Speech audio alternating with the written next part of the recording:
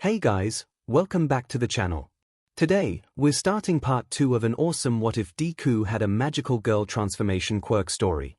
If you want to see part 3, drop a comment below and tell me what you think. Don't forget to like, subscribe, and share. Now let's jump into the story. Chapter 21, 𝐻𝐻𝐻𝐻𝐻 got home. Her sister was waiting for her. Her sister Fuyumi couldn't help but to stare at her. "I'm sorry," said Fuyumi. "It's fine. I was expecting it," sighed Shoto. "There's a couple things I have to show and tell you," said Fuyumi. "Okay," said Shoto. "I think it's best to start with how to put on a regular brother," sighed Fuyumi. "Is it different than a sports brother?" asked Shoto. Fuyumi sighed and figured that what she was wearing. After that bit of awkwardness. Afterward, Shoto sat at the table. "There's something else I need to tell you," sighed Fuyumi. "What?" asked Shoto. "It's about your new body," sighed Fuyumi. Hours later, Shoto was staring at the ceiling. She really didn't need to know about that. Well, she technically did, but would have really preferred not knowing. Shoto asked Izuku's voice. "Hey, you okay?" asked Ochako. Shoto didn't answer. "You learned about the Crimson Tide, didn't you?" asked Katsuki. "Is that what Yorozu talking about when I needed things?" asked Shoto in a daze. "It is," sighed Inko. "Yorozu provides the girls with supplies in case of emergency," explained Tsuyu. "She is a lifesaver," said Ochako. Shoto then heard something else, but it was kind of muffled. "What was that?" asked Shoto. "If we speak out loud while the telepathy is open, we can barely hear it," explained Izuku. "It's kind of like talking with the phone away from your mouth," explained Inko. "Oh," thought Shoto. "But if you think you're dodging a bullet, too bad, it's going to happen to you," said Katsuki. "Seriously?" thought Shoto. "Look, if it happens to me, it's going to happen to you," explained Katsuki. Shoto shuddered. Then she realized something. "Should we be talking about this in front of Izuku?" asked Shoto. "I know all about this," sighed Izuku. "I realized with telepathy it would be hard to keep him in the dark about it, so I decided to teach him when Katsuki got her first one," explained Inko. "Auntie," grumbled Katsuki. "Maybe we should change the subject," thought Ochako. "Are you going shopping soon?" asked Katsuki. "Maybe," sighed Shoto. "Look, try on all your breathes, and if they fit okay, keep them," said Katsuki. "Really?" asked Shoto. "You don't think I should buy dresses and skirts?" "Look, I do consider myself a girl, but I also consider myself a tomboy. I only have skirts and dresses for school, formal events, and my costume," muttered Katsuki. "And I don't expect you to go around wearing dresses unless they make you wear a skirt at school." "Wouldn't it be a good idea to buy women's breathes because they actually fit?" asked Shoto. "Women's breathes SCK," yelled Katsuki. "What?" asked Shoto. "It's the pockets, they're either too tiny or are fake," explained Katsuki. "Fake?" asked Shoto. "Yeah," said Tsuyu. "Sometime the pocket are just sewn fabric that looks like pockets." "Why?" asked Shoto. "We don't know," said Ochako. "My dad won't tell me," mentally yelled Katsuki. "Mosoru, Katsuki's father, works in the fashion industry," explained Inko. "Okay," sighed Shoto. "Seriously, if they fit okay, keep your old breathes," yelled Katsuki. "This is a really weird conversation," admitted Shoto. "Our nightly conversation get weird sometimes," explained Tsuyu. "You better get used to it, because you're stuck with us for the rest of your life," pointed out Katsuki. Shoto seemed to sigh that. "Are you okay?" asked Izuku. "I'm fine," replied Shoto. They talked about a few more things before calling it a night. When the conversation was over, Shoto went to wash her face. When she was done, she stared at her reflection and started to cry. Once she was done crying, she realized what she had to do. The next day she was getting ready to leave. "Are you sure you want to do this?" asked Fuyumi. "I'm sure," said Shoto, putting on a jacket that was too big for her to hide her assets. "I'm sure," said Shoto. Fuyumi understood why now, after such huge changes she couldn't blame her now sister. Okay, said Fuyumi. I don't know when I'll be home, said Shoto. Fuyumi nodded. And so Shoto headed to the hospital. The hospital where her mother was. She went her mother's room, took a breath and opened the door. When the door was opened, her mother Rei looked at her. Shoto, she asked. Hey mom. Shoto said somewhat awkwardly while putting on a fake deep voice. Shoto sat down and they talked. They talked for a bit about various things, including the incident. I would have thought you would have a scar, admitted Rei. About that, sighed Shoto, I got it accidentally healed yesterday. Accidentally, asked Rei. I was affected by a quirk. She said, no longer putting on the fake deep voice, and that was one of the effects. One of them, asked Rei. Shoto opened up the jacket, revealed her new talent. I'm a girl now, said Shoto. She wasn't sure how her mother would react, but then she started to giggle. Shoto just stared at her mother. Sorry, it's just that a hero he used to work with back in the day once said that you're not really a hero until you're affected by a weird quirk, said Rei. Shoto looked at his mother. Wait, said Shoto. Let's just say there's a reason why your father hates unicorns, said Rei. Shoto continued to stare at her mother. I should tell you another time, said Rei, knowing that telling such a story would distract Shoto. Shoto nodded. So how long? Said Rei. It's permanent, said Shoto. Are you sure? Asked Rei. One of my classmates was born a boy, but when she got hit by the same quirk, explained Shoto. How did it happen? Asked Rei. Shoto told her about Izuku and the effects of his quirk. And of course everything that happened with the bonding with Izuku. Shoto, said Rei. I haven't told any of them, either Izuku or any of his other partners, but I don't know who I am anymore, cried Shoto. Rei was surprised. It's not just the fact I'm now a girl, cried Shoto, it's also the fact I lost my scar. Oh Shoto, said Rei. I feel like I lost everything. I don't even know if I'm still me, cried Shoto. Rei walked over and hugged her now daughter. It's going to be okay, assured Rei. You're still my child, you still have your quirk. Shoto still cried. It sounds like you also have friends who will help you figure everything out, said Rei. Shoto sniffled a little. You're not your father either, said Rei. Shoto didn't say anything. It might take some figuring it out, but I know you got this, said Rei. Thanks, Mom, said Shoto. So tell me more about your new friends, said Rei. They are your friends, right? Shoto told her more about Izuku and the others in the group. They also talked about other things. Eventually Shoto had to leave. She promised she would visit again soon. However, as she left she wasn't ready to go home yet. She took out her phone and found the address that Izuku gave her and decided to drop in for a visit. She knocked on the door and Izuku in human form answered. Oh Shoto, said Izuku surprised. Sorry for dropping in unannounced, said Shoto. It's fine, said Izuku. He led her into the living room kitchen area. 𝐒𝐭𝐲 was just about to prepare dinner and 𝐒𝐿𝐵 was sitting on the couch watching TV. Oh hey Shoto, said 𝐒𝐿𝐵. You're here, said Shoto surprised.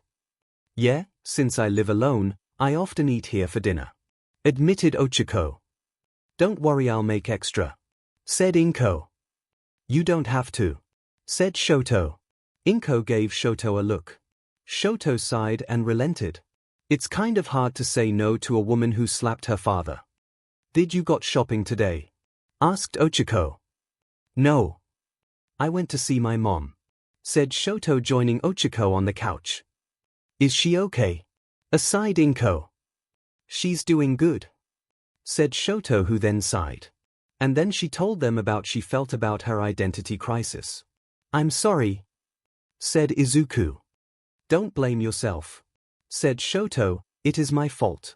You told me not touch the light, but I did it. Just because it's your quirk doesn't mean it's your fault. Izuku weighed. Why did you bond anyways? Asked 𝐒𝐿𝐵, who forgot thanks to the stress of the day it was only mentioned once to her after all. I thought you were lying about the side effect, said 𝐿𝐵, and I wanted to prove you were lying that there was one. And it backfired horribly, said 𝐭𝐴. 𝐿𝐵 nodded. It's going to be fine, said 𝐒𝐿𝐵. We'll help you figure it out, said Izuku. 𝐿𝐵 nodded. I do have an idea to help you figure it out, said 𝐭𝐴. What? Asked 𝐿𝐵. I know of a hairstylist with a hair-growing quirk, said 𝐭𝐴. Why do you know of one? Asked 𝐿𝐵. In case Katsuki ever wanted to grow out her hair, said 𝐭𝐴. Kaken looks a lot like her mom, explained Izuku. If she wasn't born a boy and had different quirks, people would mistake Katsuki for her clone, giggled 𝐭𝐴. It's true, laughed 𝐒𝐿𝐵, who had met Mitsuki a few times in the past couple months. Even short hair? Asked 𝐿𝐵. Even short hair, said 𝐭𝐴. I think maybe growing out your hair might help you figure things out. Maybe, said 𝐿𝐵. 𝐭𝐴 gave her the address of the hairstylist. She ate dinner with them and did ask why Izuku ate in animal form, as she never heard the answer. After dinner she left with 𝐒𝐿𝐵. I was wondering something, said 𝐿𝐵. I was born a girl, said 𝐒𝐿𝐵 with a sweat drop. 𝐿𝐵's sweat dropped. Ida and 𝐴MA both saw my bonding, pointed out 𝐒𝐿𝐵. Wait, they did? Asked 𝐿𝐵. 𝐒𝐿𝐵 nodded. We shared the same test site. Now that I think about, Shoji was there too. He might have saw it. I had a different exam, pointed out 𝐿𝐵. Oh yeah, you were a recommendation student, said 𝐒𝐿𝐵. Yeah, yesterday was the first time I saw those robots, said 𝐿𝐵. One of those 0-pointers nearly crushed me, said 𝐒𝐿𝐵. 𝐿𝐵 stared at her. I don't know if the teachers would have stopped it if Izuku hadn't bonded with me, said 𝐒𝐿𝐵. He also knew that my quirk would be helpful at the moment. Did he see you use your quirk during the test? Asked 𝐿𝐵. Actually, I stopped him from tripping before the exam, explained 𝐿𝐵. I see, said 𝐿𝐵. Yeah, giggled 𝐒𝐿𝐵. Izuku said he wanted 5 partners, right? Asked 𝐿𝐵. Kind of. We're the ones who wanted him to have 5 partners since his time as a human depends on how many partners he has, said 𝐒𝐿𝐵. He's up to 10 hours now. 𝐿𝐵 nodded. Do you know if he was interested in bonding with someone else from class? Asked 𝐿𝐵. Just any of the girls who were willing to, said 𝐒𝐿𝐵. 𝐿𝐵 nodded. Hey, he's more upset by the fact that he turned your life upside down than the fact he didn't bond with one of the girls, said 𝐒𝐿𝐵. That makes sense, said 𝐿𝐵. Though Kaken did insist on him bonding with Mineta so that he'd be hit with karma during the USJ, said 𝐒𝐿𝐵. That sounded like a terrible idea, said 𝐿𝐵 with a sweat drop. That's what I said, said 𝐒𝐿𝐵. 𝐿𝐵 nodded at that. They soon parted ways, with 𝐿𝐵 heading to the train station and 𝐒𝐿𝐵 to her apartment. The next day 𝐿𝐵 and Fuyumi went shopping. She didn't buy any briefs or skirts. Fuyumi agreed with the fact that women's briefs pockets are the worst, but she did buy a couple dresses for formal events for the time being. But she also bought some new underpants, bras, a coupe pairs of shoes and some new shirts. Afterwards they headed to the hair salon with the hairstylist that can grow out hair. Are you sure you want this? Asked Fuyumi. I'm sure, said 𝐿𝐵. Fuyumi nodded as they headed into hair salon. And hopefully getting a new hair length would also help. Also, when they got home, as it turned out, 𝐿𝐵 had gotten a package explaining that it was determined for the time being that he would have to wear the girl's uniform with the new uniform inside. But still, 𝐿𝐵 still wasn't sure who she was, but hopefully she would figure it out, and she had her new friends to help her. Chapter 20. 𝐿𝐵's first magical girl fight. Both competitors made their way to the arena. 𝐿𝐵 knew she had to use her magical girl powers for this. She didn't know what she would do with them. All she knew was that it strengthened her quirk, dialed back her drawback, and also the wand. She headed onto the battlefield where Katsuki stared at her. All right. It's the finals. We have Shoto Todoroki right after their quirk-induced sec change. Yelled present mic. Aizawa practically growled out. Versus. The hothead explosive magical girl Katsuki Bakugo. Yelled present mic. All right, icy hot, you better be ready, yelled Katsuki. Shoto just nodded. And begin. Called out Midnight. Both of them transformed into their magical girl costumes. Katsuki launched herself at Shoto. However, Shoto just created an ice wall. Katsuki blew it up. You have to try harder, icy hot. I'm expecting your ice. Yelled Katsuki. Shoto gritted her teeth. She knew she had to use her left side. If she had used it in her fight with Izuku, then she wouldn't be a girl. But part of her was screaming on not to use. The part that still thought it was her father's power. However, she also felt something else. Something new in her side. She focused on that new feeling instead. That was when suddenly the entire battlefield was covered in a thick steam. Everyone was surprised. Katsuki looked around and grinned. So that's your power-up, she said. Shoto was looking at her left hand in surprise, then looked at her right hand and felt a similar feeling but different. However, explosions started to clear away the steam. That's a nice try, icy hot beach. But it's not enough. Yelled Katsuki. Shoto focuses on the similar feeling in her right side and then a torrent of water shot out of her hand. Katsuki was swept up in it, but thankfully didn't get pushed out of bounds. In the stands, Endeavor grinned as he saw that his now daughter's upgraded quirk. In Class 1A's box, everyone was surprised. Steam and water? Asked Soto. Oh, I get it, said Izuku. The power-up is that Shoto's sides influences the other but not completely, creating steam on her fire side and water on her ice side. That is awesome, said Ochako. If the temperature of the water is fine enough, I think I might know of something that could work in the future, said Izuku, who began to mutter a lot. I wonder what that about, said Ochako with a sweat drop. I think I have an idea, said Tsuyu, back on the battlefield. Water and steam here, said Katsuki, getting up. Looks like I have up my game then. She reached for her gem and grabbed her wand. She pointed her wand at Shoto and she had to dodge the explosions. She then created another ice wall. Mostly because that was the thing she was most used to using. However, the ice was quickly blown up. Nice try, but I already told you, I've been expecting it, said Katsuki. That was when instinctively Shoto's hand went to her tiara where her gem was. With a flash of lavender light, a wand appeared in her hand. It was double-sided with a glimmering jewel on each end. On one end was a bright red gem that reassembled a flame and the other was an ice blue gem that resembled a snowflake. How do I use it? Asked Shoto, looking at Katsuki. You seriously expect me to tell you during our match? Asked Katsuki with a sweat drop. Shoto's sweat dropped, realizing that is stupid to ask at that point. Katsuki then set off an explosion from her wand. She pointed the fire side of her wand towards Katsuki and it shot at fire, which Katsuki thankfully dodged. Yeah? Your wand is kind of obvious at what it does, said Katsuki. However, Shoto decided to try out the other side of her wand and shot ice shard at her, which she did dodge but saw on the place where the ice shards hit froze over. Muttered Katsuki, looking over the frozen over area. She looked at Shoto. It's time to finish this, yelled Katsuki, no more playing around. Shoto once again looked at her wand. She didn't know why, but she decided to try something. As Katsuki unleashed one of her stronger explosions from her wand, Shoto began to twirl her wand like a fan. That was when suddenly there was a burst of wind coming from the twirling wand. In Class 1A's box, they were surprised. How is that possible? Said Ochako. I think it's of the temperature difference, said Izuku. I guess that makes sense, said Ochako. On the battlefield, the two forced collided, causing a large blast. Dust covered the battlefield, making anyone wonder if either magical girl was out of bounds or not. Once the dust cleared, they could see that Katsuki was breathing heavily, but she was in bounds. Shoto was barely standing. However, one thing was for certain, she was out bounds.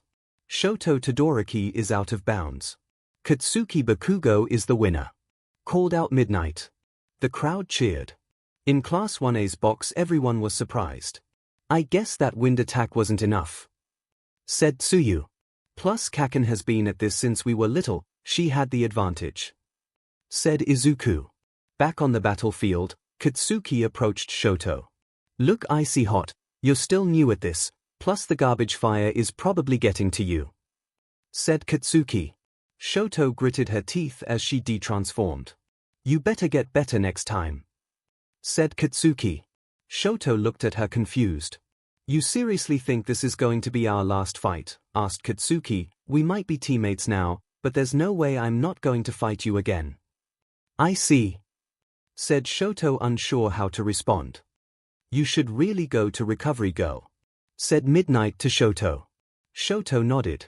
She went to Recovery Girl. Recovery Girl used her quirk which utilized kissing. So how are you feeling? Asked Recovery Girl. It's fine, sighed Shoto. Not just your injuries, said Recovery Girl. Shoto sighed. It's a big change, said Recovery Girl. I know, muttered Shoto. Nezu also informed me what he had discovered, said Recovery Girl. Shoto gritted her teeth. Everything will work out, said Recovery Girl. Shoto just nodded. She left the temporary infirmary. Turned out Katsuki was waiting outside for her. Come on, muttered Katsuki. I don't need a babysitter, muttered Shoto. It seems like you do, muttered Katsuki. They headed to where they would go to the podium where Tokoyami was also waiting for them. All of the students had gathered on the field for the closing ceremony. All right, let's celebrate the winners of the sports festival, cheered Midnight. As a podium rose up from underground, with all three of them all ready to receive their medals. As a reminder, Tenya Ida shares third place, however he had to leave due to his family emergency. In the crowd of students, I really hope his brother is okay, said Ochiko. Yeah, sighed Tsuyu. Izuku sighed. All right, now it's time to hand out the medals, called out Midnight. And who is going to do it? Everyone saw that it was All Might laughing in his hero costume. He jumped down and called out, I am here, with the medals. However, Midnight talked over him by saying, it's All Might to give the medals. Everyone's sweat dropped at this. Sorry, said Midnight. All Might sighed. And so he gave out the medals. He gave the bronze to Tokoyami, praising his skills, followed by giving him a hug. The next, of course, was Shoto, giving her the silver medal. Young Todoroki, what happened today will be a change, but I'm sure you'll be able to adjust, said All Might, and then he whispered, I will make sure that your father will stop hurting you and your family. Shoto just nodded as she received the medal, and All Might hugged her. In the crowd, Izuku noticed the way Shoto looked and knew everything was starting to hit her hard. And then All Might gave Katsuki her medal. Young Bakugo, you really showed the skills you have, both with and without your powers as a magical girl, said All Might. Gave Katsuki the medal and was about to hug her. Don't you dare hug me, yelled Katsuki. Oh come on, it's not that bad, said All Might. I don't care if you're All Might. Don't you dare hug me, yelled Katsuki. Everyone watching sweat dropped. Kaken's not a hugger, said Izuku. That makes way too much sense, said Ochiko. All Might turned to face all of the other students. You might not be on the podium this year, but I'm sure you will all learn from this and grow, and maybe next year it will be you standing up here, said All Might. He then gave a big grin. There's something I have to say though, and I think you know what it is, said All Might. The crowd was getting excited. But as it turned out, the crowd wasn't on the same page as everyone else. Plus Ultra, yelled the crowd. Good job everybody, called out All Might. There was an awkward silence. Really? It was the perfect moment to yell out the school motto, yelled out someone in the crowd. Then the booing started. Sorry, but they really did do a good job, said All Might somewhat weakly.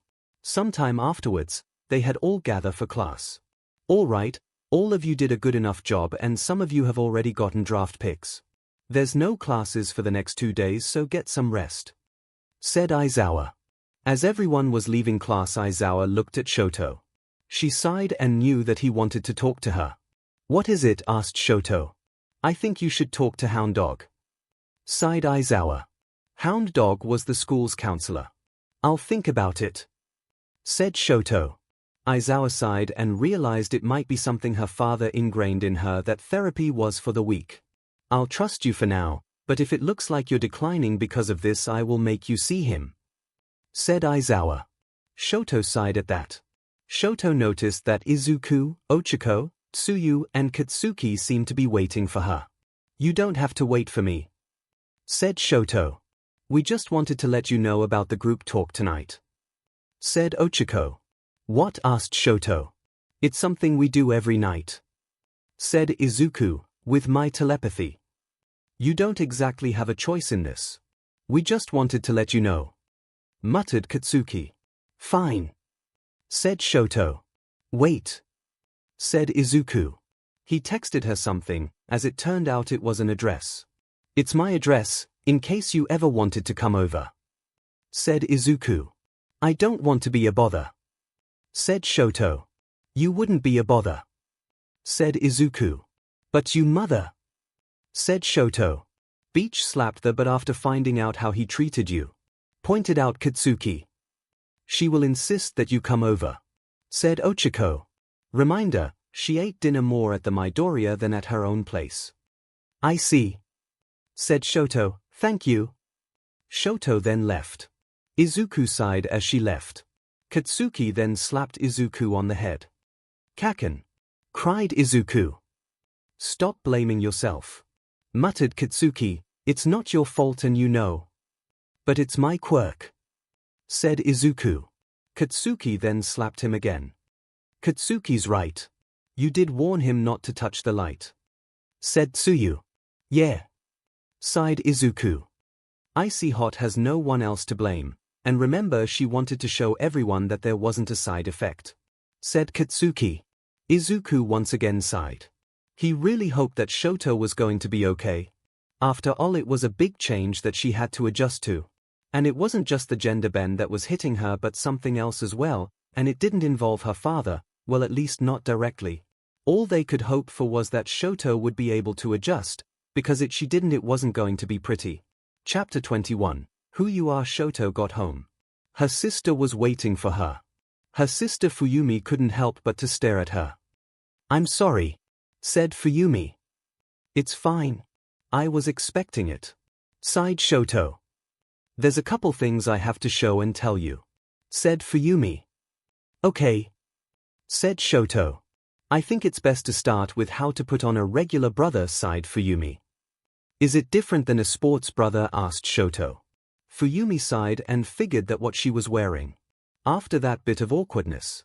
Afterward, Shoto sat at the table. There's something else I need to tell you, sighed Fuyumi. What? Asked Shoto. It's about your new body, sighed Fuyumi. Hours later, Shoto was staring at the ceiling. She really didn't need to know about that. Well, she technically did, but would have really preferred not knowing. Shoto, asked Izuku voice. Hey, you okay? Asked Ochiko. Shoto didn't answer. You learned about the Crimson Tide, didn't you? Asked Katsuki. Is that what you're Erozu talking about when I needed things? Asked Shoto in a daze. It is, sighed Inko. Yarozu provides the girls with supplies in case of emergency, explained Tsuyu. She is a lifesaver, said Ochiko. Shoto then heard something else, but it was kind of muffled. What was that? Asked Shoto. If we speak out loud while the telepathy is open, we can barely hear it, explained Izuku. It's kind of like talking with the phone away from your mouth, explained Inko. Oh, thought Shoto. But if you think you're dodging a bullet, too bad, it's going to happen to you, said Katsuki. Seriously, thought Shoto. Look, if it happens to me, it's going to happen to you, explained Katsuki. Shoto shuddered. Then she realized something. Should we be talking about this in front of Izuku? Asked Shoto.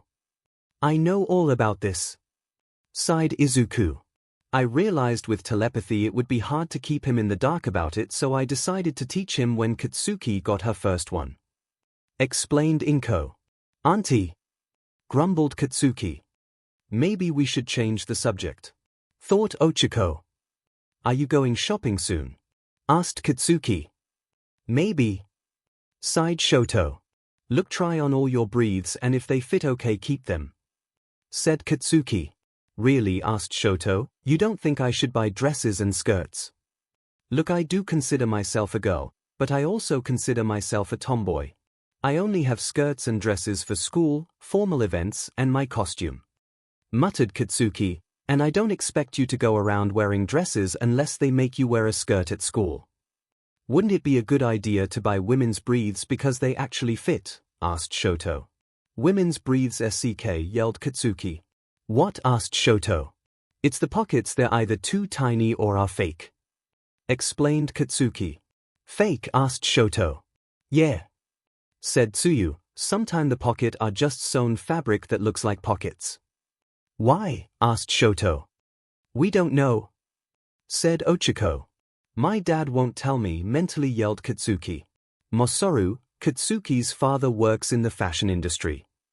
Explained 𝐭. Okay. Sighed 𝐭. Seriously, if they fit okay.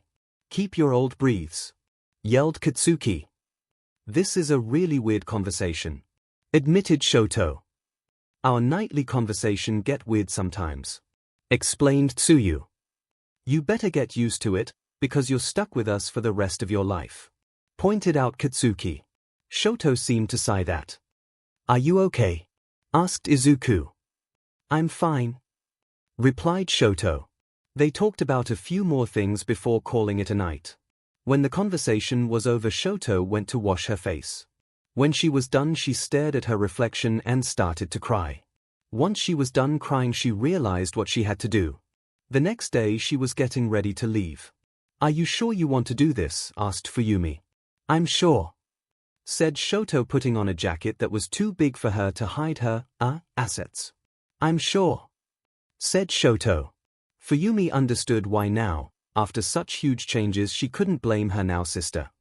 Okay. Said Fuyumi. I don't know when I'll be home. Said 𝐭. Fuyumi nodded. And so 𝐭 headed to the hospital. The hospital where her mother was. She went her mother's room, took a breath and opened the door. When the door was opened, her mother Rei looked at her. 𝐭, she asked. Hey mom. 𝐭 said somewhat awkwardly while putting on a fake deep voice. 𝐭 sat down and they talked. They talked for a bit about various things, including the incident. I would have thought you would have a scar. Admitted Rei. About that. Sighed 𝐭. I got it accidentally healed yesterday. Accidentally? Asked Rei. I was affected by a quirk. She said, no longer putting on the fake deep voice, and that was one of the effects.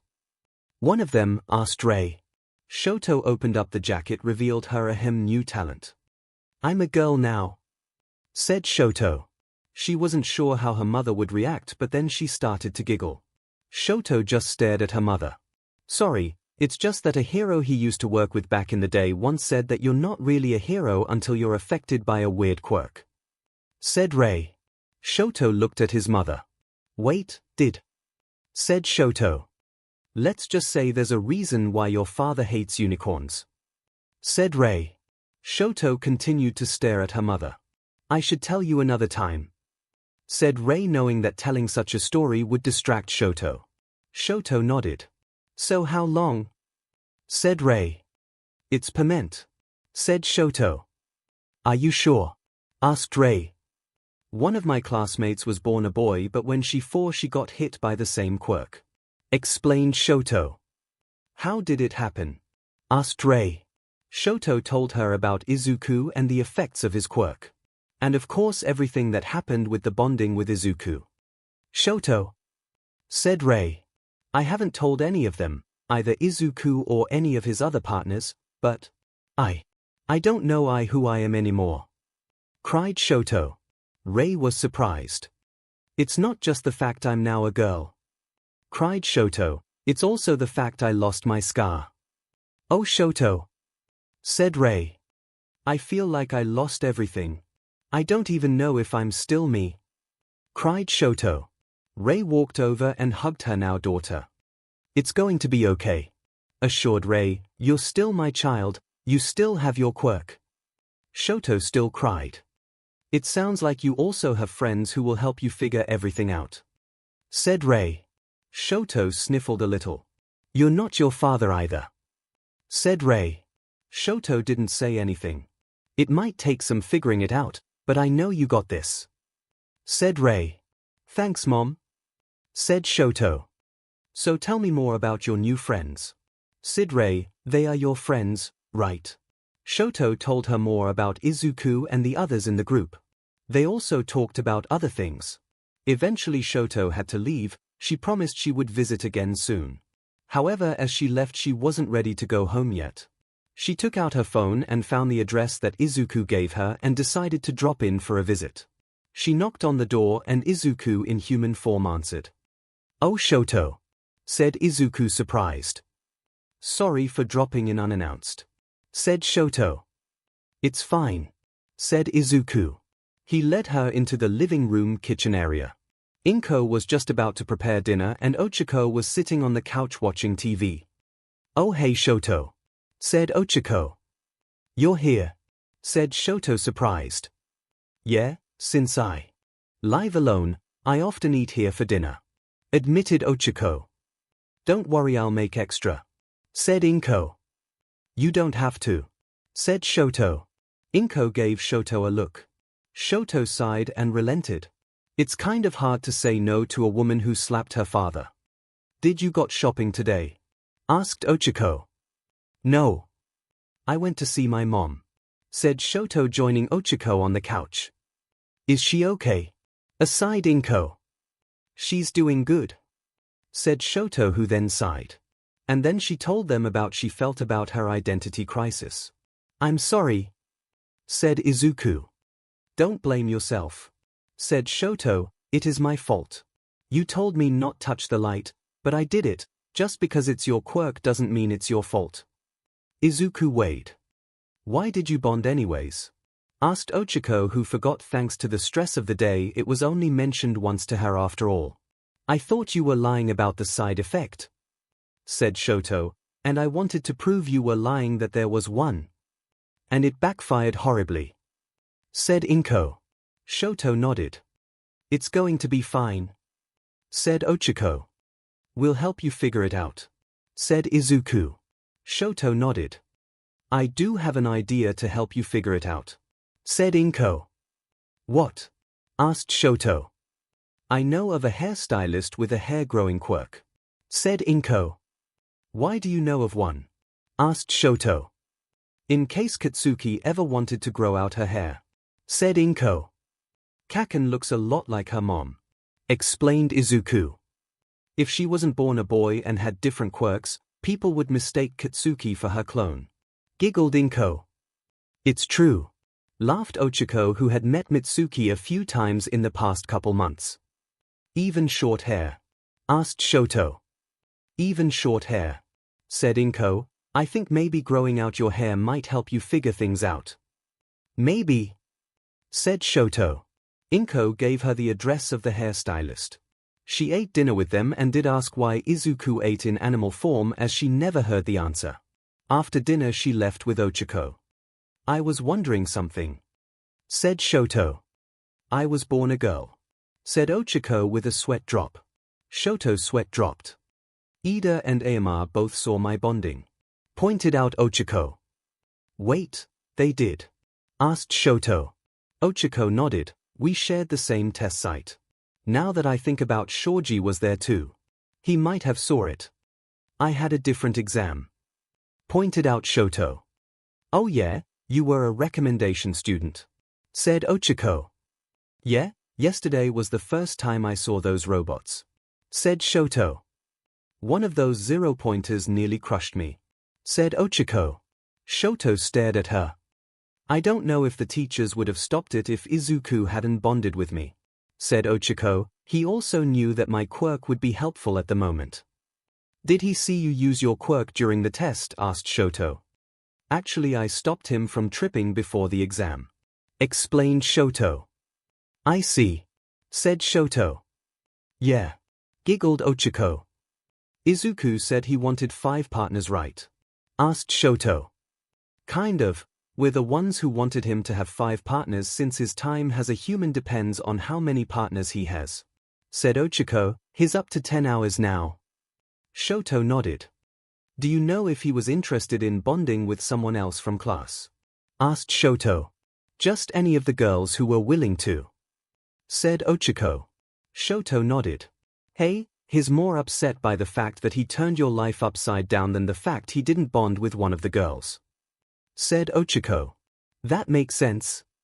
Said Shoto. Though Kaken did insist on him bonding with Mineta so that he'd be hit with karma during the USJ.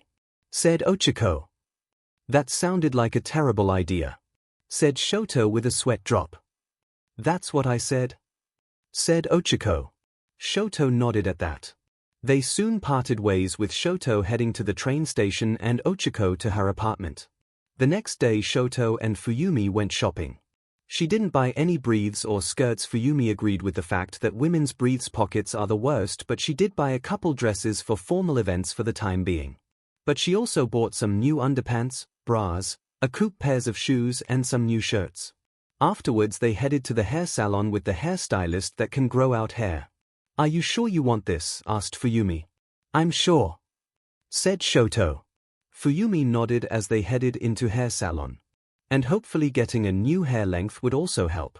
Also when they got home, as it turned out, Shoto had gotten a package explaining that it was determined for the time being that he would have to wear the girl's uniform with the new uniform inside. But still, Shoto still wasn't sure who she was, but hopefully she would figure it out, and she had her new friends to help her.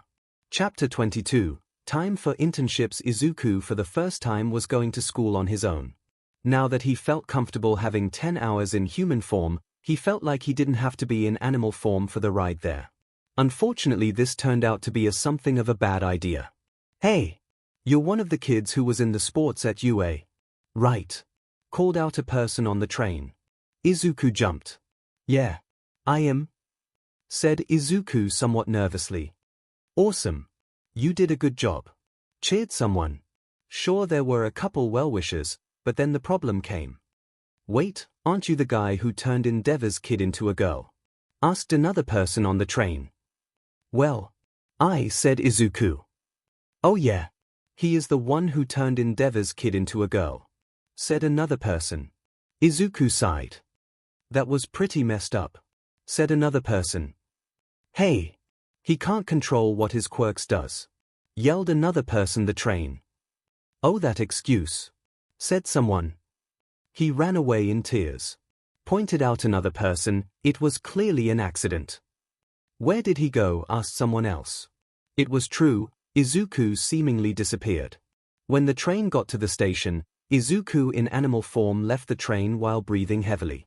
He turned back human when the train left and headed back to school. As it was a rainy day, he opened up his umbrella, walked. Of course, the first time I got to school alone this happens. Said Izuku. As he kunited to walk, he heard Ida call out, Midoriya. Look alive. Oh, Ida, called out Izuku. As he wasn't using his quirk, Izuku was able to catch up. So since you have 5 partners, you're going to be traveling on your own? Asked Ida. It really depends on the day. Said Izuku. You don't want to know what the train was like. Ida realized that he was referring to someone talking about what happened with Shoto. How is he doing? Asked Ida. Okay. Sighed Izuku. They're making him wear the girl's uniform. Oh. Said Ida. They made it to the school and got to their shoe lockers. Hey. I was wondering. Said Izuku. My brother will live if that's what you wanted to ask. Said Ida. Oh, that's good. Said Izuku. But he felt like Ida wasn't say something about his brother's condition. Which was true. While his brother was alive, the truth was he would never able to walk ever again. In the classroom, almost everyone was talking about how they were recognized on the way to school. People kept signing Magical Girl theme songs as me on the way to school. Sighed Tsuyu. I know, right? Giggled Ochako. Hey, it could have been worse for you, Asui, said 𝐂𝐿. I know, said Tsuyu, considering how she was defeated. At the door, Shoto sighed and entered the classroom. Good morning, she said. Everyone stared at her. For two reasons. The first was that she now had shoulder-length hair.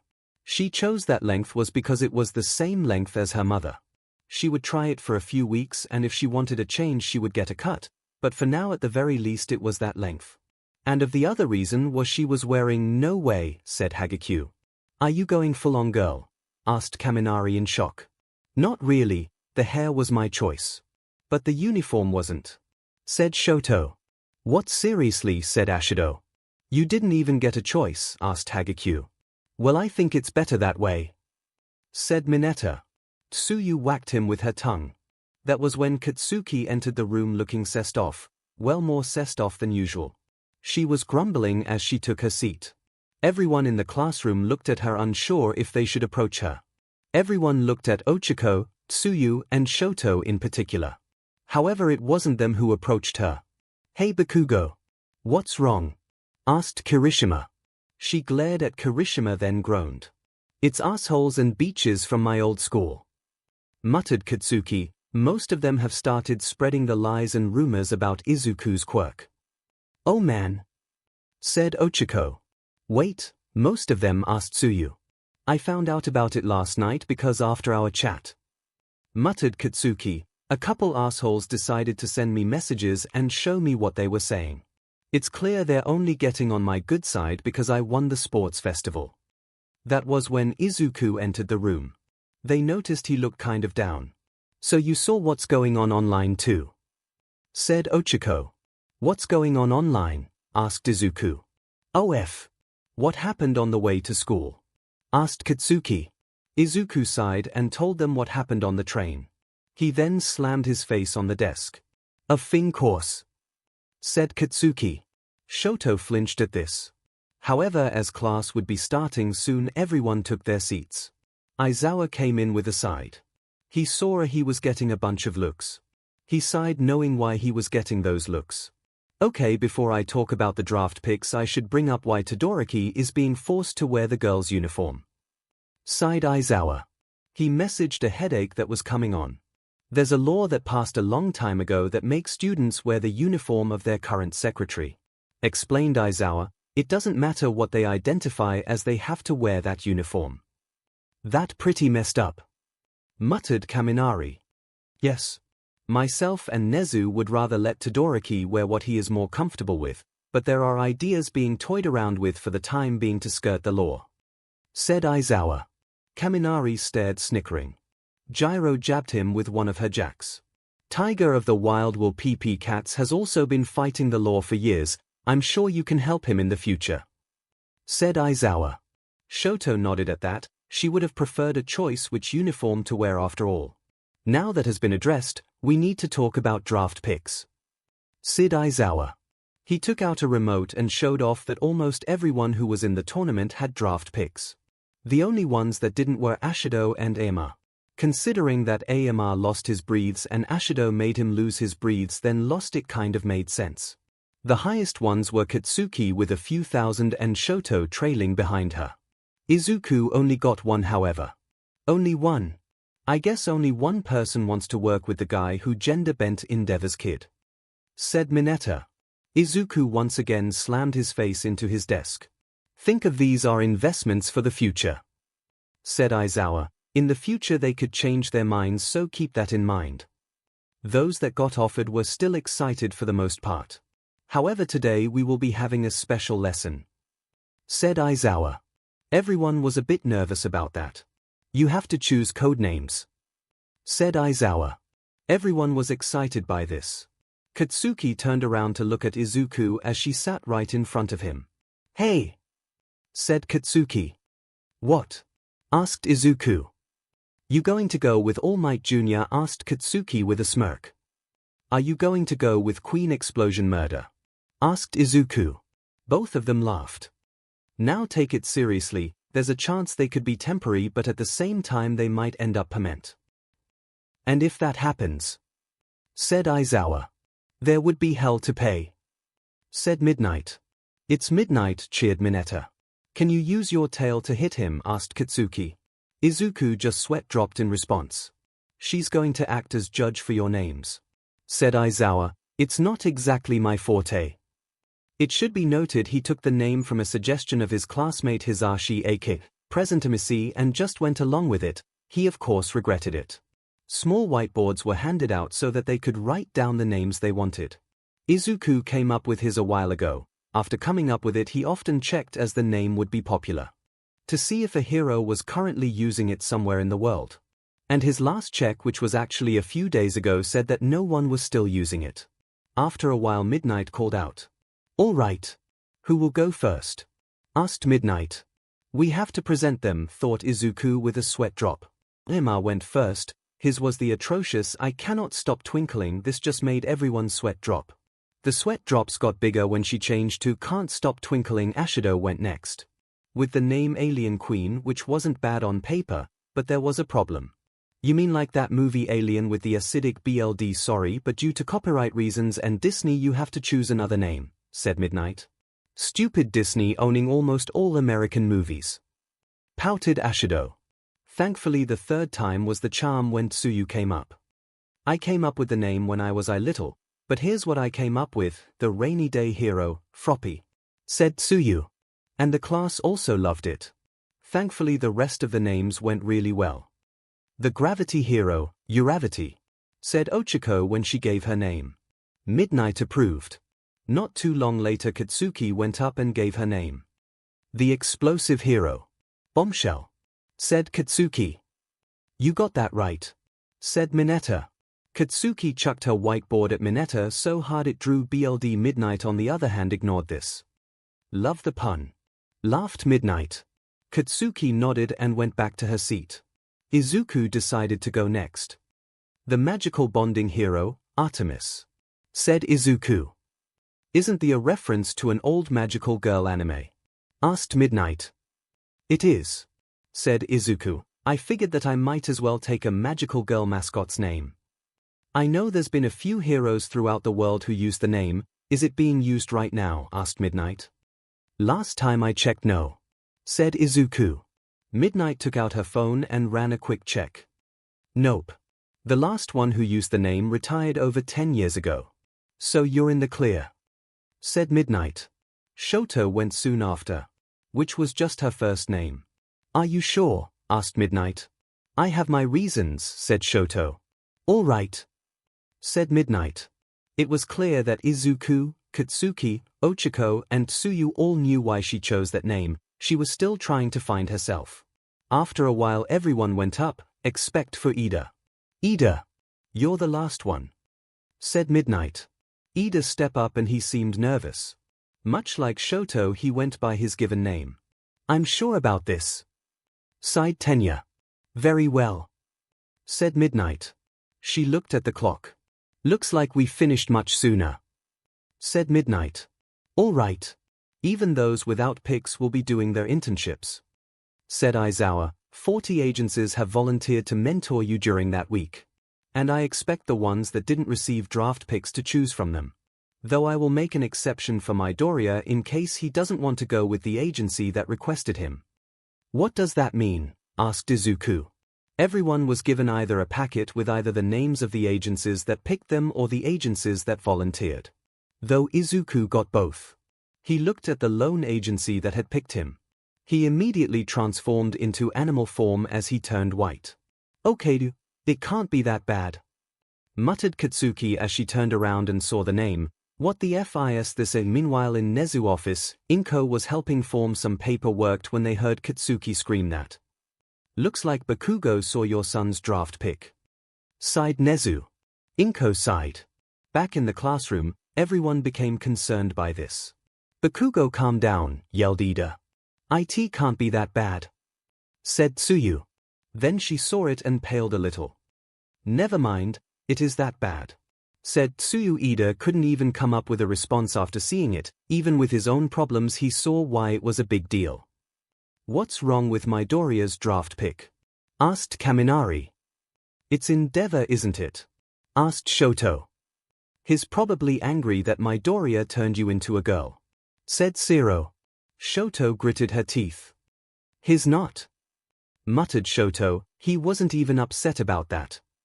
Wait, you're serious? Said Mineta. 𝐤𝐸 nodded. You were permanently turned into a girl and he's not upset? Asked Yorozu. That is messed up, said Gyro. He seemed more upset by the fact that Izuku now has a copy of my quirk, explained 𝐤𝐸. That's even more messed up, said Kaminari. No wonder why he's freaking out, said Kirishima. That and something else, said Izuku. Really, what? Asked Gyro. You wouldn't believe me if I told you, said Izuku. It was also the fact that 𝐭 slapped him and was now essentially using her as leverage so that he couldn't get in trouble. Katsuki, the hand signal for Izuku to activate his telepathy. Izuku was, while in shock, managed to do so. So you found about the draft pick? Sighed 𝐭 as soon as she felt the telepathy activate. I'm pretty sure the whole school heard Katsuki yell out. Thought Tsuyu. Hey, mentally yelled Katsuki. Actually, admitted 𝐭. Oh come on, mentally yelled Katsuki. How was he even able to pick me? Thought Izuku. Because of the cover-up, he was allowed to still make picks, explained 𝐭. Okay, that's beyond fed up, thought Katsuki. Izuku, you need to go with someone else, thought Ochako. Actually, I think it's a good idea if he goes with him, thought 𝐤𝐸. Everyone who was part of the bond that was in the room stared at her like she was crazy.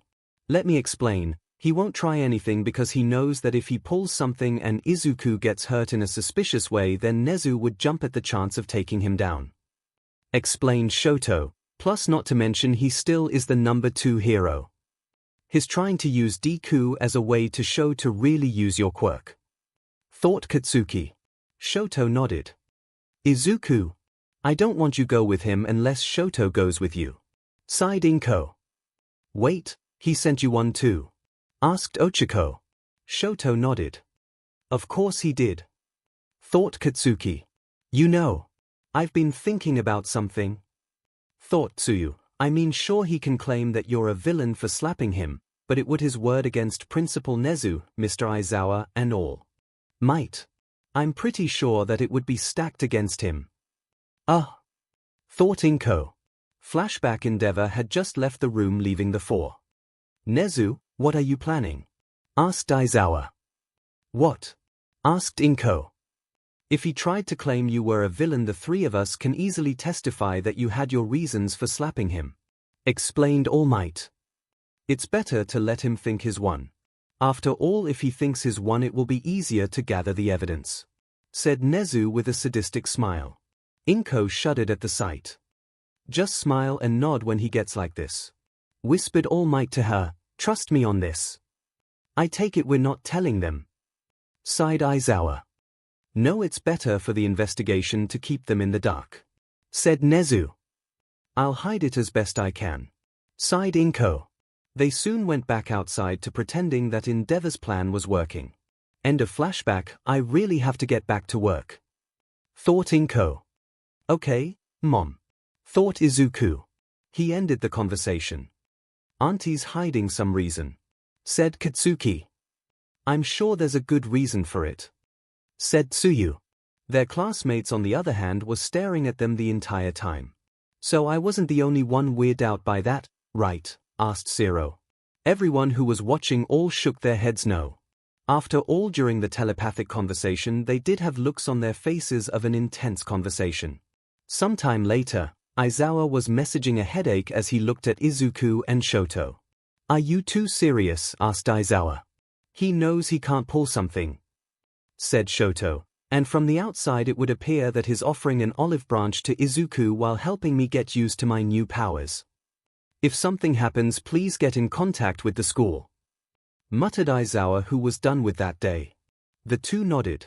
That afternoon, Izuku, Katsuki, Ochako, Tsuyu, and 𝐤𝐸 all walked to the train station together. They had wanted Ida to join them, but he left earlier than they did. I can't believe you're going with him, muttered Katsuki. Even with my issues with him, he still is the number 2 hero, pointed out 𝐤𝐸. So who are you going with? Asked 𝐒𝐿. There's a few agencies that specialize in flood and water rescue. Said Tsuyu, I need to look more into them. If you need help I can do that. Said 𝐒𝐿. Tsuyu nodded. In the past few weeks she learned that 𝐒𝐿 was pretty much an expert on heroes. I was thinking Gunhead's agency. Said 𝐭𝐻𝐿. Really? Asked 𝐒𝐿. Aren't you trying to be a rescue hero? Asked Katsuki. Gunhead was a hero that specialized in martial arts. I was thinking of broadening my horizons. Said 𝐭𝐻𝐿. Plus it couldn't hurt to learn new things. Said 𝐒𝐿. 𝐭𝐻𝐿 nodded. I already chose mine. Said Katsuki with a smirk, you're not the only one who got recruited by a top 10 hero. Oh yeah, I heard Tokoyami got picked by Hawks. Joked 𝐭𝐻𝐿. That's not what I was talking about. Yelled Katsuki. 𝐭𝐻𝐿 giggled at her reaction. So who picked you? Asked 𝐒𝐿. Miko. Said Katsuki. Oh, from what I heard about her, she's perfect. Said 𝐒𝐿. I know, right? Said Katsuki with a grin. She then sighed and scowled. But seriously, you two be careful with that garbage fire. I don't want to hear that there was an accident. Muttered Katsuki. Over the course of the next few weeks, everyone picked where they would be going and making arrangements. However, 𝐒𝐿 and Shoto's shared team-up wasn't the only one that was concerning. There was another that was deeply worrying. Ida had chosen an agency in Hosu, the place where his brother was attacked. One day, Ida was dropping some stuff as part of his duty as class representative to Nezu's office. Thank you, Ida. Said 𝐿𝐴. Ida nodded. Wait. Said 𝐿𝐴. What is it?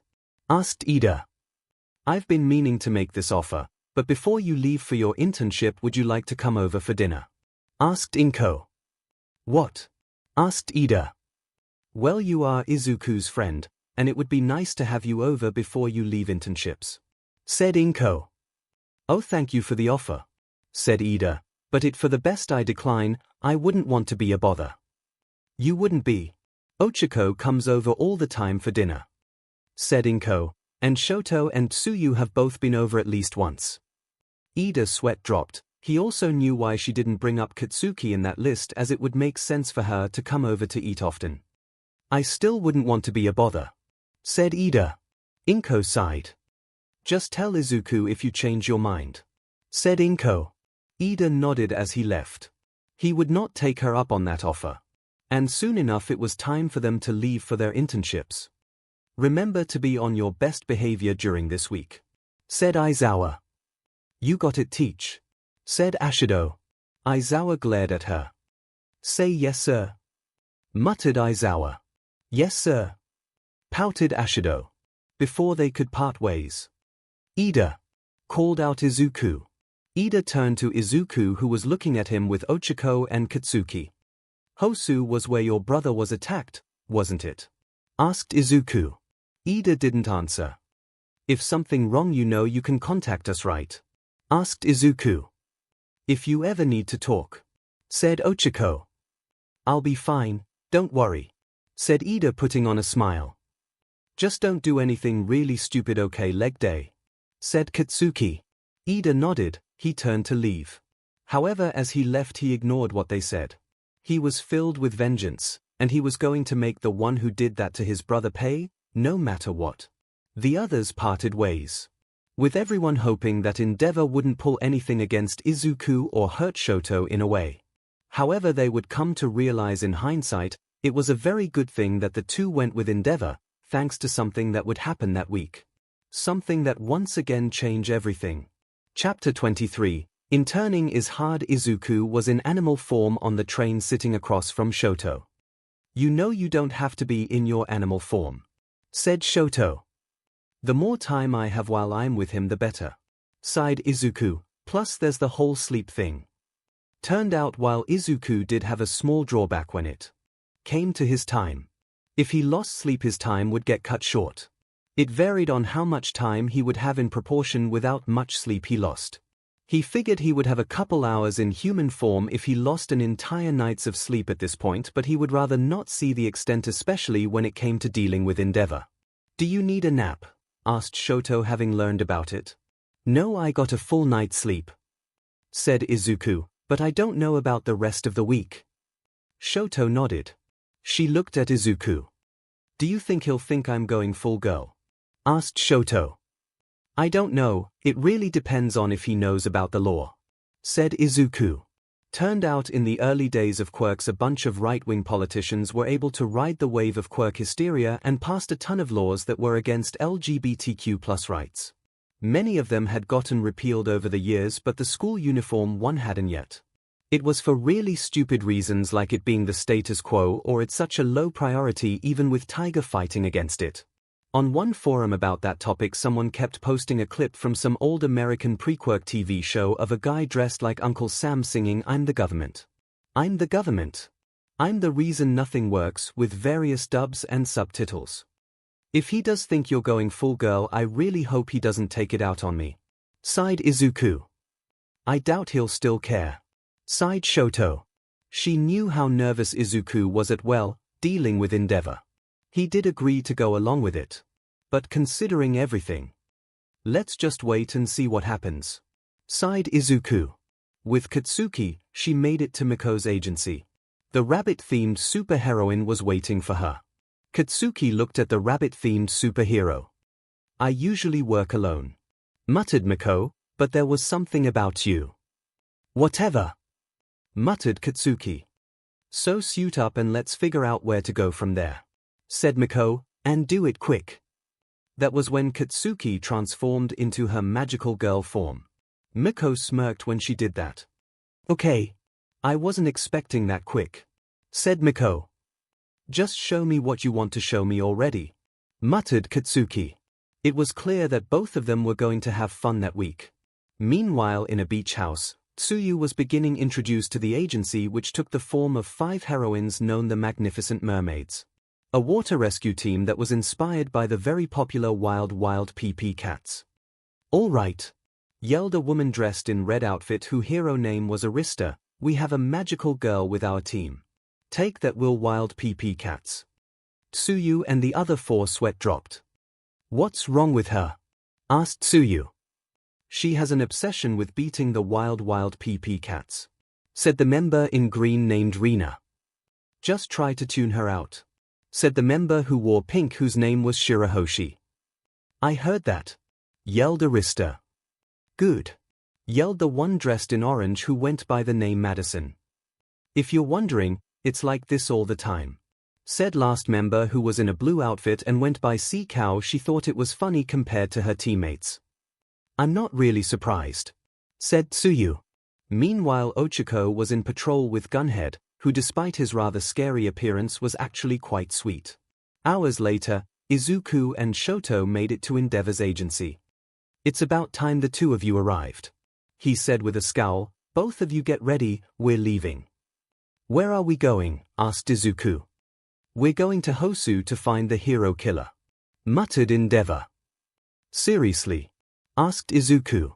He had since learned that it was Stain the hero killer who took down Ida's brother. Yes, said Endeavor. Also, I expect you to mostly use 𝐿𝐿's quirk during this. That is why I picked you. Of course, said Izuku very nervously. Izuku got changed while 𝐿𝐿 waited for him since she could change an instant. While Izuku was getting changed, 𝐿𝐿 was texting Ida. She was worried about him too and figured letting him know about what was going on might get his mind off of Stain. Granted, it was for him be wary and to act as backup in case Endeavor pulled something. But it was better than nothing. Hey, I'm ready, said Izuku. Then he saw she was on her phone. What are you doing? Texting Ida and letting him know we were going to be in Hosu, said 𝐿𝐿, just in case. Oh, that makes sense, said Izuku. I still don't think he'll pull something, but it's always a good idea to let him know, said 𝐿𝐿. She handed her phone to Izuku and then transformed, as anything she was holding while transformed would be sent to the same place as her clothes. Oddly enough, her magical girl costume did have weird pockets in her skirt where she put her phone. We shouldn't make him wait, muttered 𝐿𝐿. Izuku nodded. In Hosu, Ida was changing out of his costume when he noticed that he had gotten a text from 𝐿𝐿. He's bringing us to Hosu to find the hero killer. Followed by just letting you know. Ida paled when he saw that text. Tenya, are you okay? Asked the hero he was in turn. Oh, just 2 of my classmates are coming to Hosu as part of their internship. Said Ida. Oh, that's cool. Said the hero who was named Manuel, if you see them you should say hi. Ida nodded, not wanting to tell Manuel that there was a small chance that they might have to do something to Endeavor. Much like Shoto, he doubted that Endeavor would pull something even with everything he'd done. He remembered after he passed the exam his brother did warn him that Nezu was extremely scary when mad, so don't cross him. But thinking about his brother made him remember why he went to Hosu in the first place. He help out if they asked for the help, but for the time being he wouldn't think about them. Well, unless they ended up meeting up on the street, but that's completely different. The next day, with Katsuki, she was taking a break from sparring Miko to check on her phone. You keep checking your phone when you have a break, you worried about a boyfriend or something? Asked Miko. He's more like a brother. Said Katsuki. What got you so worried? Said Miko. Would you believe me if I told you that Endeavor was an abusive butt? Asked Katsuki, and that he might hurt my best friend despite the fact he's on thin ice right now with UA. Maybe a little. Said Miko. Katsuki blinked as she looked at Miko. What? I've heard story of Endeavor knocking autograph boards out of kids' hands. Muttered Miko. Just don't go spreading the word. Said Katsuki with her eye twitching. Whatever. Muttered Miko. Meanwhile with Tsuyu, she was a boat with most of the magnificent mermaids. The reason why most was that Rina's quirk essentially turned her feet into boat propellers, so she acted like an engine for their boat. You seriously use your teammate as an engine? Asked Tsuyu. It's better for the environment. Said Arista with a shrug. It's a living. They heard Rina say from a radio. Tsuyu was surprised. That was as joke. They heard Rina say from the radio. You know she would have quit if she hated it, right? Asked Madison. Tsuyu blinked and realized they were right. With Ochiko she was learning how to handle an opponent with a knife. With Izuku and Shoto they were on patrol trying to find the hero killer. But they didn't find them that day. The next day pretty much went the same for everyone. However, it would be the next night that would change everything. As they were still looking for the hero kill, they suddenly heard a loud explosion. Endeavor, Izuku, and Shoto ran to where the explosions came from. It took a bit, but they made it. What they saw made both Izuku and Shoto freeze. It was a large muscle-bound creature with black skin and, more important, an exposed brain. In other words, another Nomyu. It's another one, said Izuku. There's more, muttered Shoto. You know what this is? Asked Endeavor. It's similar to the thing that attacked the USJ, said Shoto. Endeavor scowled. You too. Help in the evacuation and use your quirk if you have to, ordered Endeavor. The 2 heroes in training nodded and looked to find people who needed help. Are you just going to use my quirk? Asked Shoto. Probably not a good idea right now, said Izuku with a sweat drop. Good, said Shoto. They had found some people trapped behind from debris. Izuku used Ochiko's quirk to lift the debris. The people were free. Once they were away from the debris, Izuku realized. Come on this way, said Shoto. They began to lead the bystanders to safety when they heard something above them. They both turned towards the noise, and it was a second Nomyu. This one was much paler, however, and it had dragon-like wings. It swooped in and grabbed Izuku. Izuku yelled, Shoto, go save your boyfriend, we're pretty much safe, said one of the bystanders. He's not my boyfriend, muttered Shoto, who felt very annoyed. Also, she was still attached to girls. Whatever, go help him, yelled the bystander. Shoto nodded and ran after the Nomyu. In the air, Izuku was struggling at the Nomyu. He realized a good thing would be to activate Shoto's quirk. He channeled the power to where the Nomyu had grabbed him. Its feet were both frozen and burned to the rent that it let go of Izuku. Midair, he quickly swayed to Ochiko's quirk and used it on himself. Thankfully, Shoto created an ice slide below him to help him. He realized the quirk and slid down. Thanks, said Izuku. Shoto nodded. However, they heard the leathery wings swooping toward them. The 𝐵𝐻𝐻 stared at 𝐒𝐿𝐼. It had a look in its eyes that looked like it almost recognized him. "Why is it after me?" said 𝐒𝐿𝐼. "Maybe it knows you ripped out the brain of the at the USJ," said 𝐿Shoto. "Don't joke about that," yelled 𝐒𝐿𝐼. "I wasn't joking," said 𝐿Shoto. 𝐒𝐿𝐼's sweat dropped. It swooped towards him again. 𝐒𝐿𝐼 used Tsuyu's quirk to jump out of the way.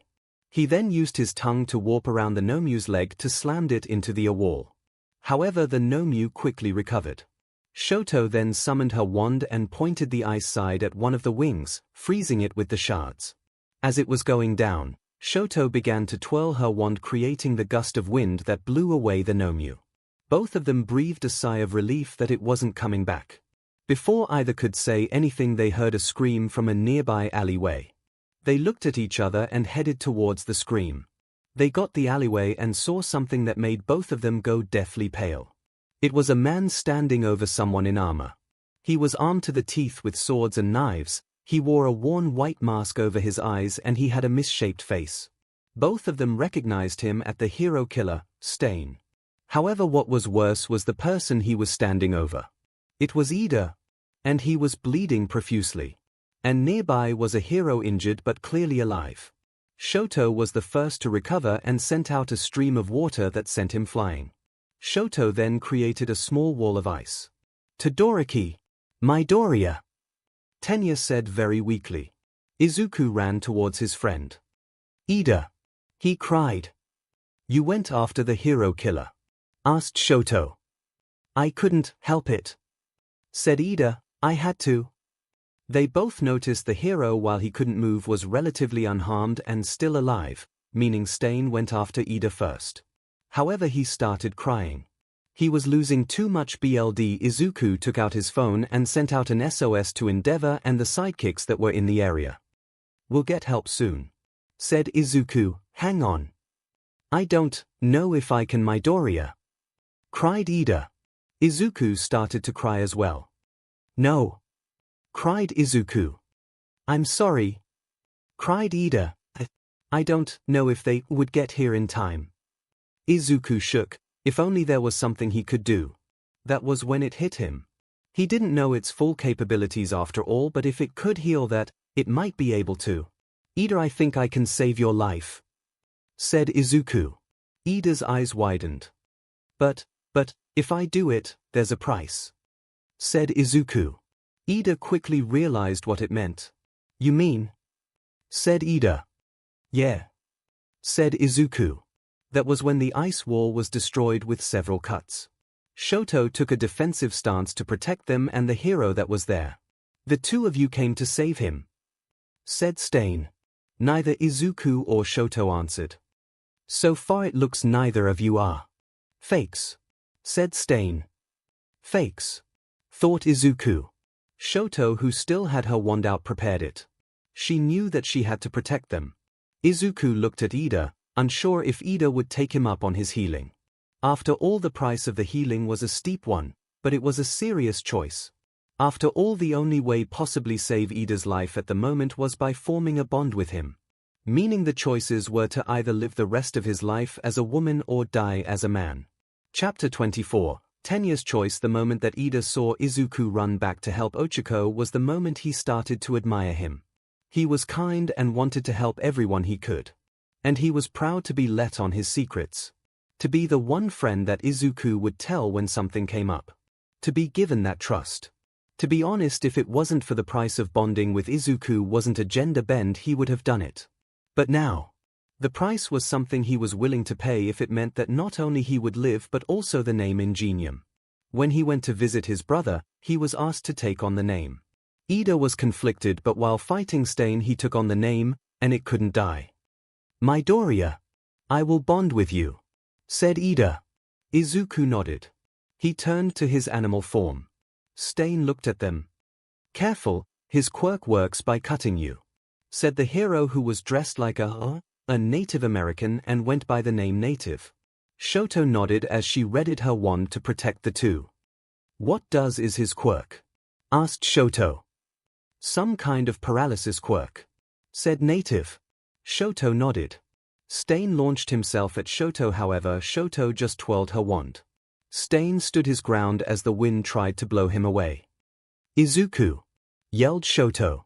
At the same time 𝐒𝐫𝐼 finally produced the light. The light drifted towards 𝐸𝐸. However, he realized a problem. He was steadily growing weaker as he lost BLD, and he was still under the effect of Stain's quirk. Midoriya! I don't know if I can grab it, said 𝐸𝐸. 𝐒𝐫𝐼's eyes widened. What? He said. I can't move, said 𝐸𝐸. 𝐒𝐫𝐼 began to shake. I can't turn back human when I'm making a bond, explained 𝐒𝐫𝐼. I don't know what to. What? Asked 𝐸𝐸. 𝐿𝐿 focused on keeping Stain as bay, knowing what 𝐒𝐫𝐼 meant by he didn't know what to do. Moving his body for him to make sure he grabbed the light. Stain managed to jump out of the wind and was ready to strike. He was about to attack 𝐿𝐿, but she blocked with her wand. You came to help him even if your life is in danger? Asked Stain. 𝐿𝐿 didn't answer him. You two are true heroes, said Stain. 𝐿𝐿 still said nothing. Unlike him who came here for revenge, said Stain. 𝐿𝐿 just glared at Stain. Nearby 𝐒𝐫𝐼 shook as 𝐸𝐸 could grab the light. Please, please, I need to save him, thought 𝐒𝐫𝐼. That was when the light suddenly became brighter. 𝐸𝐸 felt some of his strength returned. It wasn't much, but it was just enough to reach out and grab it.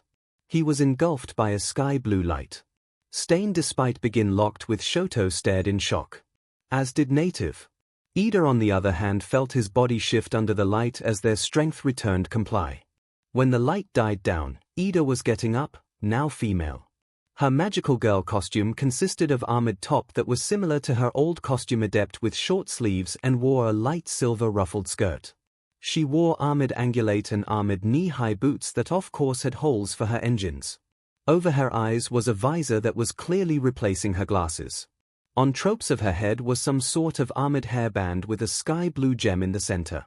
And throughout her hair was sky blue streaks. What? Asked Stain, confused. What the F? Said Native, confused. Are you okay? Asked 𝐒𝐫𝐼, turning back into his human form. 𝐸𝐸 nodded. It feels like I was never injured, she said. 𝐸𝐸 flinched. It was hard not to thanks to her new higher-pitched voice. 𝐒𝐫𝐼 sighed when he said that flinch. It's okay, said 𝐸𝐸. I'm alive, and if it's the price I have to pay then I'll accept it. You saved his life but changed his body, said Stain. It was the only way to save his life, said 𝐒𝐫𝐼, gritting his teeth. Even with this transformation he is still the same person on the inside. A false hero, mocked Stain. 𝐸𝐸 froze. He came here to kill me, explained Stain. Another false hero. 𝐿𝐿, however, refused to listen to him and blasted him with water, pushing him away. Don't listen to him, said 𝐿𝐿. But it's true, said 𝐸𝐸. I came to Hosu to find him and take my revenge. 𝐸𝐸, said 𝐒𝐫𝐼. But that doesn't mean I'm going to give up. I'm not going to waste my second chance, said 𝐸𝐸. 𝐒𝐫𝐼 nodded. They watched as Stain got up. We need a plan, said 𝐿𝐿. If he cuts us then he can use his quirk, said 𝐸𝐸. We need a plan to bypass it, said 𝐒𝐫𝐼. I have an idea, said Native, though he still couldn't move. The kid who could become a stuffed toy. It might not work with stuffed toys.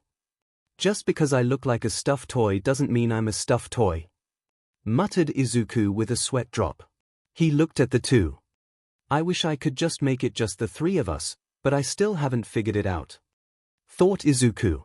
That was when 𝐸𝐸 and 𝐿𝐿's gems glowed for a few seconds. What was that? Asked 𝐿𝐿. I don't know, said 𝐒𝐫𝐼. However, he turned on telepathy while looking at 𝐸𝐸 as if saying don't say anything yet. Hey, thought 𝐒𝐫𝐼. Things are going on, and well, I might have another partner.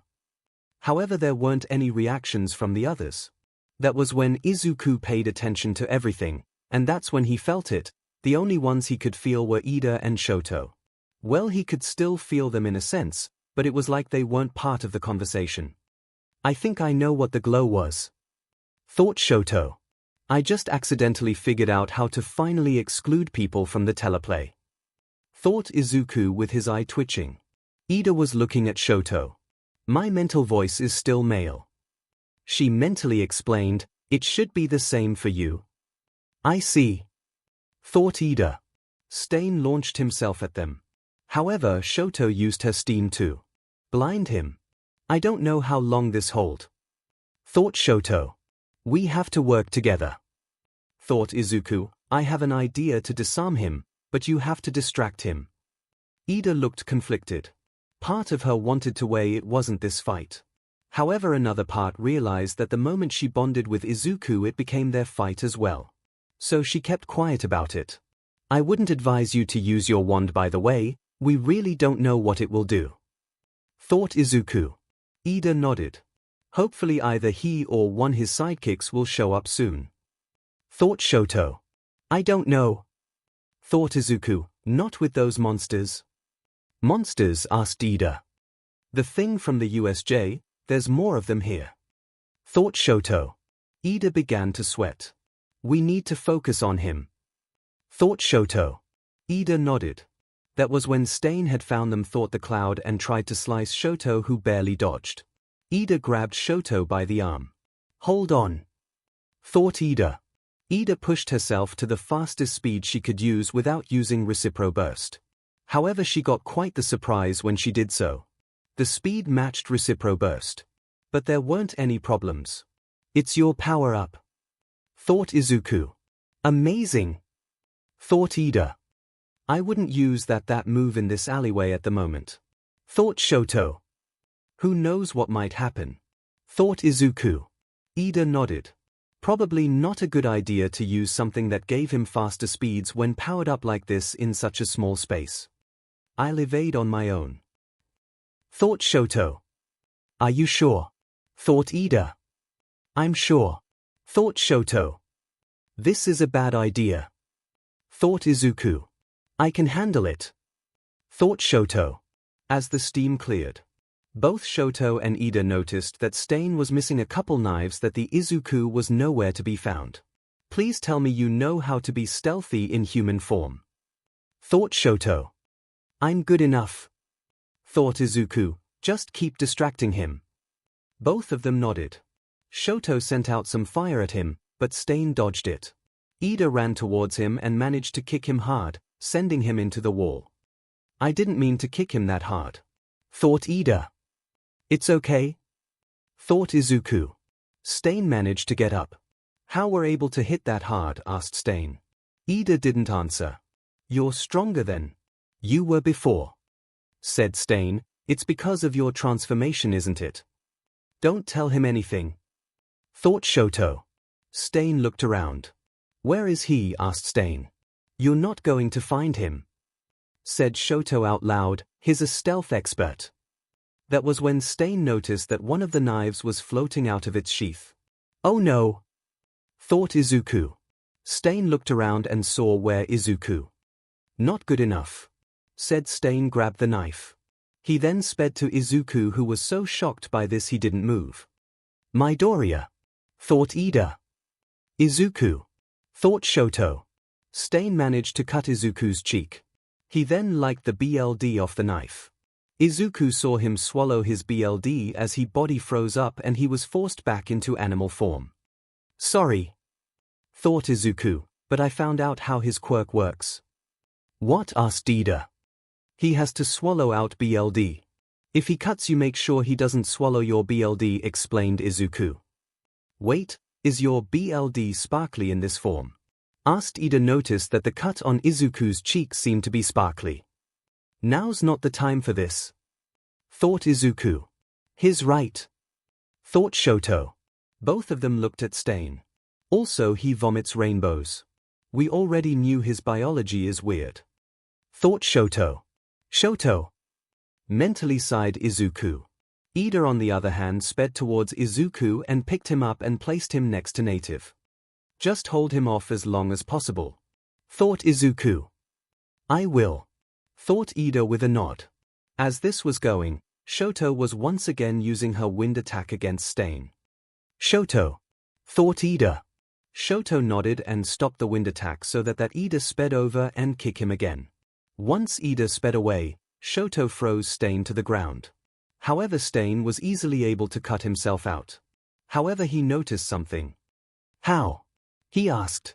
The two stared at him. I don't understand it. How are you two able to communicate without saying a word?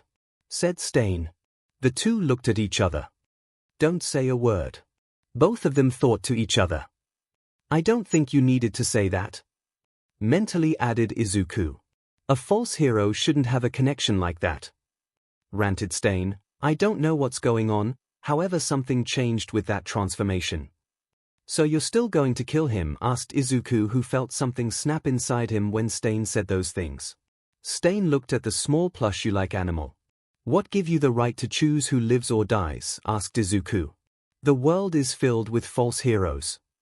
Said Stain. All of them seek fame and glory. So that give you the right to kill them? Asked Izuku. False heroes needs to be eliminated. Growled out Stain. Some heroes do cause problems and should get punished.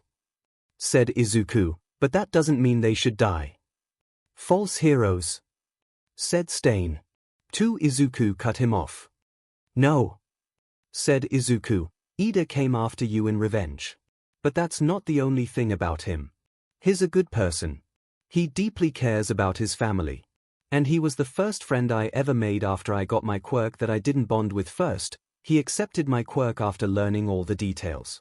No one's perfect. But that doesn't mean they should die. Midoriya. Thought 𝐸𝐸. You don't understand. Said Stain. It sounds like you just have an impossible standard on true heroes. Said Shoto. Honestly, Izuku, I wouldn't waste my breath on him. I doubt there is any hero he would consider a true hero. There is one. All Might. Yelled Stain. He is a true hero.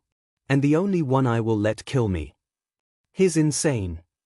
Thought Shoto. Don't listen to what he has to say about this. Both Izuku and 𝐸𝐸 understood there. Stain threw knives at both Shoto and 𝐸𝐸. Both of them cutting their arms. We can't let him get those knives. Thought 𝐸𝐸. Shoto nodded. If he swallowed their BLD, then it would be all over if Endeavor didn't show up, that is. I'm not going to waste my second chance. Thought 𝐸𝐸. She ran towards where the knives were thrown and picked them up. 𝐸𝐸, thought Shoto. Stain ran towards 𝐸𝐸 with his sword, but thankfully Shoto already used her wand, the knives covering them in ice.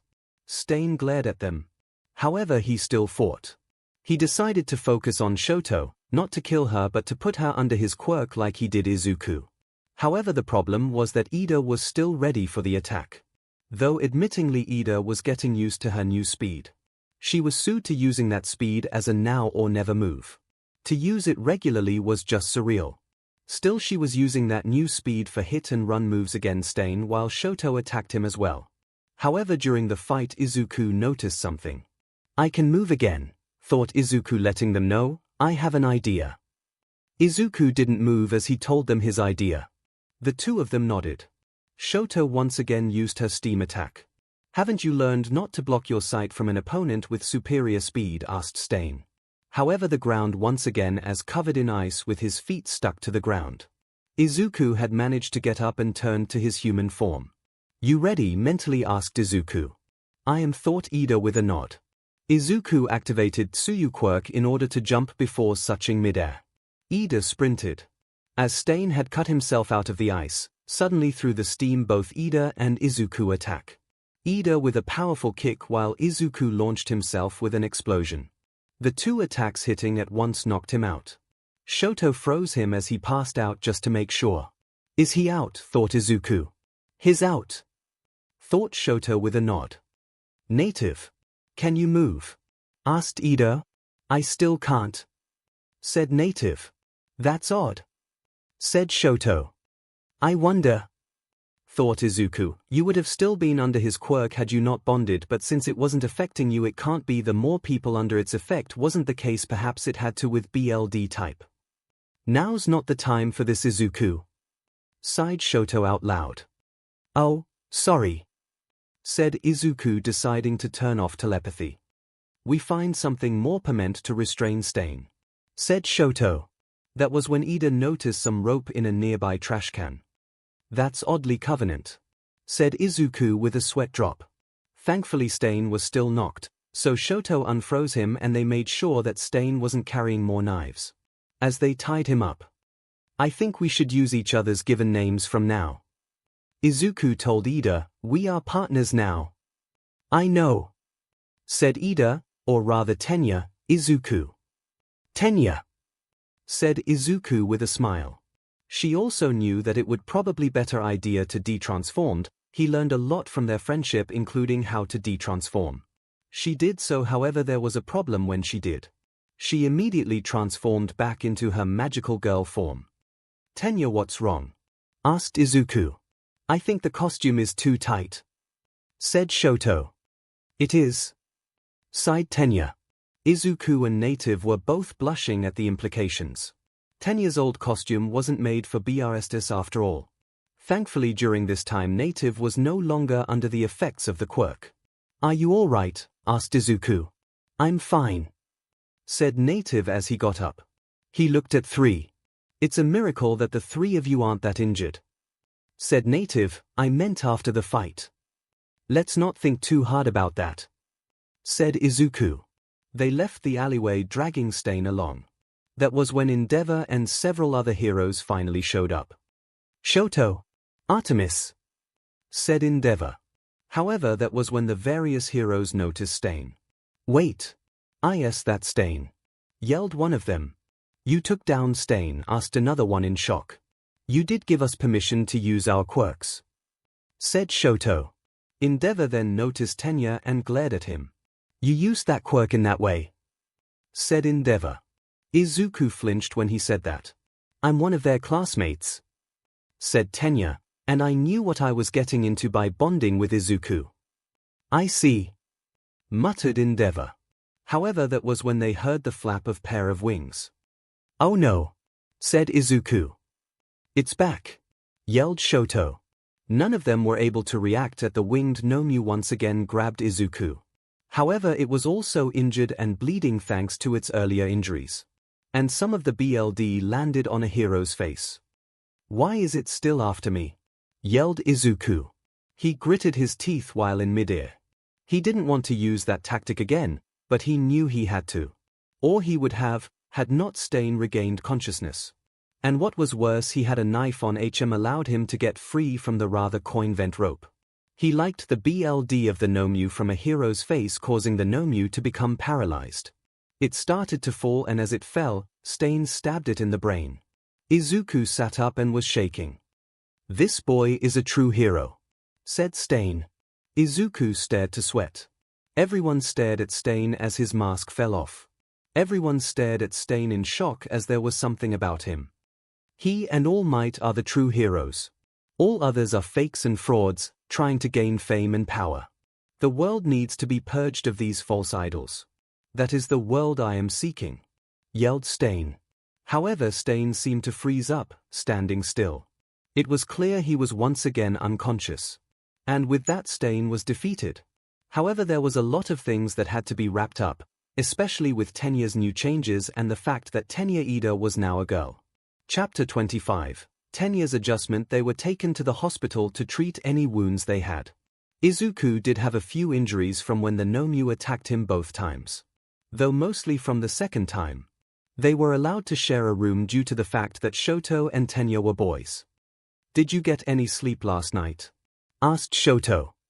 No, said Tenya.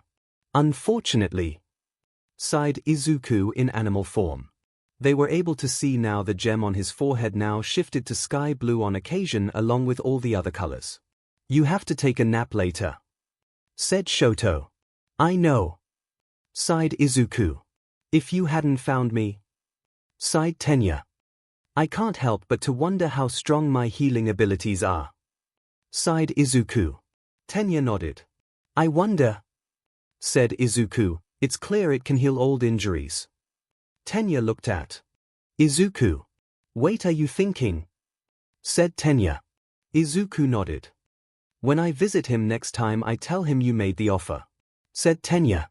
Izuku nodded. Hey, called out a voice. Manual, said Tenya. She got up and walked over to the hero that was supposed to act as their mentor. I thought it was a joke when they said that you were turned into a girl, but it's true, said Manuel with some amusement in his voice. Tenya just sighed.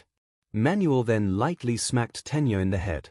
Do you know how much trouble you caused? Said Manuel. Tenya nodded. Now you have another guest. Said Manuel. It's not Endeavor, is it? Asked Izuku. Manuel stared at Izuku. This is my default form. Sighed Izuku. No, it's not him. Said Manuel. Wait, did you really become a magical girl? Tenya sighed and nodded. So they weren't messing with me, said Manuel under his breath. That was when a man who looked like a dog entered. This is the chief of police here in Hosu, said Manuel. I am Kenji Tsuragami. Woof, said the dog-headed man. Woof, thought Izuku with a sweat drop. What happened to the hero killer? Asked Shoto. Tsuragami sighed. Stain is alive, has several broken bones. Don't worry, he is under heavy guard. He explained. The three all nodded. Tenya Ida, said Tsuragami staring at Hinao girl, you have caused a lot of trouble by going after the hero killer. Tenya sighed. There are laws. He explained. When quirks first arose, the police decided to not use it as a weapon. However, that was when pro-heroes came in. It was decided that they would do what the police couldn't. A person just can't use their quirk the way they feel like. Especially attacking people. That is why heroes and people with other licenses have approval. Tenya sighed at this. We defeated the hero killer, said Shoto. If it weren't for us, then he would have. Make no mistake. He sighed. You and Midoriya aren't in trouble. According to Endeavor, he did give you permission. Granted, he told you to evacuate bystanders. However, there were reports that one of you were attacked by one of those monsters. Izuku nodded. I don't know why, but that same one that Stain killed had attacked me earlier. It was after me and I don't know why. Tsuragami nodded. I can understand somewhat why you would forget those orders. He said, not to mention that circumstances. Though in my opinion the two of you could have easily evacuated the two to safety instead of fighting Stain, but that's neither here nor there. Both Izuku and Shoto sighed. Now unofficially, I can say thank you for all three of you. You three did a service to not only Hosu but all of Japan. There's a but coming, isn't there? Asked Izuku. Unfortunately, only you and Todoroki can take credit, said Tsuragami. What? Yelled Izuku.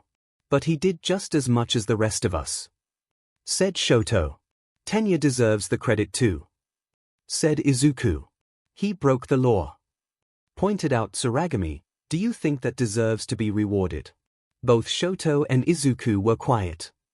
Don't worry, he won't get in trouble for this, said Tsuragami, which is why he won't be receiving credit. Who will get credit if we refuse? Asked Shoto. Endeavor, he explained. Shoto and Izuku both flinched. Do it, said Tenya. But you helped us in the fight. Said Izuku. I did help you, but that was only after you bonded with me, said Tenya. Tenya, said Izuku. Izuku, the BLD is still in the alleyway, said Tenya. It didn't magically go back into my body. Izuku looked down. I shouldn't have gone after Stain, said Tenya. I almost died. But, said Izuku. If it wasn't for you, Quirk, I wouldn't be alive, not to mention you wouldn't have had to gotten involved if I hadn't gone after him, said Tenya. Are you sure? Asked Izuku. Tenya looked at Shoto. Besides, I don't think it's a good idea if Endeavor got the credit, said Tenya. Shoto sighed when she said that. You just had to play that card, didn't you? Asked Shoto. Izuku sighed, realizing he would probably be the minority in it now. You two deserve it, said Tenya. The official story is going to be you bonded after the fight, realizing that the ambulance wouldn't get there in time, explained Tsuragami. I see, sighed Izuku. It was clear he didn't like taking the credit. Are you sure you want this? I'm putting my foot down. I don't deserve the credit, you two do, said Tenya. But, said Izuku. Don't make me explain the situation to Bakugo, said Tenya. Izuku's sweat dropped. Yeah. Kaken would make me take the credit, sighed Izuku. Izuku sighed. I know you think that it should be all or another, but as a hero you should know that there needs to comprises, said Tsuragami. Izuku nodded. After Manuel and the chief left, the three knew there was more to talk about. Have you gotten in contact with the other yet? Asked Shoto. Yeah. I said there needs to be an emergency group chat. We have to wait until around 12:30, said Izuku. Lunch does make sense, that would be the time to talk, said Tenya, but I'm sure Mom will know much sooner, sighed Izuku. Get some sleep until then, said Tenya. Izuku sighed. He only had a couple he could turn human right now. If he wanted to restore some of that time, he needed a nap. I'll wake you up when it's time, said Shoto. Thanks, sighed Izuku. He took a nap and around 12:30 he was woken up and he opened up the telepathy. After he had gotten a chance to wake up a little, he opened up telepathy. Hey, called out Izuku. He looked at Tenya to remain. Izuku, are you all right? I heard what happened, mentally cried Inko. I'm fine. I'm pretty sure I got more injured from the other thing, thought Izuku. Other thing? Asked both Katsuki and Ochako. I'll explain later, thought Izuku. But do you want to know the official story or the real story? Did you get involved in a cover-up? Asked Tsuyu. We did, answered Shoto. What happened? Asked Katsuki. Well, first off I got a new partner, thought Izuku. What? Asked Ochako and Tsuyu confused. Oh, what the F? Mentally yelled Katsuki. Let me explain, mentally cried Izuku. No, I'm not angry. Are you? I'm angry at leg day, explained Katsuki. What? Asked Ochako. Wait, thought Tsuyu. The trash fire took them to Hosu. Remember to find the hero killer, pointed out Katsuki. Something must have happened to make Deku bond with him. It's true, Tenya explained as she jumped into the conversation. What happened? Asked Ochako. Remember how I healed your leg and Shoto's scar? Asked Izuku rather nervously. There was a silence among them. How bad was it? Asked Tsuyu. I almost bled out. Had it not been for Izuku initiating the bond, I would be dead right now, explained Tenya. No, mentally whispered Ochako. Okay, what's the cover-up? Asked Katsuki. Well, sighed Izuku. They explained how they all defeated Stain and how due to the fact that Tenya didn't have permission, he wasn't able to get credit for the defeat and was thankfully avoiding punishment because of it. Wait, you didn't protest it? Asked Katsuki suspicious. I didn't want to get credit unless Tenya got it, but, thought Izuku. I believe I don't diverse credit, explained Tenya. Had we not taken the credit, it would have officially went to Endeavor, explained Shoto. Oh F no, yelled Katsuki. If it was someone else, I would have said give them credit.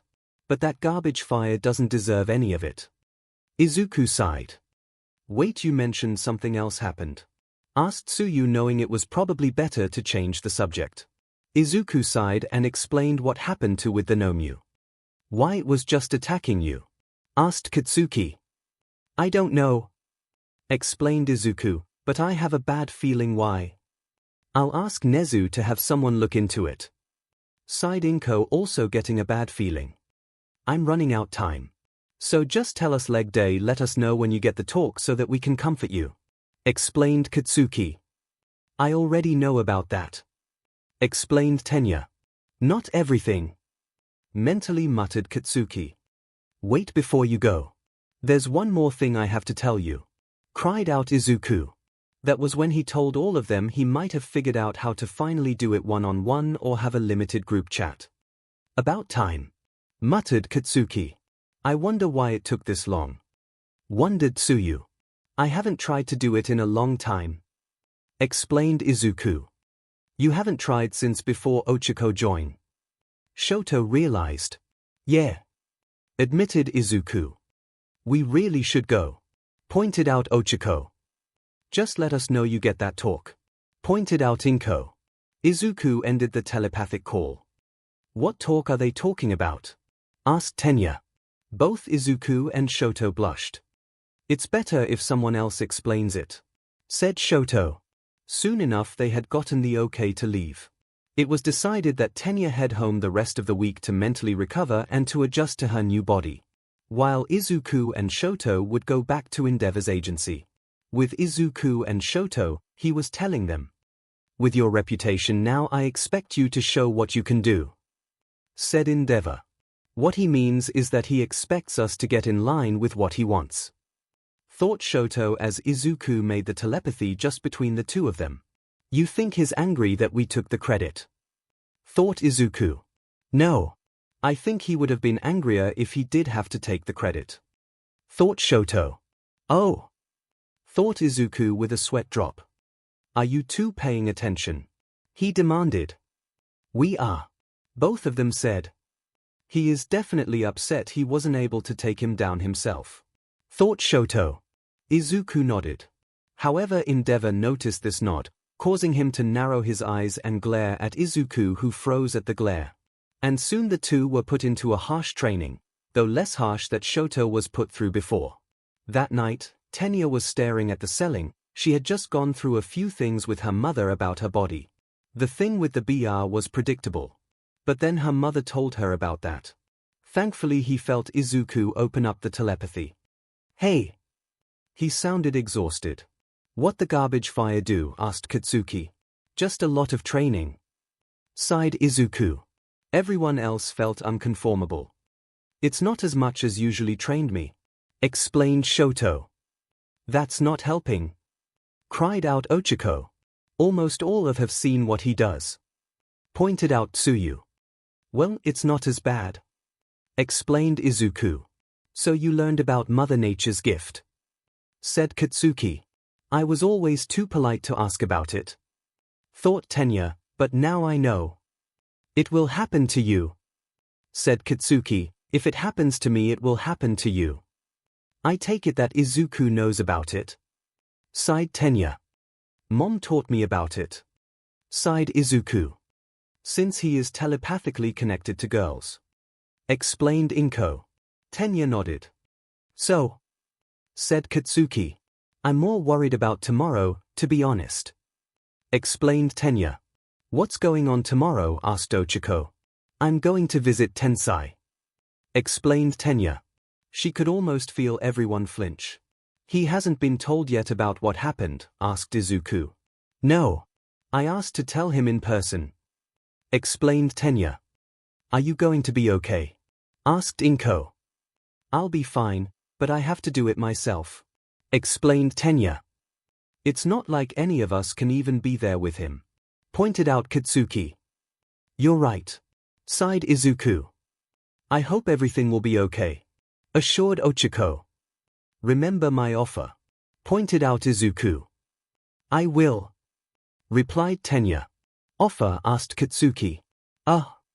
Responded Izuku. If Izuku's quirk is able to heal, wouldn't it make sense for him to see how strong it is? Asked Shoto. But turning his older brother into a magical girl. I know what you're doing, but it's pretty thing weird, pointed out Katsuki. If he does accepts, said Tsuyu. He might not want it, agreed Inko. I know, thought Izu. Well, I have to go. I need my rest. Everyone bided goodnight and Tenya sighed. Tomorrow was going to be a hard day. The next day Tenya sighed as she looked at the door to her brother's hospital room. She knocked on the door. Come in, she heard Tensai's voice. Tenya took a breath and entered. Can I help you? Asked Tensai. I understand if you don't recognize me, Tenya said somewhat nervously. The transformation is a bit startling. Tensai's eyes widened. Tenya. Tenya nodded. She took a seat next to his bed. What happened? He asked. It's a long story, sighed Tenya. Tensai sighed. You were hit by a gender-bending quirk during your internship, weren't you? Asked Tenya. Something like that, sighed Tenya. She began to explain about Izuku's quirk and its abilities. Why would you have him use his quirk on you? He asked. I did something extremely stupid, sighed Tenya. What do you mean? Asked Tensai. Well, you see, sighed Tenya. She explained about how she decided to take revenge on Stain and how he was mortally wounded and the only way to save Tenya was to bond with Izuku. I'm so sorry, cried Tenya. I was just filled with so much anger that I just had to. I wasn't thinking. Tensai looked at his now sister. It's okay, really Tenya, you're alive, even if you're now a girl, said Tensai. You're alive, and that's all that really matters. But, said Tenya. Tensai sighed. He knew right away that if the roles were reversed, he would go after the villain who would hurt Tenya. I think I would have done the same thing, he said. Really? Asked Tenya. Tensai nodded. Tenya breathed a sigh of relief. There's also something else I need to tell you, said Tenya. What? Asked Tensai. Tenya told him about Izuku's offer and the fact that Izuku's powers healed a very old scar from one of their classmates. Tensai thought about and realized his answer. That's a nice offer, but I'm going to have decline it, said Tensai. It's not because of, said Tenya. No, turning into a girl isn't that bad to be honest. I mean last year I was transformed into a giraffe for 12 hours, being a woman for the rest of my life would be less awkward than that, said Tensai. Then why? Asked Tenya. Everyone already knows about my injury. If word spreads about how powerful his quirk's healing abilities are, he could be in danger, explained Tensai. Tenya's eyes widened.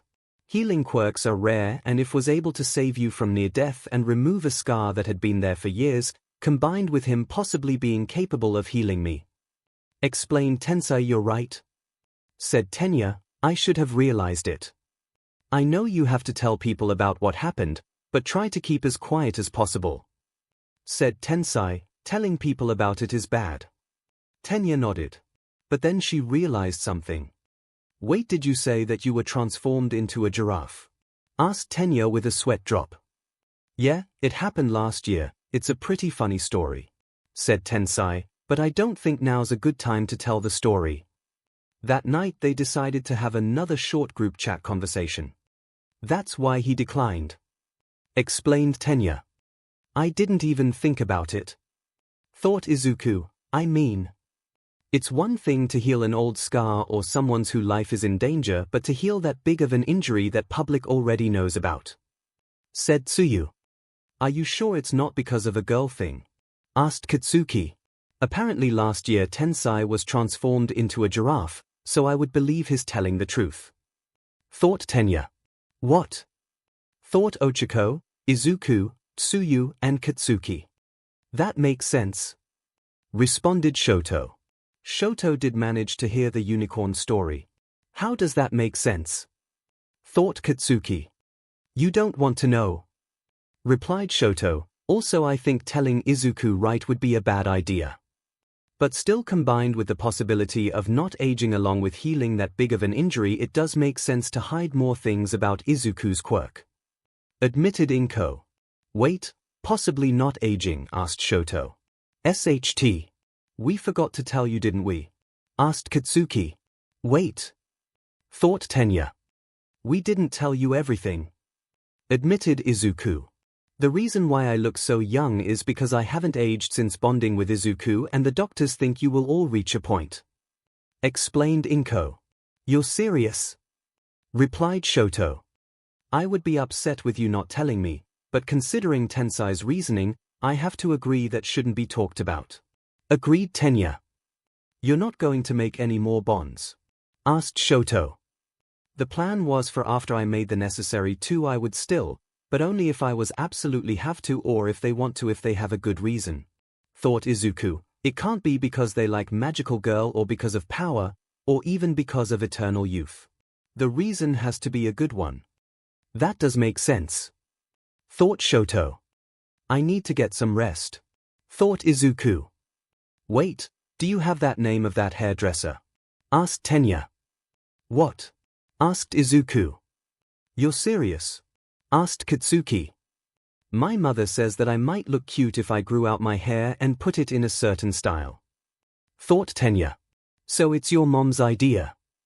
Thought Katsuki. Look, I'm saying this from experience, but don't let your mom make you into a doll. It took years for the hag to stop dressing me up all the time. Icy Hot grew out his hair because he's having an identity crisis. Don't make yourself miserable because your mom thinks it will look cute. I should try new things with my body, said Tenya. That sounds like a terrible idea, pointed out Katsuki. Maybe you should have this be a text conversation, pointed out Izuku. Also, I take you haven't gone shopping yet. If they still fit okay, keep your breathes, explained Katsuki. Don't worry, my mother did warn me about women's breathes, explained Tenya. Why do they have fake pockets? I don't know, yelled Katsuki. I really should be going to bed, sighed Izuku. Fine, go to bed do, but I'm going to be texting you as much as I can to tell you how much of a bad idea it will be, mentally yelled Katsuki. After bidding each other good night, Tenya got a text. And indeed it was from Katsuki. Tenya did got shopping and did buy one dress to wear during certain events, but mostly did stick to her old breathes along with other new clothes. Also, Tenya did grow out her hair to try out the hairstyle that her mother thought she would look cute in. But still, Tenya had to adjust to life as a girl, and at least his family understood why he did it, and that it was much better than being dead. But still, it was going to be a huge change, and Tenya knew he or she would be able to pull through. Chapter 26. Back to school. The rest of the week was pretty hectic for the ones who still had the internships. And Izuku was not having a good time for the remainder of his internship. He knew Endeavor didn't like him and was only using him as a way for Shoto to perfect her fire. But he was reaching a breaking point. He knew he couldn't keep this up much longer. He was breathing heavily and covered in bruises. Shoto noticed the look on his face. I think I need a break, said Izuku. How are you supposed to be a hero if you take breaks? Asked Endeavor. All Might doesn't fight 24 hours a day. Even he needs to rest, said Izuku. Endeavor scowled at Izuku. Also, it's not my only quirk. I have 5 others. One I really need to train, said Izuku, and I prefer to figure out ways to combine them. What does that mean? Asked Endeavor. You saw how I fought in the festival, said Izuku. Fine then, show me how you combine your copied quirks, said Endeavor. Will you give me a break afterwards? Asked Izuku. Endeavor just glared at him. But Izuku really couldn't read it. Izuku knew he had to start his attacks. He did, however, start with Shoto's quirk by creating a lot of ice. I thought you were going to use Shoto's quirk, muttered Endeavor. Izuku didn't answer as he blew apart the ice with Katsuki's quirk.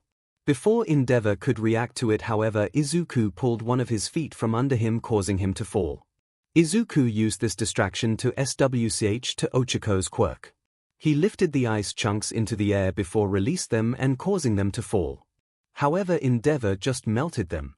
Izuku looked at Endeavor, who gritted his teeth.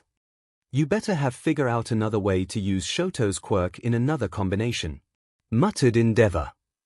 I need to practice it, said Izuku, but it will be the fire side. Endeavor only nodded. Take your break, muttered Endeavor. Izuku sighed. He looked at Shoto as it clear she wasn't going to get a break. Don't worry, thought Shoto as Izuku had his telepathy on, I'm used to it. Izuku sighed and nodded as he took his break. Meanwhile, in a cove somewhere, Tsuyu and the Magnificent Mermaids looked at a tied-up Violing who was dressed up in elaborate ghost costume. It's him, isn't it? Asked Cow. Let's just, maybe someone new this time, groaned Arista. I doubt it, said Madison. They unmasked the villain. It's you again, growled out Arista. Yes, it's me, said the villain. We have been through many times, yelled Madison. There is no pirate gold in the cove. But I heard, said the villain. No, just stop, muttered Arista. Does this happen often? Asked Tsuyu. Just once every few months, said Shirahoshi. I see, said Tsuyu with a sweat drop. Meanwhile, with Katsuki and Meko, they were on patrol. So wait, patrol is also about reassuring people? Asked Katsuki. Yeah, said Meko, As much as I want to kick but, it's rare when someone commits a crime. Also to act a deterrent. You have got to be kidding me, muttered Katsuki. Hey! I get you. I want to kick as much but as you do, said Miko. Dang, it's Miko, yelled someone. Oh man! I want her to my head between her legs so much, yelled someone else. What? Yelled Katsuki.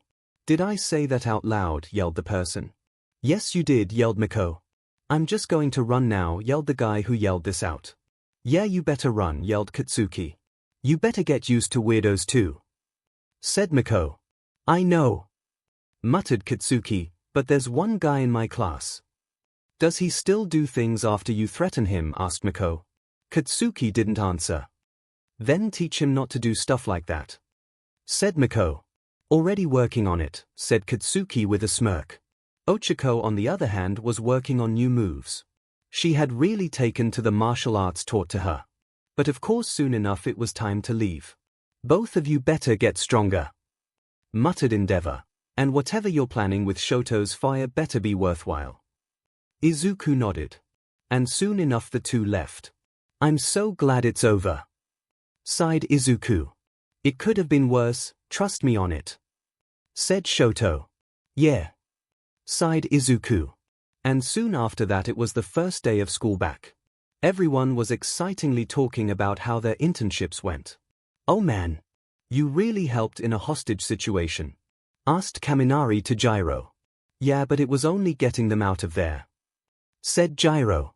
Outside the classroom, Tenya took a breath. She wasn't sure how everyone was going to react. She then opened the door and almost everyone was staring at her. The ones that weren't were Ochako and Tsuyu, who knew who she was. Do you have the wrong classroom? Asked Yorozu. No, but I understand why you wouldn't recognize me, said Tenya. It should be noted that Tenya had a bizarre, almost robotic way of moving. The class noticing the necklace along with this factor, they realized who she was. No way, yelled Kaminari. Midoriya bonded with you? Asked Soto. Tenya nodded. All right. We got another hot girl in class, cheered Mineta, and one with such fine legs. That was when Katsuki appeared behind him and grabbed him the hair. Who wants to play punt the pervert? Asked Katsuki. Katsuki, I understand you coming to my defense but, said Tenya. Katsuki stared at Tenya as she dropped Mineta and started to giggle. Really? She asked. Pigtails. It was indeed true that the new hairstyle was braided pigtails. My mother thought they would look cute on me, said Tenya blushing. I'd be surprised if you keep before summer vacation, sorted Katsuki. That was when Izuku and Shoto entered the classroom. The class immediately jumped at them.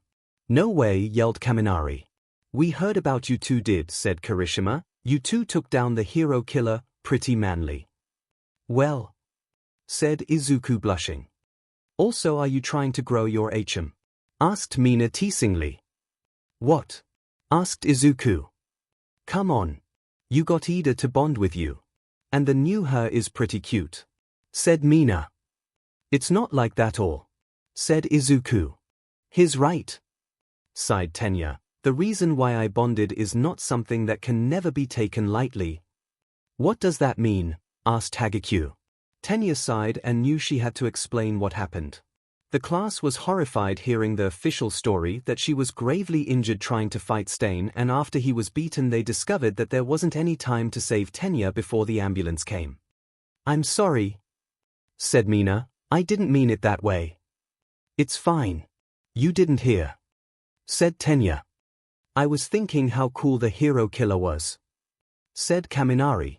What? Asked Shoto, glaring at Kaminari. I don't mean it that way, said Kaminari. I mean, did anyone else see the video? What video? Asked Ojiro. It turned out that the video of Stain's rant was posted online and as well providing information about Stain's backstory.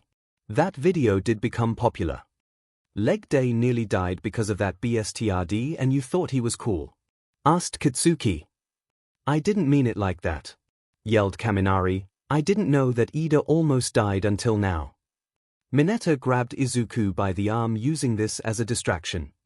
You have to bond with another guy in class, said Mineta. What? Asked Izuku.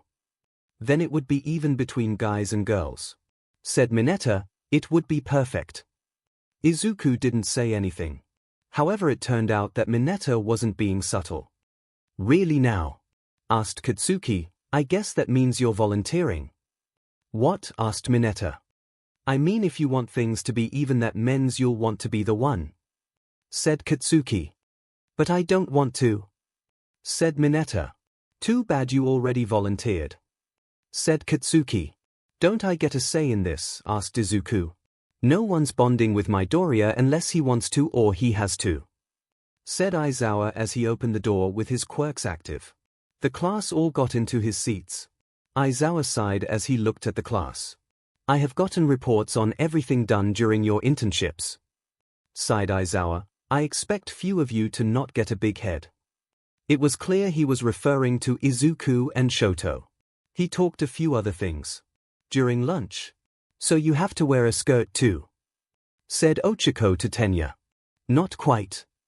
Said Tenya. She moved what appeared to be her skirt to reveal it wasn't a skirt. Oh, you're wearing a skirt. Said Ochako. Are you wearing one too? Asked Tsuyu to Shoto. I am. She said. So that's how they're skirting the law. Said Kaminari, butting into the conversation. They all stared at him. I'd like to point out Aizawa said it first. Said Kaminari with a sweat drop. Still doesn't make it any less dumb. Muttered Katsuki. What? None of them noticed that Hagakure was looking at the group. Though it was kind of hard to tell with her being invisible. Later that afternoon it was time for hero class. All right. Today's lesson will be a chance to rescue the hostage. Said All Might. So will this be like rescue training? Asked Yorozu. No, it will be something a bit different. A race. Said All Might. You will be competing in groups of give and whoever reaches the hostage first will be the winner. The competition was being held in a training ground that looked like an oil refinery so that the race would be rather interesting. As it turned out, the first group contained Izuku, Tenya, Ashido, Zero, and Ojiro. No hard feelings to whoever wins. Said Tenya. Of course. Said Izuku. Unfortunately, neither knew the pain they would be in thanks to the fact neither trained a certain quirk during that week. Each person had started in a different spot. Meanwhile, the others were watching at screen. Hopefully Deku and Leg Day won't do anything stupid. Sighed Katsuki. I agree. Sighed Shoto. What do you mean by that? Asked Ochako. Endeavor Barley let Izuku train his other quirks, explained Shoto. And we all know that Leg Day was forced to take the rest of the week off, so I don't he got any training. Said Katsuki. I'm sure they'll be fine. Said Tsuyu. Well, if Deku's smart and doesn't try to use Leg Day's quirk. Said Katsuki. And soon enough the race got started. Izuku had a good start. He decided to do a super jump. When he landed, however, that was where the problems arose. Maybe I should try it. He thought. When he landed, he swayed to Tenya's quirk. This unsurprisingly turned out to be a bad idea, as thanks to the force of the engine he tripped rather awkwardly and fell off the pipe he landed. As it turned out, Tenya was also having a hard time. It wasn't until she decided to push her new top speed that there were problems. Due to some slipperiness of the pipes, she also wiped out. With those watching, almost everyone's sweat dropped. A thing course. Muttered Katsuki, face palming. Please tell me that they have someplace to train. Said Tsuyu. Auntie already scheduled a place for the two to train. Sighed Katsuki. That's good. Sighed Ochako. As it turned out, Zero won and got a sash that read Hero on it. Now you did an excellent job, young Zero. Said All Might, though I do believe I do have some words for young Midoriya and young Ida. Don't use moves you don't know if you can handle yet. Said Izuku, who was in animal form, looking down in embarrassment. I shouldn't have pushed my new stop speed. Said Tenya. Glad you realized it. Sighed All Might. Both of them nodded and sighed. The rest of the races didn't have bad wipeouts. But it rather some stuff going on in the locker room. Hey man, you okay that wipeout? Asked Kirishima. Just some hurt pride. Sighed Izuku. I really shouldn't have used Tenya's quirk. If you just stuck to those jumps you probably would have beaten me. said 𝐤𝐸. I know, sighed Izuku. Hey! Look! Someone Shawshanked a hole to the girls' locker room, said Mineta. What really? Asked Kaminari. Most of the guys looked around, like they were expecting something. There feels like we're missing some, said Kaminari. Ida's now a girl, said Ojiro. Oh, so that's what we were missing, said Kaminari. Mineta, I don't think you should do that, said Izuku, knowing he would have to be the voice of reason. Mineta didn't care. He was listing off the various things about the girls he wanted to see as he approached the hole. As it turned out, Mineta's was jabbed by one of the gyro's jacks, right in the eye. My eye! My eye! He screamed. Right outside the locker rooms, the 5 magical girls waited for everyone else. They really didn't need to use the locker rooms unless they had to wear their gym uniform. What was that? Asked Shoto. Sounds like the Grapist did something stupid, muttered Katsuki. After school, they were using the school's racetrack for training, which was the best place for the 2 of them to train. It's probably better if you're the first one to go, said Tenya. Yeah, sighed Izuku, as his wipeout was from using the quirk altogether. Okay, said Izuku. Tenya began to give Izuku tips on how to use the quirk properly. It took a few tries to not trip up after a few steps, but it's still difficult to use. It's understandable, said Tenya. It did take me a while to not trip. Yeah, it makes sense that it will take a while, sighed Izuku. So don't use until you know you use it the right way, said Katsuki, who was watching alone with Tsuyu and Ochiko. I know, sighed Izuku. So are you going to be training your top speed? Asked Ochiko. Actually, I know how to use Recipro Burst quite well. I just got too cocky and used it in an inappropriate location, said Tenya. However, I should see how far the new Recipro Burst fares. But I would like to see what my wand does as first. She transformed into her magical girl form. She lifted her hands to her hand to where the gem was. That was when a wand appeared in her hand. It had a sky blue handle, with a silver ring at the top with some sort of emblem in it. Honestly, I don't know what it might be able to do, said Tenya.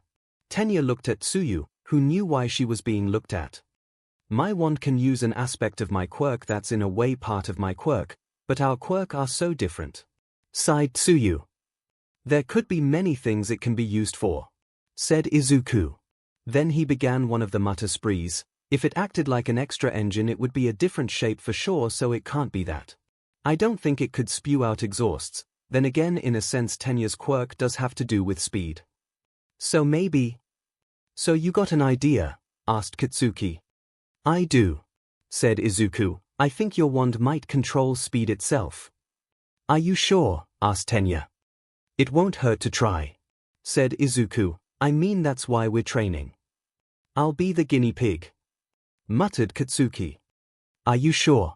Asked Izuku. You want to trip up again? Asked Katsuki. Good point, said Izuku. And so the test began. Katsuki transformed and blasted herself towards Tenya. Tenya pointed her wand as Katsuki. She had a feeling on what to do and used that feeling. Katsuki's eyes winded as she started to slow down. Tenya was surprised by this, especially since she was slowing down and not speeding up. Amazing, said Tenya. She let go of the move and Katsuki crashed once the speed returned. I'm surprised that he slowed her down, said Tsuyu. I think it's because that the better options, said Tenya.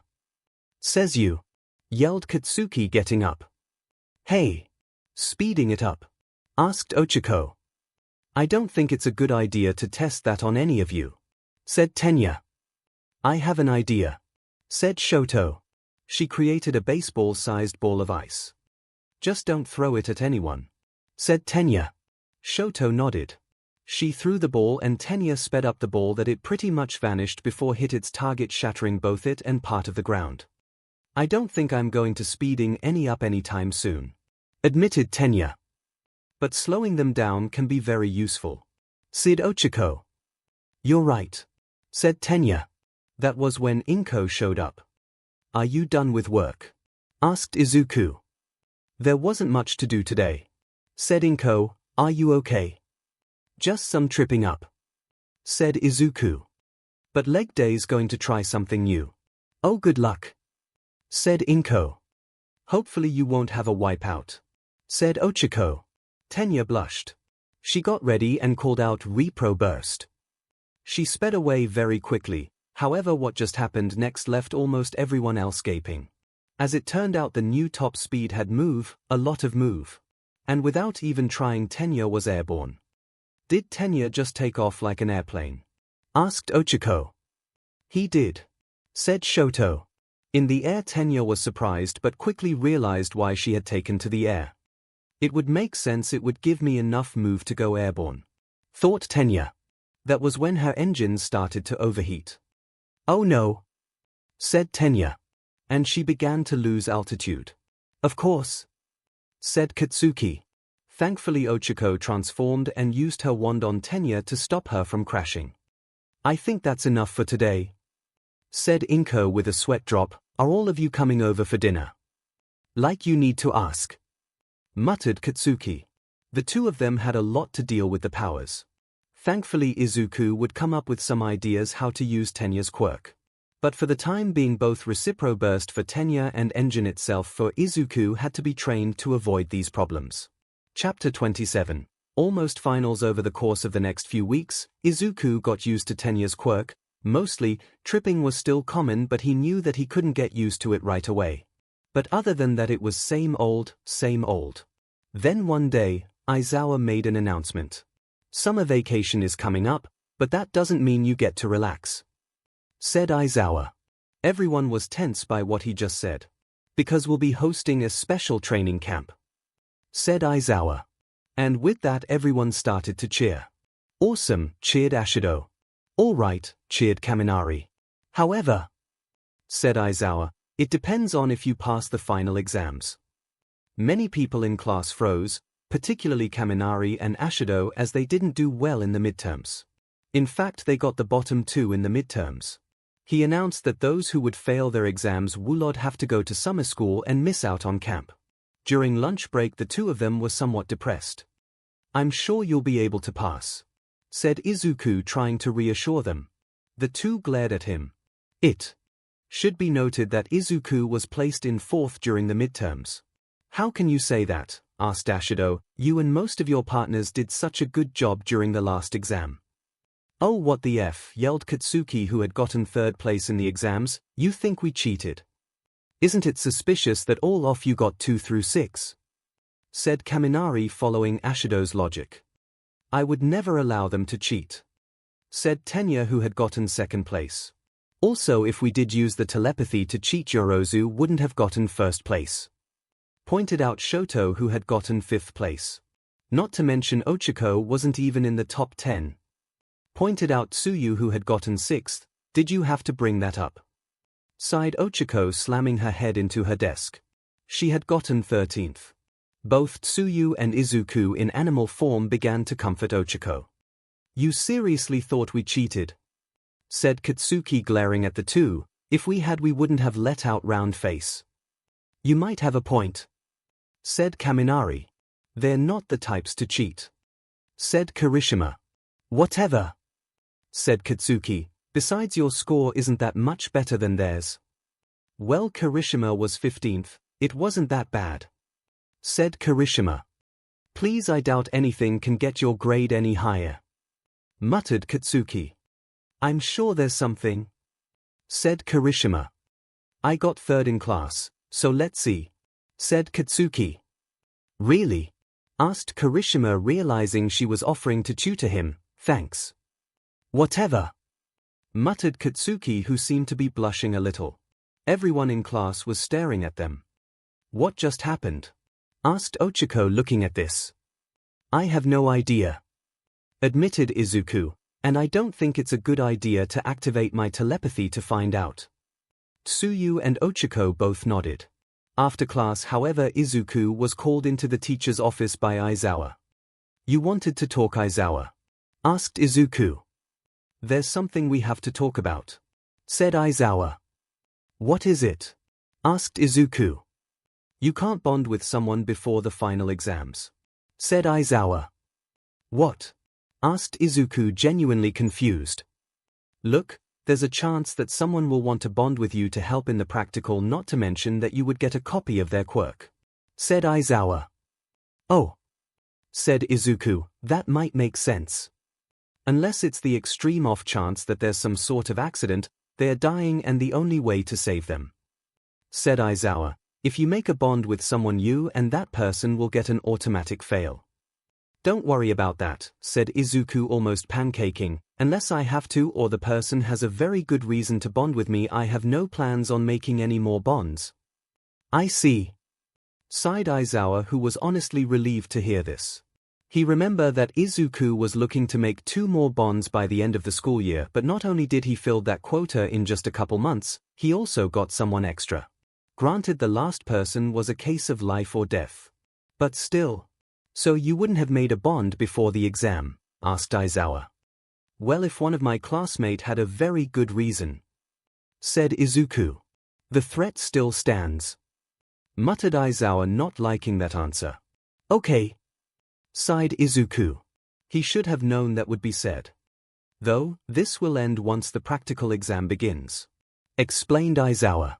Izuku nodded, realizing that he was telling him that it was okay to bond with someone during the exam. Over the course of the next few days, much of the class studied. Izuku, Tenya, Tsuyu, and Shoto all decided to help Ochiko try to get her grade up. Katsuki helped Kirishima, which was why she wasn't part of that group. Though one day when she came home there was this conversation with her mom. So you like guys? Said Mitsuki. What the F? Yelled Katsuki. I saw you going to study with that classmate of yours, said Mitsuki. I am not dating shitty hair, yelled Katsuki. All we did was study. Sure, said Mitsuki. I wonder if you would have been gay with if you had remained a guy. F, yelled Katsuki. Although as the exam got closer, Izuku was getting worried about the practical exam. During lunch one day he told his partners and Hagekure, who asked if she could join them for lunch. You're seriously worried about the practical exam? Asked Katsuki. Well, we don't know what it will be, said Izuku nervously as he ate lunch on Ochiko's lap. Despite having 12 hours of human time, he still ate in his animal form due to the fact, well, if he ate a full-sized portion and then either transformed back by accident such as sneezing, then he have stomach problems. I mean, it could be anything we learned so far, said Izuku. It could be anything. Everyone at the table stared at him. Izuku, you are the one person in class who should be the least worried about the practical exam, muttered Shoto. He's right, said Tsuyu. You have a handle on most of our quirks. Whatever they do, you'll pass, muttered Katsuki. Yeah, but, said Izuku. Katsuki groaned and then turned to the invisible girl eating with them. By the way, Clear, why did you want to eat with us? She asked, changing the subject. Oh well, I've been meaning to ask my Doria something, said Hagekure. Really, what? Asked Izuku. I was wondering if I can bond, said Hagekure. It's not to pass the exam, is it? Asked Izuku. What, no? I was originally planning to ask after the sports festival, but then you bonded with Todoroki and I wasn't sure if you wanted any more partners, said Hagekure. Oh, said Izuku. Well, I don't want to bond with someone unless they have a good reason. Why? Asked Hagekure. Because we have no way to break the bond, said Katsuki. You're stuck with us permanently, said Todoroki. I can control my telepathy better, but there are times I might not be able to, said Izuku. Oh, I guess just liking magical girls isn't a good reason, said Hagekure. Yeah, that's a terrible reason, said Tsuyu. Don't worry, that's not my only reason, said Hagekure. What is it? Asked Izuku. Oh, it's so I can have a costume, said Hagekure. At first they thought she meant a magical girl costume. But then they all remembered her costume just consisted of a pair of gloves and a pair of shoes, and nothing else. Okay, that is a really good reason, said Izuku, who blushing because, well, thinking about a naked girl. I'm sure that Izuku's quirk would provide you with either something invisible or something that can turn invisible. Said Tenya. Not to mention I'm sure your power-up might give you the ability to turn other things invisible. Said Tsuyu. Oh yeah. I didn't think about that. Said 𝐻𝐻𝐾. But we're going to have to wait. Said Izuku. Why? Asked 𝐻𝐻𝐾. Izuku explained how he couldn't make any more bonds unless it was under life or death situation, or else he and whoever he bonded with would automatically fail the practical. Oh, that makes sense. Said 𝐻𝐻𝐾. I can wait until afterwards. I mean, it took me a while to ask anyways. Unless we're going to do the practical together. I was given permission to bond during it. Said Izuku. However, before any more could be said, something hit 𝐻𝐻𝐾 in the head. Oh sorry. I didn't see you there. Said Monoma. Everyone turned and glared at boy. What the F do you want? Asked Katsuki. Oh, I just overheard you're going to add another addition to your collection. Said Monoma with a shrug. It's not like that. Said Izuku. Well, it seems like that. Said Monoma. I mean, you bonded with the strongest student in your class. Not to mention that bonds you got from everyone else, even if 3 of them were from before school even started, and it's not just that. What does that mean? Asked Izuku. It's your entire class. I mean, first what happened at the USJ. Then 3 of you get tangled with the hero killer, with one of you nearly dying. Who knows about the future? Are you going to endanger everyone else in the school? I mean, how many villains are going to show up? Taunted Monoma. However, he was cut off when Kendo showed up and chopped him in the back of the neck. You said it yourself, Eden nearly died. Said Kendo, so don't make fun of them. Everyone at the table stared at her with sweat drops. Oh my Doria, you were talking about the practical, right? Don't worry about them. Said Kendo. I have an upperclassman friend, they told me that we're going to be fighting the same robots from the entrance exam. Really? Asked Izuku as his tail started wagging. It's true. Said Kendo. Told you didn't need to be worried. Muttered Katsuki. Thank you for the information. Said Tenya. No problem. Said Kendo. How could you get rid of our advantage? We could have finally beat them. Muttered Monoma. Kendo chopped him again, then began to drag him away, scolding him. She's like the class big sister? Thought Izuku with a sweat drop. I think there's something wrong with him. Said Tsuyu. Everyone nodded in agreement at this. We told you so. Muttered Katsuki. Izuku laughed nervously. By way, since I'm going to join the team, does that mean we're on given name basis now? Asked 𝐻𝐻𝐾. I guess so. Said Izuku. Cool, said 𝐻𝐻𝐾, or rather Toru. And so word spread quickly around class. And of course everyone got excited as all knew what to expect. After days of written exams, it was soon time for the practical exams. All of the teachers were gathered to talk to the class. I'm sure you've already heard things about the exams. Said Aizawa. Oh yeah. We're going to be fighting robots. Said Ashido. We beat them, then we'll be curry and tests of courage, cheered Kaminari. Actually, this year is going to be a bit different. Said Nezu, popping out of Aizawa's scarf. Principal Nezu. Yoirozu. How long was he in there? Ochako whispered to Izuku and Katsuki. I don't think I want to know, muttered Katsuki, with Izuku nodding in agreement. You see, this year's exam will be different than years past. Said Nezu, considering everything that happened this year. What is going to be? Asked Izuku. You will be facing the teachers in pairs. Said Nezu. What? Yelled most of the class. Each of you will facing against one of as a real hero would fight villains. Said Nezu. All of the students were nervous about this. We won't be holding back. Said Aizawa. As to who you will be facing. Izuku looked at all of his partners. He quickly realized that chances were good that he wouldn't be paired with any of them. Though it wouldn't be bad if he was paired with Toru, as none of the teacher knew about the plan to bond with her. However, it was when Aizawa called out, Uzu and Midoriya, the 2 of you will be facing me.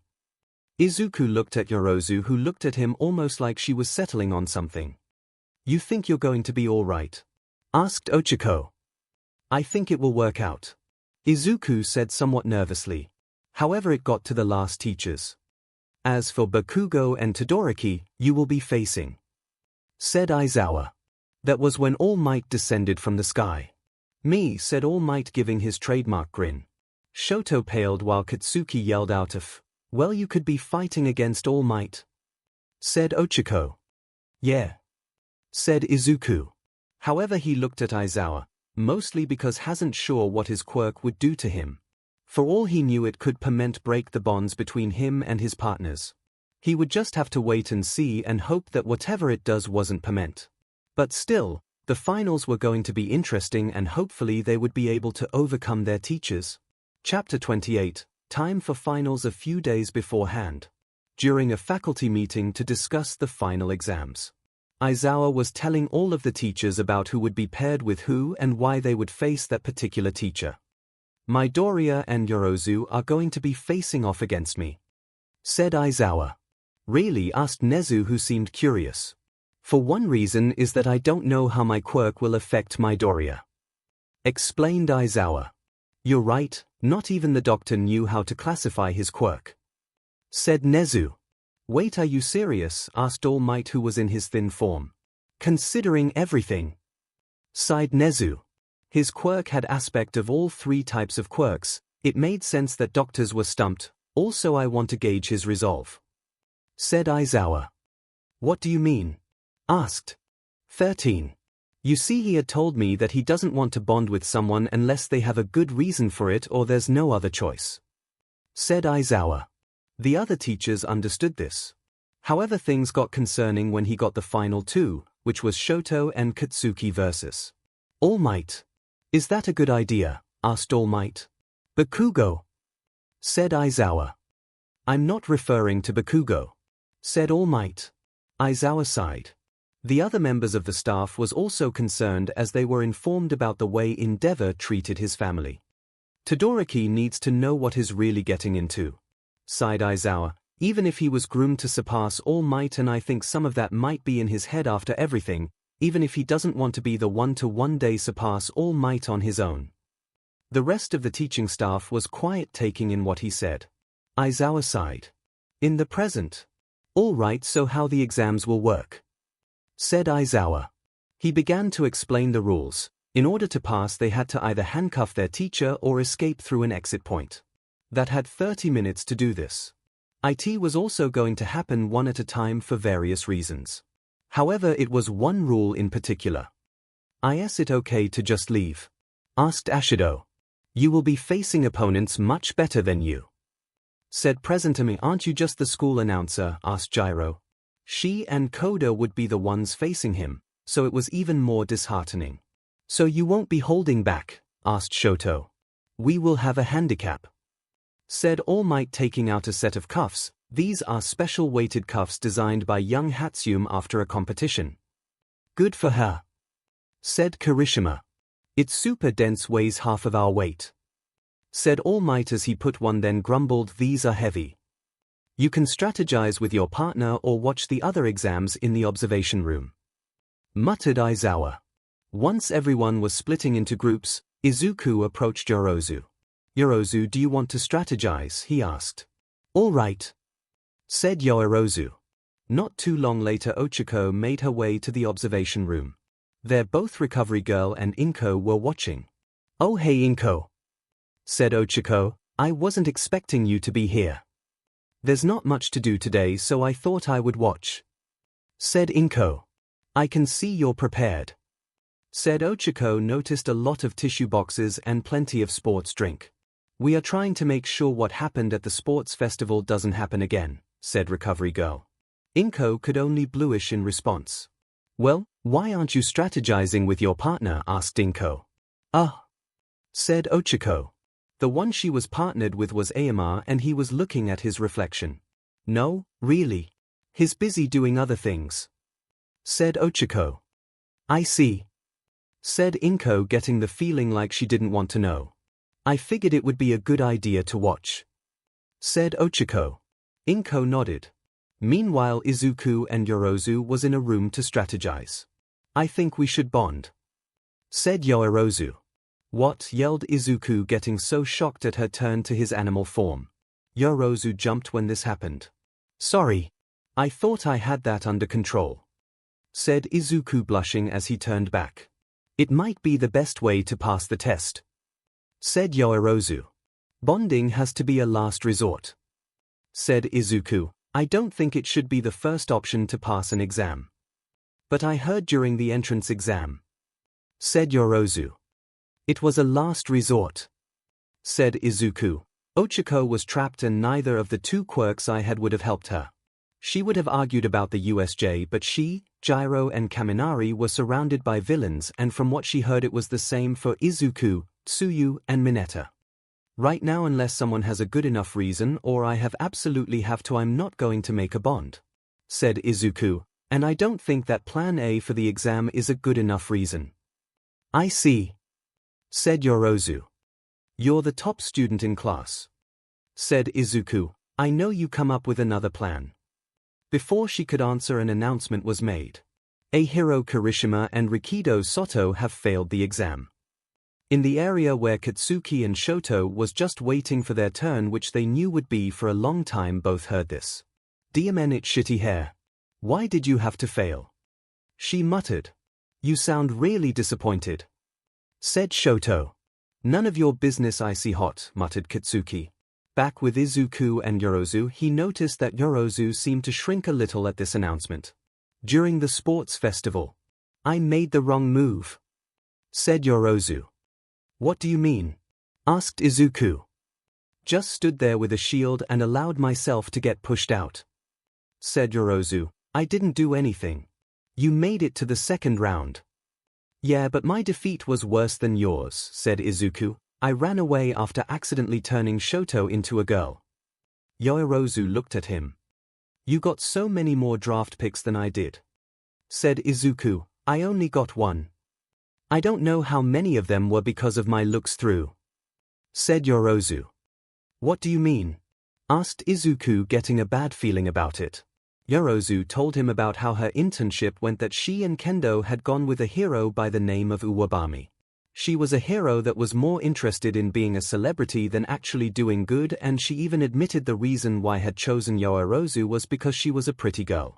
Not only that, but she and Kendo were forced to be part of a shampoo commercial.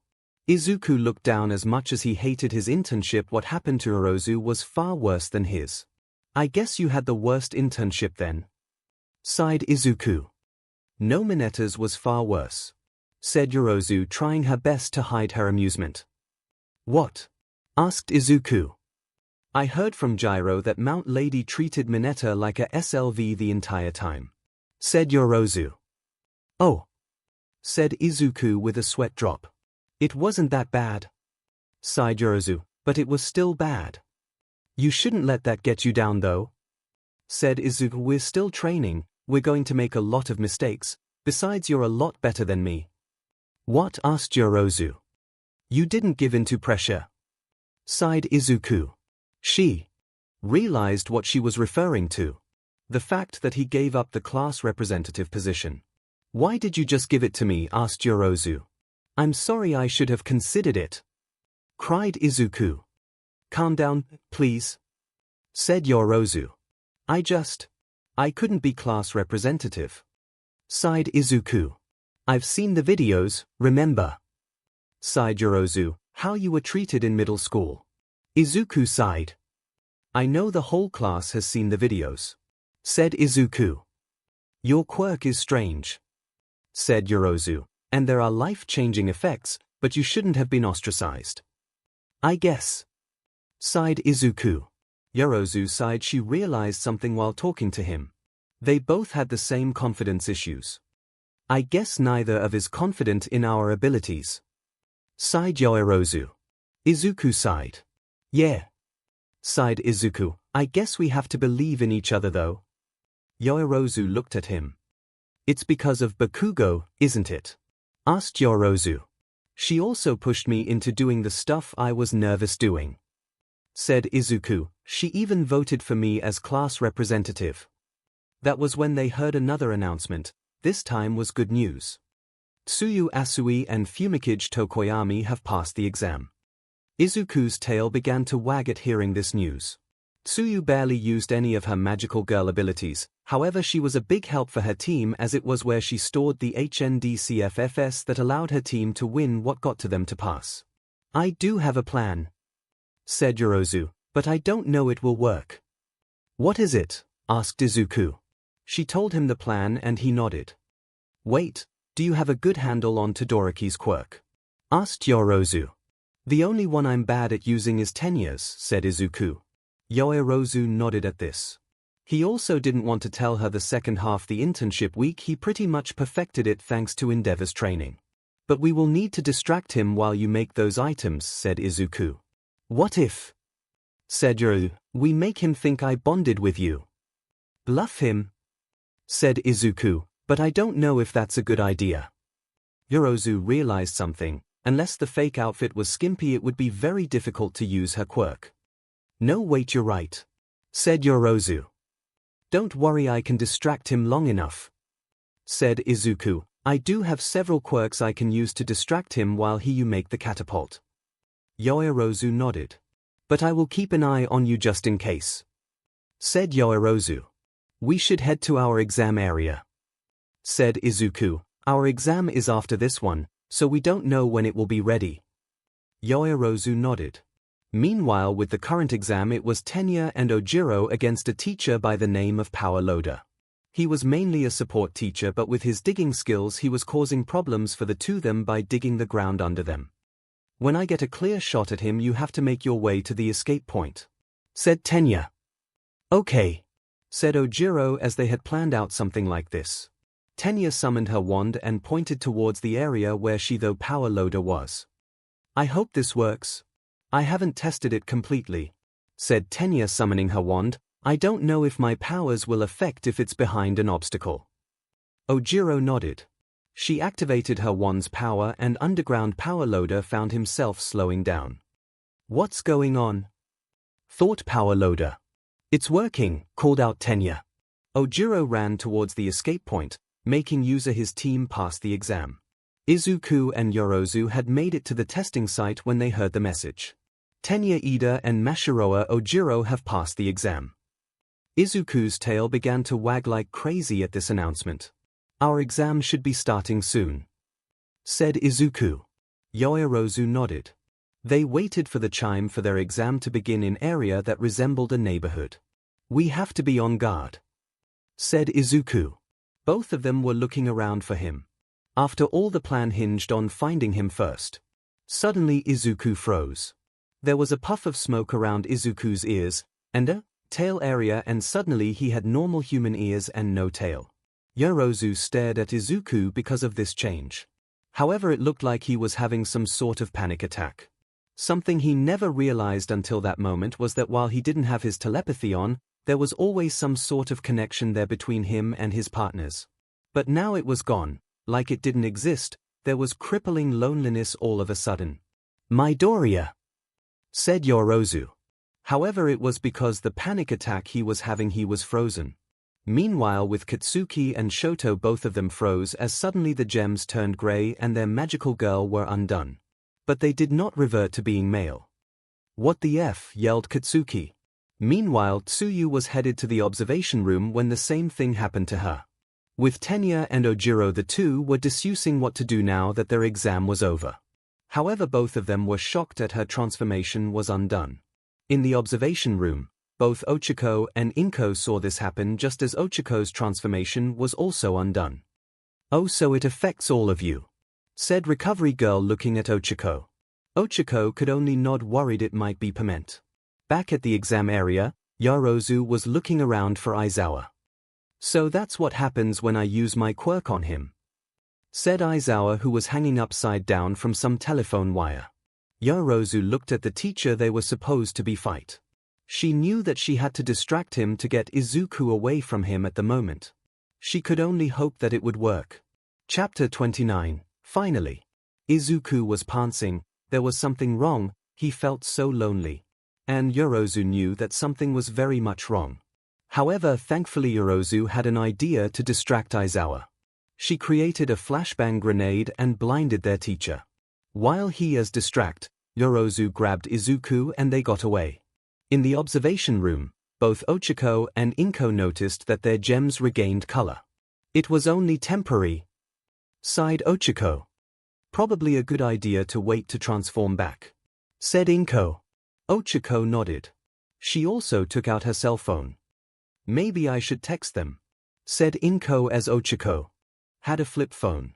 𝐒𝐿 nodded as it would take much longer for 𝐒𝐿 to text. With Katsuki and Shoto they noticed that their gems gained color. What happened? Asked Shoto.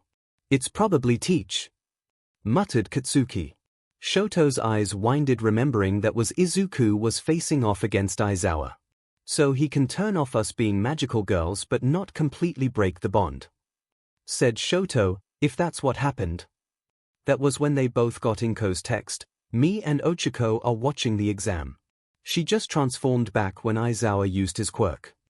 Both of them were relieved that theory was true. Let's just wait until their test is over, muttered Katsuki. Shoto nodded. Back in the exam area, Izuku's ears had returned to normal but his tail was nowhere in sight. It also looked like he was still freaking out. Midoriya, said Yorozu. That was when he took a breath and pulled the back area of his costume in a certain way. His tail popped out of a hole. Sorry about that, when my tail reappeared my costume was misaligned, said Izuku blushing. The hole wasn't in the right spot and it was clear it caused that discomfort. What happened? Said Yorozu. I guess it's always been there but I guess I always feel the connection that when it disappeared it hit me hard, said Izuku. It wasn't permanent. Are you sure? Asked Yorozu. If I did lose the bonds permanently I wouldn't be in my human form, said Izuku. Oh right, said Yorozu. She sighed. I guess we shouldn't go with the plan, said Yorozu. No, said Izuku who was moving his hands in an odd way. If he hits me again I have to be ready for it. She looked at his costume and noticed the tubes in his gloves and the containers. Wait, said Yorozu. That was when she creates several Russian nesting dolls, some red, some green. What? Asked Izuku. She began to explain what the nesting dolls really were. Izuku nodded realizing how clever they were and would be able to distract Aizawa long enough if he gets caught up in his quirk again. She also gave him a pager. He quickly realized it would let him know when everything was ready. I hope this works, sighed Yorozu. She then opened up part of her costume at her stomach when a stream of clothes came out of her stomach. Izuku nodded while blushing and ran off in a random direction. He wasn't sure where to go, only that he hoped that Aizawa would find him instead of Yorozu. He looked around. That was when he felt the pressing loneliness again as his ears and tail disappeared. So it looks like your quirk isn't a mutant quirk after all. He heard Aizawa away to him. He was expecting this time around and he managed to dodge Aizawa's scarf, which of course was a weapon. However, Izuku knew he should use the first distraction. I haven't tried this yet, said Izuku, taking off the container off his belt. He twisted it and threw it near Aizawa in an area that didn't have buildings to keep damage to a minimum. Aizawa stared at the container. He remembered reading about it. He closed his eyes as her prepared for it there. The container was a type of bomb. It was designed to collect sweat while Izuku was using Katsuki's quirk and store it to use later and blow it up when the time was right. The explosion a bit bigger than expected. Oh, that happened to be bigger, said Izuku as the two recovered. However, Izuku realized that Aizawa was about recover when he swayed to 𝐒𝐿 and used the quirk on debris, taking advantage of it. Aizawa realized what Izuku had done and knew he had to get out of the path of the debris before using his quirk again. He looked at Izuku, realized that Yorozu wasn't there. Are you distracting me so that she can make it to the escape point? Said Aizawa. No, said Izuku. And he was being honest. Though Aizawa didn't buy it, the second that he was no longer in range of the debris he used his quirk on Izuku. However, Izuku managed to get over the feeling of loneliness and grabbed one of the red dolls. He opened it and activated it while also shutting his eyes. It was another flashbang grenade. The red ones were flashbang grenades. What? Said Aizawa. However, he suddenly found his scarf tugged away. It was made of multiple pieces of tape and a couple of them were taken away. Aizawa was about to say something. But that was when the pager went off. It was ready. He then grabbed a green doll. He closed his eyes as he threw it to make him think it was something else. Before it exploded, he covered his mouth. As it was a smoke bomb, the green ones were smoke bombs. Izuku far away enough that once it was clear Aizawa would be able to see him. Hoping he would take the bait. Once the smoke was clear, Aizawa had seen him escape and decided to follow him. Izuku knew it wasn't a good time to try to use Tenya's quirk, but he did use Katsuki's to give him a boost in speed. What is he up to? Thought Aizawa. Izuku knew he was getting close, so he decided to use another smoke bomb. Aizawa noticed this and prepared for either one. He jumped through the smoke, prepared for Izuku. What he wasn't expecting was Yorozu with a catapult with something resembling his scarf. She launched the tape at him. "This isn't going to work," he said. He had assumed that it was just like his scarf. It wasn't. That was when Izuku activated Shoto's quirk and heated up the tape-like material that wrapped around him. "It worked," said Izuku. Aizawa looked at the two as best he could as he fell. They were able to soon cuff him, passing the exam. In the observation, Inko was crying a lot, but using her tissues and drinking the sports drink. "Oh Izuku, you're so cool," cried Inko. Ochako giggled at the mother as she was used to it. Momo Yorozu and Izuku Midoriya passed the exam.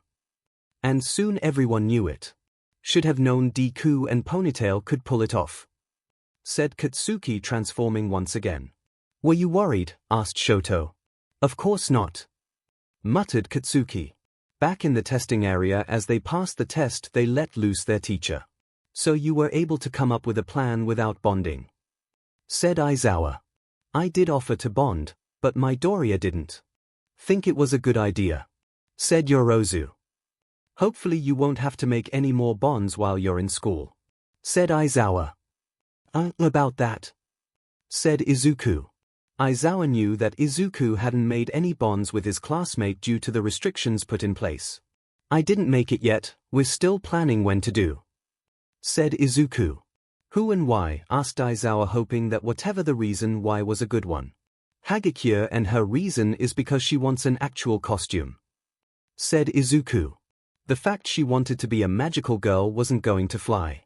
Aizawa sighed when he heard that, not because it was a bad reason but because giving her an actual costume was such a big problem. While her hair was able to be made into a costume, it was quickly realized that it couldn't be detected by certain devices like infrared and night vision. Not only that, but there weren't anyone suitable in Japan that could make the costume. Only 3 possible people who lived in Japan could possibly see her hair. However, there were problems. One was old and was a dementia patient, the second was about 6 or 7 and wouldn't know how to do it, and the last was a villain that was currently in prison who used their quirk to get past laser security systems, which opened up a mess problems with them making a hero's costume. Shipping someone from another country would have been expensive, not to mention the price they could have done to hire it. Each student had an allotted budget for their costume. It was designed to make sure that someone didn't go overboard with the materials that made their costume or just use expensive materials to make their actual costume. He remember Ieima wanted an actual bejeweled cape in his version of his costume, but it was soon rejected because it was too expensive along with being a hindrance. So having someone who settled for going around naked, when she was frozen once and nearly frozen during the USJ, it was probably a good idea to bond with her. There should have been exceptions to the rule if it depended on safety, but it was just one of those cases. "She asked after I told you not to make bonds," said Aizawa. "She did," said Izuku. Aizawa sighed. "Bond with her before camp if she passes," said Aizawa. Izuku nodded. They also began to talk about other aspects of the exam. Meanwhile, in the observation room, Ochako once again transformed. That was when Tsuyu came into the room. "Hey Zu," said Ochako, getting ready to leave. "So how was Izuku exam?" asked Tsuyu as she did hear the announcement he passed. Then she saw the pile of tissues on the floor in front of Inko. It was quite massive. "At least you didn't pass out," said Tsuyu, making Inko blush. "Mine's next," said Ochako. "Good luck," said Inko. Ochako nodded and left. She was a little nervous as she was going up against 13, who was her idol. Hopefully she would pass. She wasn't sure, but hopefully she would. But little did she know was that her exam would affect her life in very unexpected ways. Chapter 30. Final destination. It was 𝐒𝐭𝐻𝐸 and 𝐴MR's exam, and both of them were in a pinch. Both of them were getting pulled in the 13's black hole. Both of them hanging on for dear life. What am I going to do? Thought Uraraka. What can I do? What are you thinking about? Asked 𝐴MR. What? Asked Uraraka. Are you thinking about Midoriya? Asked 𝐴MR. What? Asked 𝐒𝐭𝐻𝐸. Is that because you like him? Asked 𝐴MR. 𝐒𝐿𝐻𝐿 stared at him in let go in shock.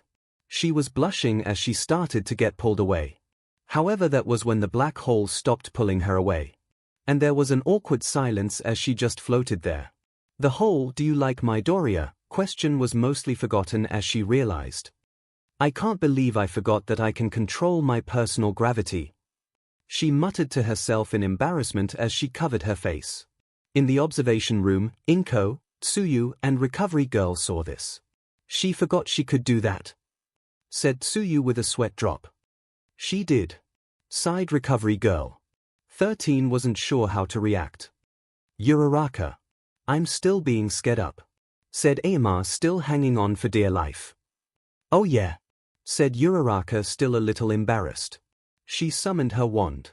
Under their helmet, 13 eyes widened and stopped using their quirk in case something went wrong. Good thing, as 13 found their gravity increased. 𝐒𝐿𝐻𝐸 took advantage of her teacher being down and ran over. She let go of 13 from her wand but managed to grab them by the arm in a certain way. 𝐴MR, called out 𝐒𝐿𝐻𝐸. 𝐴MR was recovering. Then it was remembered 𝐴MR was the one carrying the HNDCFFS. She held him down as he cuffed their teacher. 𝐒𝐿𝐻𝐸, Uraraka, and Yuga 𝐴MR have passed their exam. Came the announcement. In the observation room, Izuku, Tenya, and Yorozu all showed up. We missed it, asked Izuku. That was when he noticed his mom. Oh mom, you were watching, said Izuku. I was, said 𝐼𝐭, who then began to cry. That was so amazing. I'm so proud of you. It was all Yorozu's idea, said Izuku. Still, cried 𝐼𝐭. Sports drink, reminded Recovery Girl.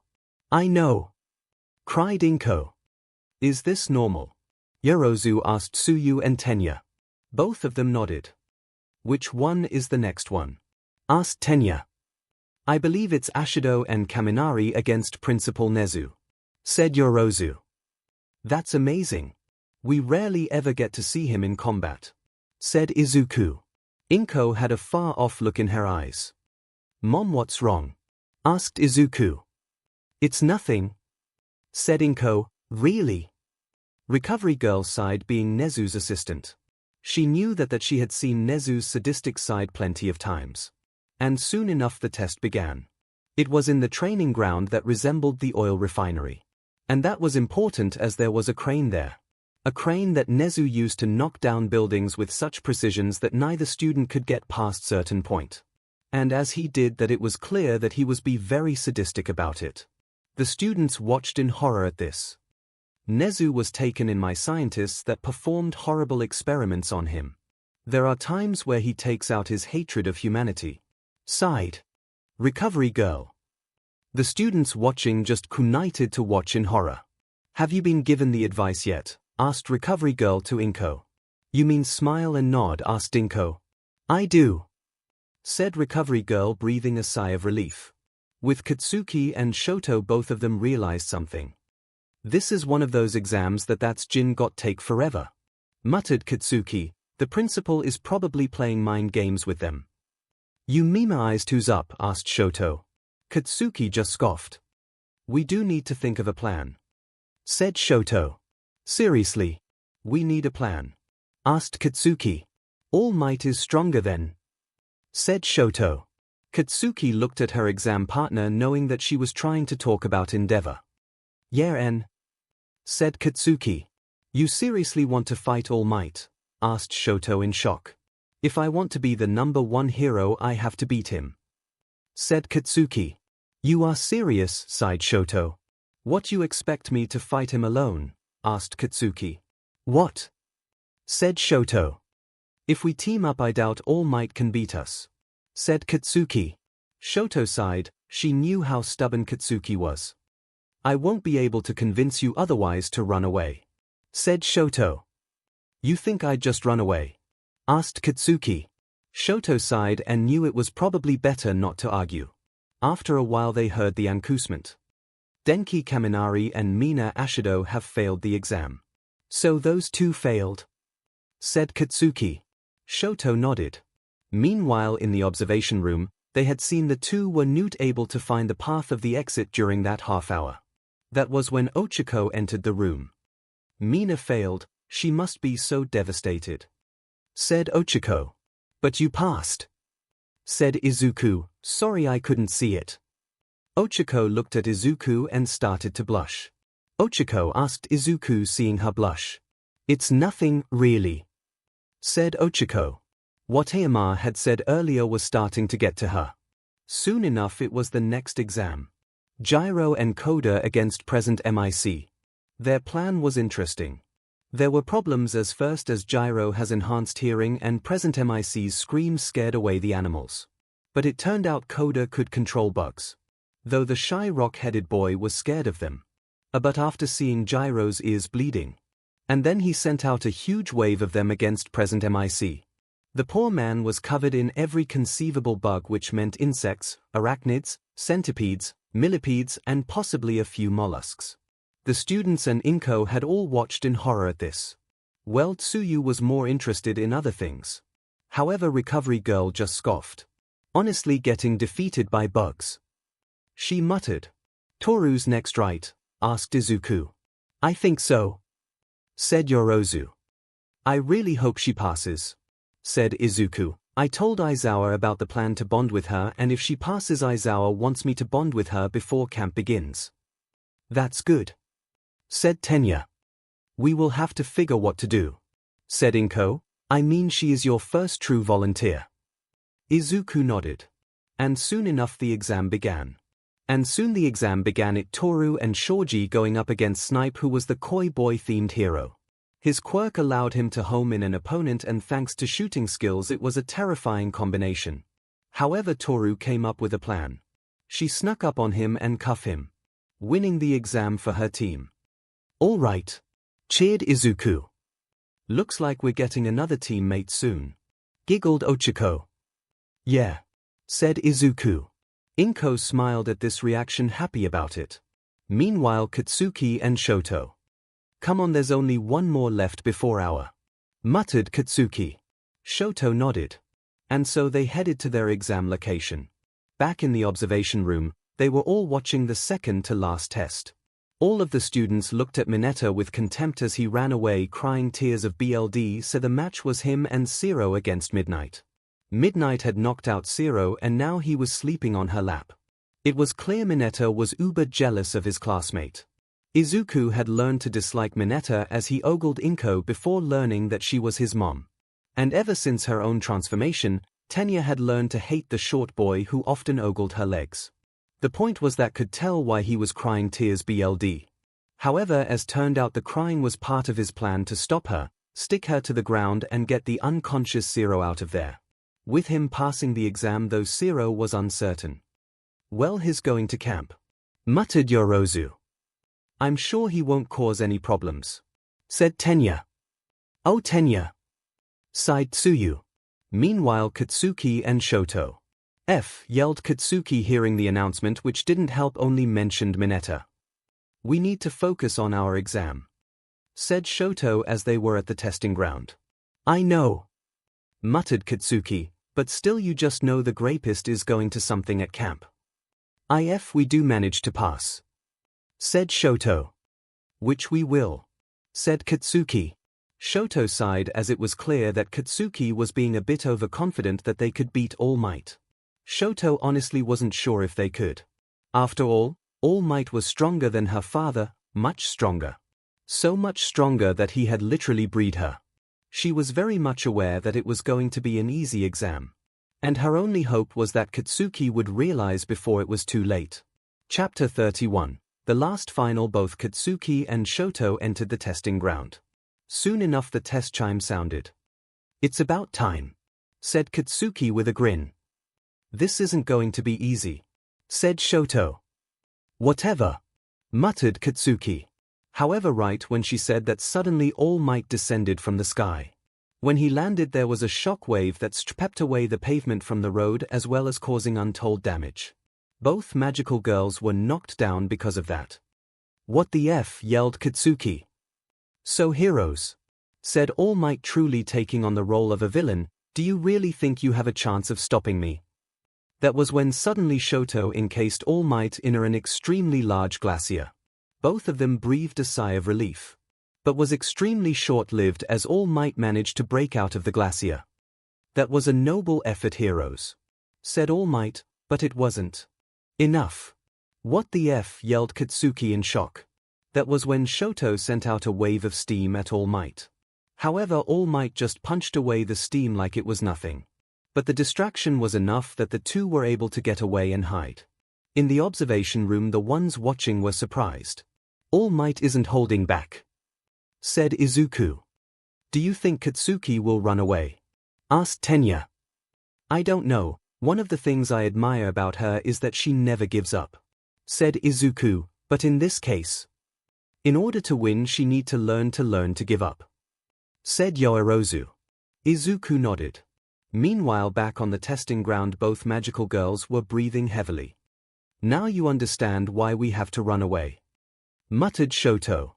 "Well," said Katsuki. "That shouldn't get that reaction," muttered Shoto. "Fine. We'll run away if my strongest attack doesn't work," said Katsuki. Shoto glared at her partner, but hoped that seeing All Might take the attack might be the thing to get Katsuki to try to run away to the escape point. "You better keep your word," said Shoto. "I can only do it once day, so of course I'll keep my word. If he can take that, it's better to run," said Katsuki. Katsuki summoned her wand. "But I doubt he'll be able to stand it," she said with a grin. They peeked to see if they could see All Might. Katsuki held onto her wand tightly, waiting until they saw All Might. And they saw him. "You might want to shield yourself," said Katsuki. Shoto nodded, remembering the massive explosion that she caused pretty much emptied most of the flood zone at the USJ. "You ready to die?" yelled Katsuki. Shoto sighed as she created a large wall of ice to protect herself. And soon enough All Might was engulfed in a massive explosion. Katsuki smirked at the dust cleared. "Look like that took care of him," said Katsuki. The ice wall melted.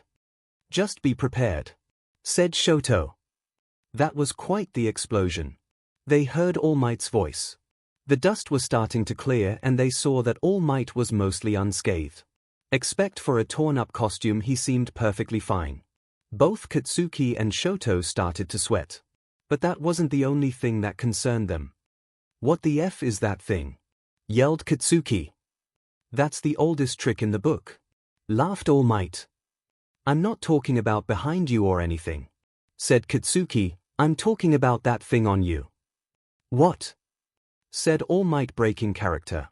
That was when he noticed how bad the damage to his costume was. His entire top was shredded. "Well, you did quite the job. I never thought anything would destroy any of Dave's costumes," All Might said rather awkwardly, while also trying to get them to stop focusing on the thing on him. "That attack is quite powerful, young Bakugo. You will want to be careful in the future if my costume wasn't able to survive it." "It's clearly a scar," said Shoto. It was indeed a scar, and while he was in his muscle-bound form it still didn't look good even surrounded by muscles. It looked like a horrific spider web. And even looked a little caved in. "SHT," muttered All Might, seeing that they saw the scar. This was bad for him. Only the staff, including Inko, knew about his injury. All Might managed to compose himself and decided to work it into the exam. "I got this in a really bad fight," said All Might. "I beat him but he left this scar. It was a threat I defeated, but in the end he left me with this scar. I barely won." Both Katsuki and Shoto stared at the scar. Katsuki was shaking. It wasn't just seeing the scar but knowing that All Might Someone she thought was undefeatable had such a scar shook her. 𝐂𝐿 once again covered All Might in a large glacier. She grabbed Katsuki and then created steam in the hopes of distracting All Might when he inevitably busted out. "You promised we would go to the escape point," said 𝐂𝐿. "Fine," muttered Katsuki, "grab onto my back." 𝐂𝐿 blinked but did so. Katsuki launched the two of them into the air. "You can fly?" asked 𝐂𝐿. "No, it's just launching myself in the air," said Katsuki, "and don't call it falling with style." "What?" asked 𝐂𝐿. "Never mind," said Katsuki, reeling. 𝐂𝐿 probably never seen those movies. "Looks like you know how to fall with style," said All Might, who had jumped into the air besides them. However, 𝐂𝐿 sent out a stream of fire at All Might. It was just a momentary reprieve, but it was enough to distract him enough that they landed not too far away from the escape point. "One of us has to cross, right?" asked Katsuki. "I think so," said 𝐂𝐿. "You cross it. I'll distract him," said Katsuki. "Are you insane?" asked 𝐂𝐿. "I know the perfect target," said Katsuki with crazed smile. 𝐂𝐿 was confused at first but then realized what she was referring to. "That's dirty," said 𝐂𝐿. "So it hitting someone in the nuts, but I've done it before," said Katsuki. 𝐂𝐿 paled when she said that. "You," said 𝐂𝐿. "Barely remember being a guy, so it was fair game," said Katsuki. 𝐂𝐿 just glared at Katsuki. "Fine," muttered 𝐂𝐿. That was when All Might had once again showed up with a mighty land that destroyed quite a bit. However, 𝐂𝐿 froze his feet to the ground. "I don't need that handicap," said Katsuki. "You clearly need everything for a crazy plan," said 𝐂𝐿. "Also please don't go for the nuts." "Whatever," said Katsuki. All Might easily broke out of the ice. However, that momentary distraction let Katsuki jar her hit in by aiming a wand explosion right in the scar. All Might started to cough up "Wow. I never thought a hero would go for such a dirty move," mocked All Might. "I learned when dealing with bullies and villains, dirty tricks often work," said Katsuki. All Might's sweat dropped, realizing what she was getting at. "Really, young Bakugo?" asked All Might, briefly breaking character. "They were bullying Deku," yelled Katsuki, blushing. She once again used this momentarily distraction to land an explosive kick right in the scar. However, when the kick landed, Katsuki felt it cave in. "What the F?" muttered Katsuki as All Might started to cough a lot. It wasn't just All Might just coughing, but there was a lot of BLD too. Katsuki noticed that 𝐂𝐿 still hadn't made it to the exit, and decided to create a bunch of smaller explosions with her wand to create something like a smoke screen to distract All Might enough. Well, to distract All Might enough and so that she wouldn't see the number one hero cough up a lot of BLD. Thanks to the combination of the smoke screen and All Might's coughs, 𝐂𝐿 was able to pass through the gates. All Might coughed but smiled at the fact they managed to pass. In the observation room, the students all cheered at 𝐂𝐿 passed through the gate. "They passed," said Izuku. However, 𝐒𝐿 and Recovery Girl noticed the spots where Katsuki had hit. "Is he?" said 𝐒𝐿. "I don't know," said Recovery Girl. "I just hope he doesn't." Back in the testing ground, Katsuki was celebrating. Should they won by escaping, but in a sense she had also beaten All Might, distracting him long enough. That was when the dust cleared from the explosions and she saw the blonde man standing there. "Good work, you two," said All Might with a proud smile. However, Katsuki was staring at All Might. "Who the F are you?" yelled Katsuki. All Might blinked and he realized that thanks to Katsuki's hits he had reverted to his thinner form. 𝐂𝐿 had heard this and returned and saw All Might in this sickly small form. "SHD," said All Might. Thankfully, in the observation room, Recovery Girl had turned off the feed. "They passed, we don't need to see the conversation afterwards," said Recovery Girl. "Yeah," said Izuku, getting a bad feeling from what was going on. "Everyone in the team passed though," said Ochako, "so you should be happy." "Yeah, I know," said Izuku with a smile, happy that all of his partners, well, the student partners, would be going to camp. However, he didn't know but two of his partners had stumbled upon something they really shouldn't have. Not to mention something else that happened in the one of the others. Chapter 32, Final Aftermath. All Might had to calm down two teenagers, one of which ended up hitting his weak point multiple times, and because of that he was coughing up more BLD than usual. "Okay. Who the F are you?" yelled Katsuki. All Might coughed up more BLD and Shoto managed to calm down Katsuki a little. "Whoever he is, he's clearly injured badly," said Shoto. Katsuki gritted her teeth when she pointed that out. "Fine, you have a point," muttered Katsuki. Thankfully a few minutes later Recovery Girl showed up with Inko, Aizawa, and Nezu. After the students watching had left the observation room, the two called Aizawa and Nezu to tell them what happened. "Auntie," said Katsuki. "Don't worry, it's fine," said Inko. Recovery Girl began to check out All Might's injuries. "I should have known this would happen," muttered Aizawa, pinching the bridge of his nose. "Why? What's going on?" asked Shoto. Inko sighed, knowing she should be the one to explain. "He really is All Might," she explained. "What?" yelled Shoto. "What F are you talking about?" asked Katsuki. Inko sighed, knowing this was going to be quite the conversation. They were taken to an office to talk it out and explain about All Might's injury and how he was actually in poor health. "What the F? What the F?" yelled Katsuki. Shoto, on the other hand, was very quiet. "I'm sorry that you two had to find out," sighed Nezu. "And you were able to hide this?" asked Katsuki to Inko. "I know," said Inko, blushing. "You also have to keep it a secret for as long as possible," said Nezu. "Are you kidding me?" yelled Katsuki. "It's a really big secret and, well, how do you think people will react they know how sick All Might is?" asked Inko. Katsuki gritted her teeth. "None of the other top 10 heroes know, do they?" asked Shoto. Nezu blinked and then sighed. He should have known this would be Shoto's reaction. "He doesn't know," sighed Nezu. Shoto started to shake. "All Might is going to retire soon, isn't he?" asked Shoto. "I don't know when, but he have to eventually," said Nezu. "Then it was all for nothing," said Shoto. Katsuki and Inko froze when she said that. Shoto was shaking.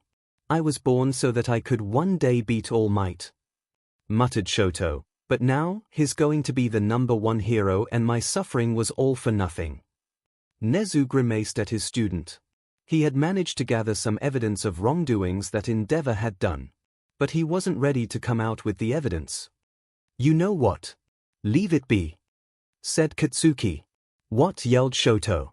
"He's going to be sad and alone one day, and it's because how fed up he made everything," muttered Katsuki. "If he didn't think that All Might would retire one day before his kid could become a hero, then he made a mistake." Shoto didn't know how to respond. "But it's All Might," muttered Shoto. "I don't think of us would think he would have such a horrible injury." Katsuki groaned. "F," she muttered. Nezu sighed. "You can see why you two have to keep it a secret," sighed Nezu. "Yes, it's All Might," muttered Katsuki as if it was starting to hit her. "I'm sorry," said Inko. "You shouldn't have to keep it a secret." Both of them were silent. "I'm telling Deku that I'm keeping a secret," said Katsuki. "What?" asked Nezu. "Look, we've been glued at the hip since we were little, we tell each other practically everything," said Katsuki. "I can't tell him anything, but he'd know right away that I'm hiding something from him." "I actually agree," said Inko. Nezu sighed. "As long as you don't outright tell him on purpose, it will be fine," said Nezu. "What, you expect us to accidentally tell him one day?" said Katsuki with a sweat drop. Nezu's sweat dropped while Inko fake coughed. It was clear that he was expecting that Inko would have let it slip accidentally to them. That's not invitation to do it on purpose. Especially since you're going to have a new partner soon, said Nezu. Yeah, muttered Katsuki. There wasn't much else to talk about, so they were soon allowed to go home. However, they did walk out of the school together. "Look, this is fed up, all right," said Katsuki. Shoto didn't say anything. Hopefully flaming garbage pile will be exposed for the BSTRD he is before All Might retires. Said Katsuki. Maybe. Sighed Shoto. Katsuki sighed then yelled out F. How was I supposed to know he was missing a lung and stomach? It is a secret for a reason. Said Shoto. Yeah. Sighed Katsuki. Just try not to think about it tonight. Said Shoto. When I tell Deku, I'm telling him you're in the secret and that's why you're going to be Fing mopey and refuse to talk about it. Said Katsuki. Shoto was surprised. What? You seriously think no one will notice? They will. Said Katsuki. Shoto sighed, you're right. Let's just figure things out and not focus on this tonight. Said Katsuki, the others will probably want to talk about their exams. Shoto nodded. However, when Shoto got home, Fuyumi noticed the state her sister was in. Did you fail your exam? Asked Fuyumi.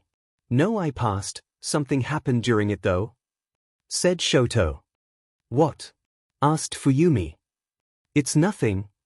Said Shoto walking to her room. That night, however, one of the magical girls was a mess, but it wasn't Katsuki or Shoto. It was Ochako. After that thing that was said, she had been thinking on and off about Izuku. She actually didn't come to the Midoriya apartment for dinner that night because of these thoughts. And she was having another stream of thoughts about it that night. I mean, sure, Izuku is a sweet guy and he never really gives up.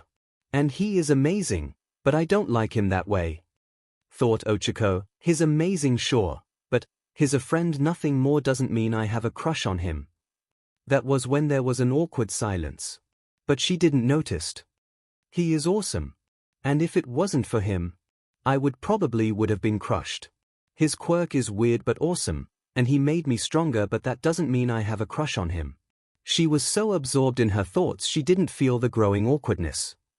He's smart and sweet, and he's also adorable, but that's because his quirk makes him that way. He's kind of plain, to be honestly, though it doesn't really matter. Thought Ochako. She didn't notice a small muffled conversation. Emma's wrong. I don't have a crush on Deku. Thought Ochako. She fell on top of her bed with a sigh. That was when she heard a fake cough in her mind. That was when Ochako finally noticed that the telepathy was on. Thought Ochako. It's about time. Mentally muttered Katsuki. How much did you hear? Thought Ochako. From when you said he's amazing sure, but he's a friend, nothing more doesn't mean I have a crush on him. Admitted Tsuyu. Zu. We shouldn't be eavesdropping. Scolded Tenya. It's not our fault she didn't notice what time it was. Pointed out Katsuki. Oh man. I'm so embarrassed. Cried Ochako out loud, covering her face. I'm going to guess you just admitted embarrassment. Pointed out Shoto. There was another awkward silence. You have a crush on me? Asked Izuku. No, of course not. Thought Ochako. There was another awkward silence. Which Disney movie was it again that had the song about being in denial about being in love? Asked Katsuki.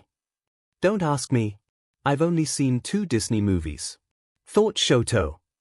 What were they? The Frozen movies, because the BSTRD thought it would help you control your quirk by watching them. Thought Katsuki. When Shoto didn't answer. Should we really be surprised? Asked Tsuyu. Still to know that fact. Thought Tenya. Wait, he let you watch them? Thought Ochako. It was before. Thought Shoto. They all figured he was talking about what happened with his mother. We're getting off topic. Pointed out Katsuki.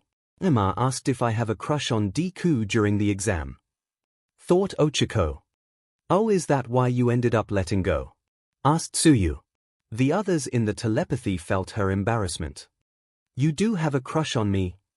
Thought Izuku. Ochako wasn't sure what to say. Look, we can all tell you're in denial, thought Katsuki.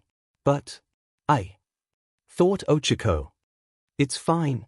I mean, thought Izuku, it's not like you had practicing hiding things during this time. There was another awkward silence. Wait. Thought Tsuyu. Izuku. Thought Tenya. I might have a slight crush on you too. Thought Izuku. What? thought 𝐒𝐿𝐵. Yes. I Fing knew it. Mentally, it wasn't quite a cheer, but it wasn't a yell either. But it was something Katsuki did. What did you bet with your mom if they were going to end up together? Asked Tsuyu. That's none of your business, said Katsuki. You bet with your mom about whether or not we liked each other, sighed Izuku. Whatever, muttered Katsuki. You know Inko hasn't said anything during this time, said Shoto. I'm just so happy, cried Inko. I mean, I wasn't sure if Izuku would ever find a girl. Okay. We have two options. We can talk about our exams went, or we can end this chat right now so these two idiots can talk in private, said Katsuki. Well, said Tenya. We can always talk another time, thought Tsuyu. Probably a good idea, pointed out Shoto. You two should talk it out without us, cried Inko. Looks like everyone's decided, thought Izuku. The telepathic conversion ended, however for 𝐒𝐿𝐵 it picked right back up. So, thought Izuku and 𝐒𝐿𝐵 at the same time. They could practically feel the other one blushing. You weren't just saying that, were you? Thought 𝐒𝐿𝐵. Of course not, thought Izuku, but I just never thought a girl would like me that way. I gave up hope a long time ago. Oh come on, don't say that, thought 𝐒𝐿𝐵. My default form resembles a stuffed toy that vomits rainbow and bleeds sparkles, pointed out Izuku. I'm human, but I still revert back if I sleep or sneeze, or run out of time. I almost forget how much of an outcast you were growing up sometimes, thought 𝐒𝐿𝐵. Yeah, sighed Izuku. Both of them were quiet. What do you want to do? Thought Izuku. What? Asked 𝐒𝐿𝐵. I mean, we both like each other, and do you want to try going on dates? Asked Izuku. 𝐒𝐿𝐵 started to blush. I'd like that, thought 𝐒𝐿𝐵. Really? Thought Izuku. Of course, thought 𝐒𝐿𝐵, who was smiling. She could feel his joy, and she started to giggle. What? Asked Izuku. I bet your tail is wagging, thought Izuku. 𝐒𝐿𝐵, thought Izuku. 𝐒𝐿𝐵 continued to giggle. I should go, thought Izuku. Is you mom crying too much? Thought 𝐒𝐿𝐵. She is, thought Izuku. At least I don't have to worry about your mom hating me, thought 𝐒𝐿𝐵. Izuku laughed a little. Later, thought 𝐒𝐿𝐵. Later, thought Izuku. And with that, Izuku ended the telepathy call back at the Midoriya apartment. Izuku noticed a text from Katsuki. Once you are done, call me. With a follow-up text saying also make sure auntie doesn't pass out.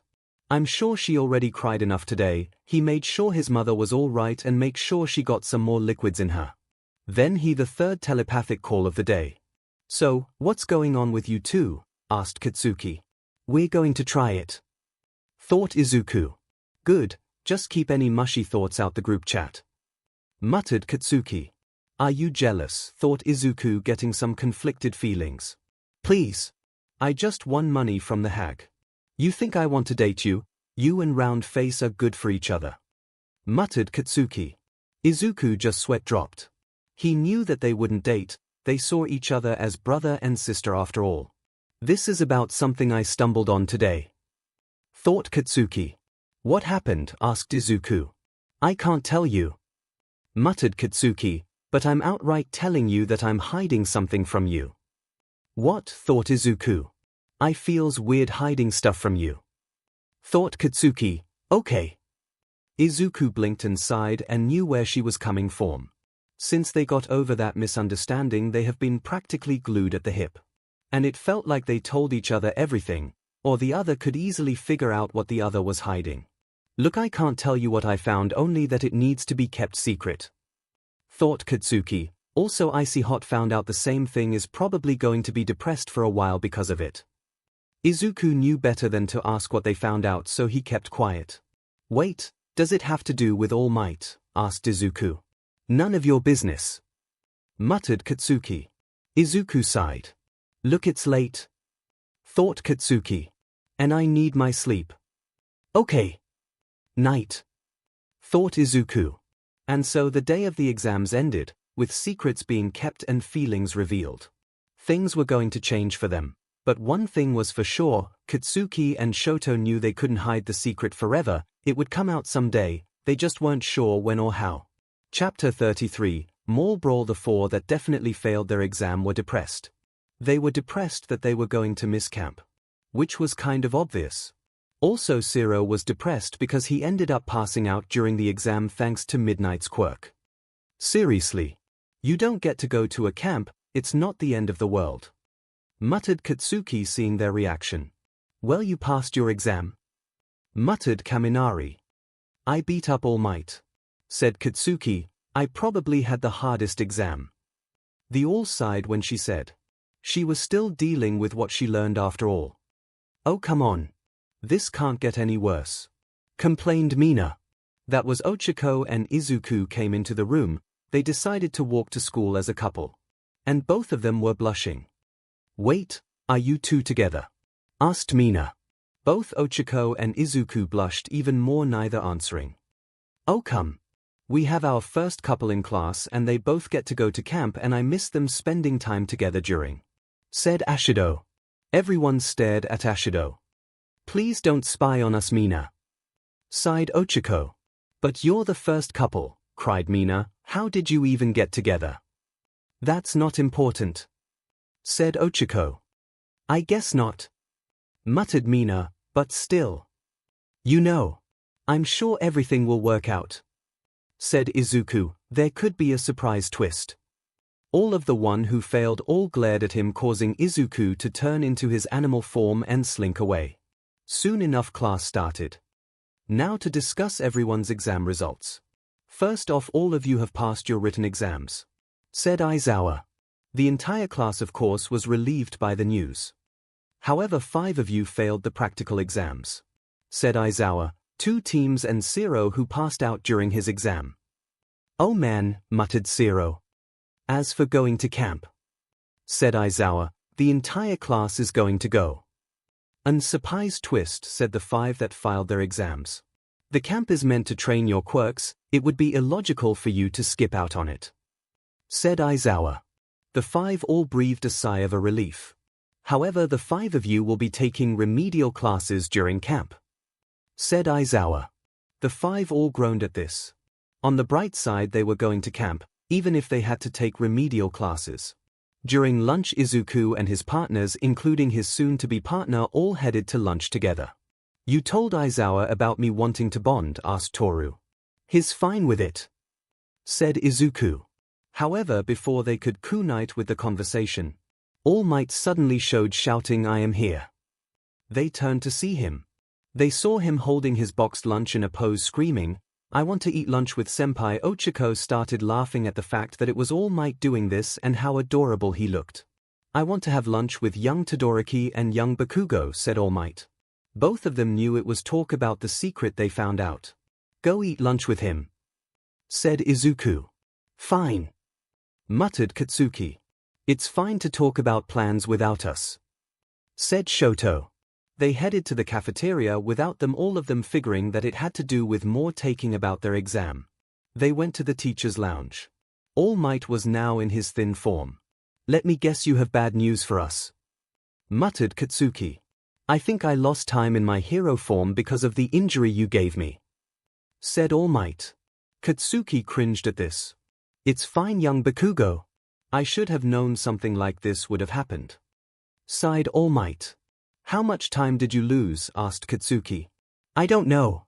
I have to run a few tests, hopefully it won't be as bad as the USJ. Sighed All Might. Katsuki sighed. Also young Todoroki. I'm sorry you had to learn this. Said All Might. Everything was all for nothing. Said Shoto. All Might sighed.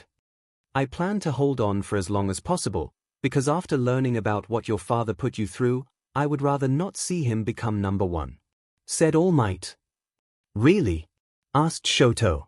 All Might nodded. He still hadn't found the right person, so that helped too. But he knew that he had to find that person. By the way, I haven't told him, but Deku knows we're hiding something from everyone. Said Katsuki. What? asked All Might. Look, Deku's my brother. I really can't hide things from him for long, he'd know I'm hiding something from him, so I told him that I learned a secret that I have keep it even from him. Said Katsuki, the mouse already knows. I can't blame you from telling him that at least. Said All Might. Also I didn't know you had a transformation quirk. Said Shoto, changing the subject a little. My quirk is something else. Said All Might, the two forms are different. You know how fat guys SCK in their guts to make themselves look muscular at the pool. It's like that. The two stared in confusion. I don't know what your quirk is, but that doesn't make any sense to me. Said Shoto. Well. Said All Might. Also I thought you had the best costumes. Said Katsuki, how is if you turn into this you were able to survive my explosion unscathed but your costume got shredded? Oh, I prepared my body for your explosions. Said All Might, since it wasn't a direct hit to my injury it was fine. I see. Said Katsuki with a sweat drop. By the way, young Bakugo, you should really come up with a name for that explosion, it was quite impressive. Said All Might. I'll think about it. Said Katsuki. The rest of the lunch was in relative silence. After class, everyone was excited for the camp. They were also given a list of stuff needed for camp. Various groups talked about the items. When Toru had an idea. Maybe we can all go to the mall. Said Toru. That's not a bad idea. Said Ochako. Most of the class was excited for it. Though a few students decided against going, including Shoto, who was planning to visit her mother that day. But most of the class agreed to go. And soon enough everyone met up at the mall. All right. We're all here. Said Tenya. However, looked at her surprised. Why? Because she had gotten a haircut. It was much shorter, though a bit longer than back when she was a boy. Oh, you got a haircut? Said Ochako. Yes, even though other people found my old style too cute, I wasn't very comfortable with it. Explained Tenya. Gee, what a surprise. Muttered Katsuki very, very sarcastically. It's such a shock that you weren't comfortable with it. Tenya only sweat dropped at that reaction. No way. Yelled one of the people nearby. It's Class 1A awesome, said another person. They remember us from the sports festival. Said Katsuki. No way. It's one of the guys who beat Stain. Said someone else. Really? Said another person. Everyone began to swarm the class. Okay. Back the F up. Yelled Katsuki. There's kids around.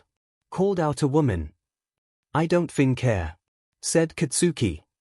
Katsuki's mouth regardless. Please let us do our shopping in peace. Said Tenya. The crowd began to leave them alone. You know you didn't have to do that. Said Kaminari. Yeah, he has a ton of fans. Said Mineta. I don't think all of them were his fans. Said Tokoyami. What? Asked Kaminari. Tokoyami pointed to a shop selling Stain merchandise, with some people even looking at it considering buying it. Izuku paled seeing that.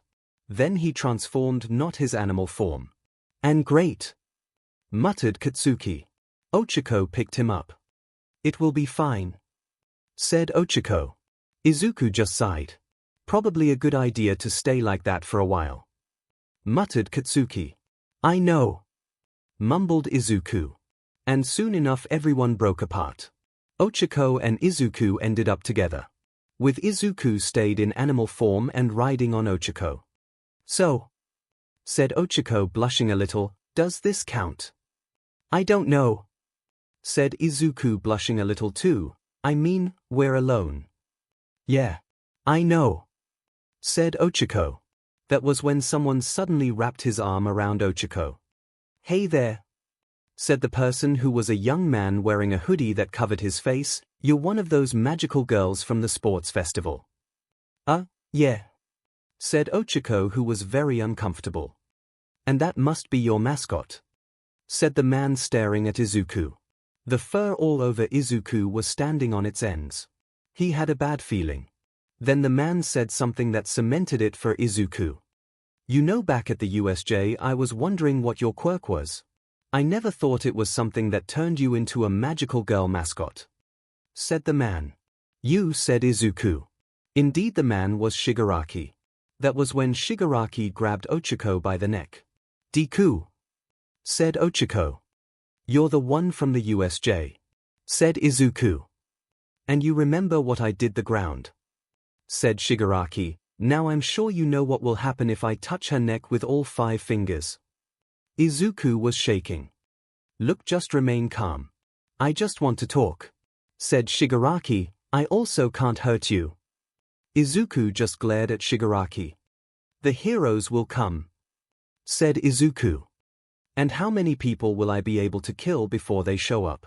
Asked Shigaraki. I'm sure I can kill at least 30 people before they show up. Both Izuku and 𝐻𝐸𝐽 were sweating.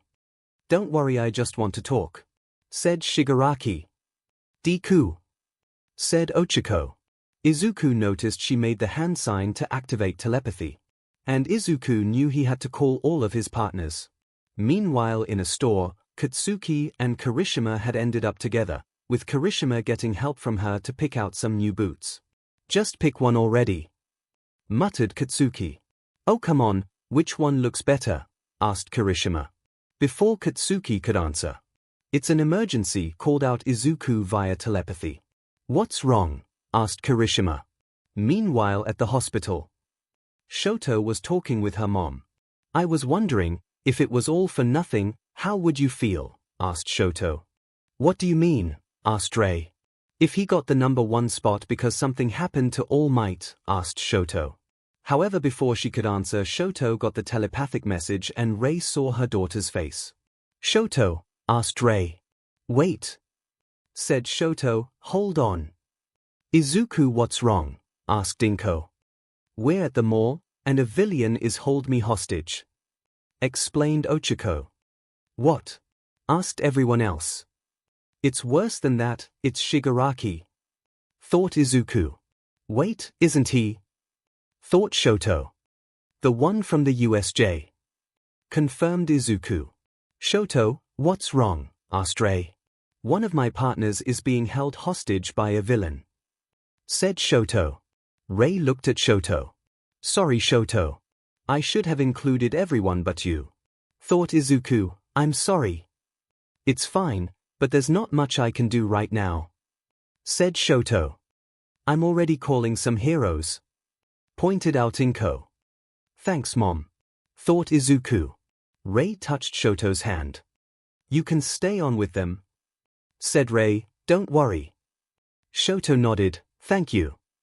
Back at the mall with Katsuki and Kirishima. You're serious? Muttered Kirishima, remembering Shigaraki. Okay. What part of the mall are you? Asked Katsuki to the teleplay. Kaken. Please don't fight him, thought Izuku.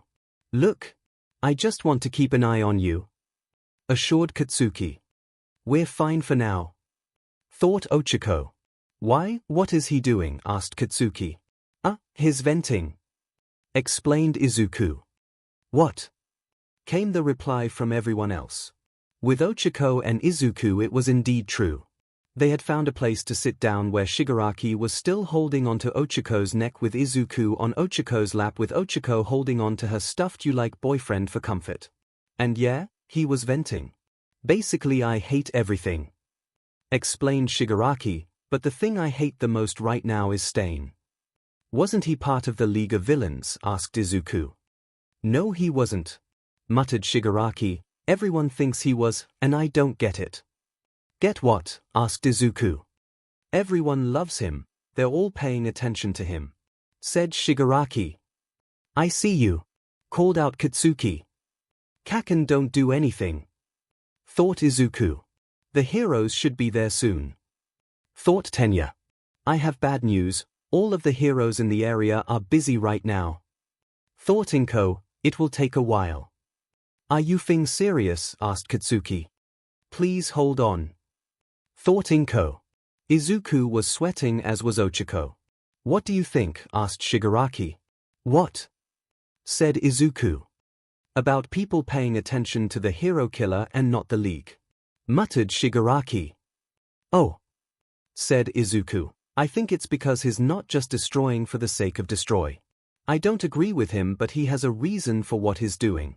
We both admire All Might N. Of course that's the reason, said Shigaraki. What? Asked Izuku. That was when he started to choke Ochako. Deku, thought Ochako. It's always All Might, ranted Shigaraki. Let her go, yelled Izuku. You wanted me, didn't you? So let her go now. However, Shigaraki wasn't paying attention.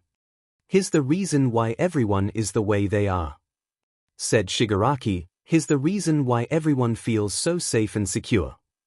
I said let her go, yelled Izuku. Hey, Effa! Listen to him and let her go, yelled a voice. Shigaraki looked up and saw that Katsuki was glaring at him while Kirishima was trying to hold her back. However, he let Ochako go. She started coughing while Izuku held on to her. Shigaraki got up and started to walk away. I understand everything now, said Shigaraki, and we will meet again, Midoriya. What? Asked Izuku. He walked away while at the same time disappearing in the crowd. That BSTRD, growled Katsuki. There wasn't anything we could do without breaking the law, said Kirishima. At the same time, both Tsuyu and Tenya showed up checking to see if Ochako was all right. I'm fine, assured Ochako, and followed up with thinking it to reassure Inko and Shoto. There better be good reasons why there weren't any heroes around, yelled Katsuki. Turned out there was a huge bank robbery about a kilometer away. Close enough that it was all hands on deck, but far away enough that meant none of them would get there in time. Thankfully, the police showed up soon and shut down the mall. However, they were unable to find Shigaraki. Both Ochako and Izuku were questioned about what happened, and thankfully was let go where Inko was waiting for them. I'm so glad you were okay, said Inko, hugging the two of them. Ochako, if you want to, you can stay the night. Thank you, said Ochako. Izuku, I know you're trying to be a hero, but, said Inko, looking at her son who was in human form. I think I just have bad luck, sighed Izuku. Inko sighed while looking at her son. If you want, we can give you a ride home, offered the detective. Oh, thank you, said Inko. As they were being driven back home, Izuku couldn't help but to think about what Shigaraki said to him about seeing him again. He really hoped that it was just a vague villain threat and nothing more. But still he couldn't shake off the feeling that it wasn't. Chapter 34, Summer Start. It was now summer vacation. Shore camp was coming up, but that was still a bit of a ways. But there was plenty of fun to be had before then. They also figured out a good time to bond with Toru. They decided to turn into a lunch get-together at the Midoriya apartment. Everyone in the team had gathered there. Okay, I'm ready, said Toru. Izuku summoned the light from his gem. As it floated to her, she grabbed it. There was a bright flash of silver light as she felt a warmth travel all over her body. When the light cleared, everyone was staring at her with shock and amazement. What is it? She asked. You might want to get a mirror, said Ochako. Toru was confused and ran to the bathroom. She looked at her reflection in shock, because she had one. She could help but to stare. She had short white hair as well. She had to keep it short due to, it was hard to take of hair, and it had streaks that were various colors, 7 to be exact: red, orange, yellow, green, blue, indigo and violet, which was part of her magical girl transformation, and crystal blue eyes. Not to mention she was pretty. Her outfit consisted of a white leotard, a pleated skirt that part of it was a rainbow. On her chest was a ribbon that made of a rainbow. She had long sleeves that made of a lace that sparkled with rainbow. There was also a ribbon on her lower back that made of the same material. Her head there was a very sparkle bejeweled hairband. She had shoes that had ballerina-like ribbon that changed color. One end was red while the other was violet, and on the front ribbon was a silver gem. She looked at her face as while she was expecting a magical girl costume, it was the fact she was completely visible that surprised her. Once she got over her shock, she ran back into the living and practically tackled the currently human Izuku. He was expecting that and hugging him. Thank you, she cried. Thank you. Thank you. Thank you. When she stopped hugging him and wiped away her tears, she realized something, or rather something else. She still had invisibility, but it took a different form. She completely disappeared, including her new magical girl costume. I can turn it on and off, said Toru, turning her invisibility off again. I wonder, said Izuku, if you can turn other things invisible. Let's see, said Toru. She touched the couch, and it did turn invisible. 𝐒𝐿 sat on it. This is so cool, said 𝐒𝐿. I wonder, said Toru, realizing something else. She then touched 𝐒𝐿 and she became invisible too. Whoa. No way, said the inviolable 𝐒𝐿. This is so cool, said Toru. You feel anything else? Asked Izuku. I do feel other things, but it's probably not a good time to test them out here, said Toru. She has a point, said Tenya. Probably a good time to test them out later, said 𝐿𝐼nko. Toru turned off the invisibility off and then detransformed, and she saw she was back to being completely invisible. Oh man. Really? Asked Toru, pouting. Well, considering that's part of the power-up, it's not surprising it doesn't affect you outside of the transformation, said Tenya. Hey, at least you're visible even if it's only in magical girl mode, said Izuku. Hey, you're right, said Toru. Soon enough they all ate lunch, and during lunch this topic was brought up. You know, I was thinking, it's a little strange that she hasn't been able to get a costume, said Shoto. What? Asked Izuku. Well, there just happens to be only 3 people in Japan that can see invisible things, said Shoto, and none of them could help make the costume. I think you're thinking too hard on it, said Toru with a sweat drop. It's also entirely possible that people don't know if they can see invisible things, said Izuku.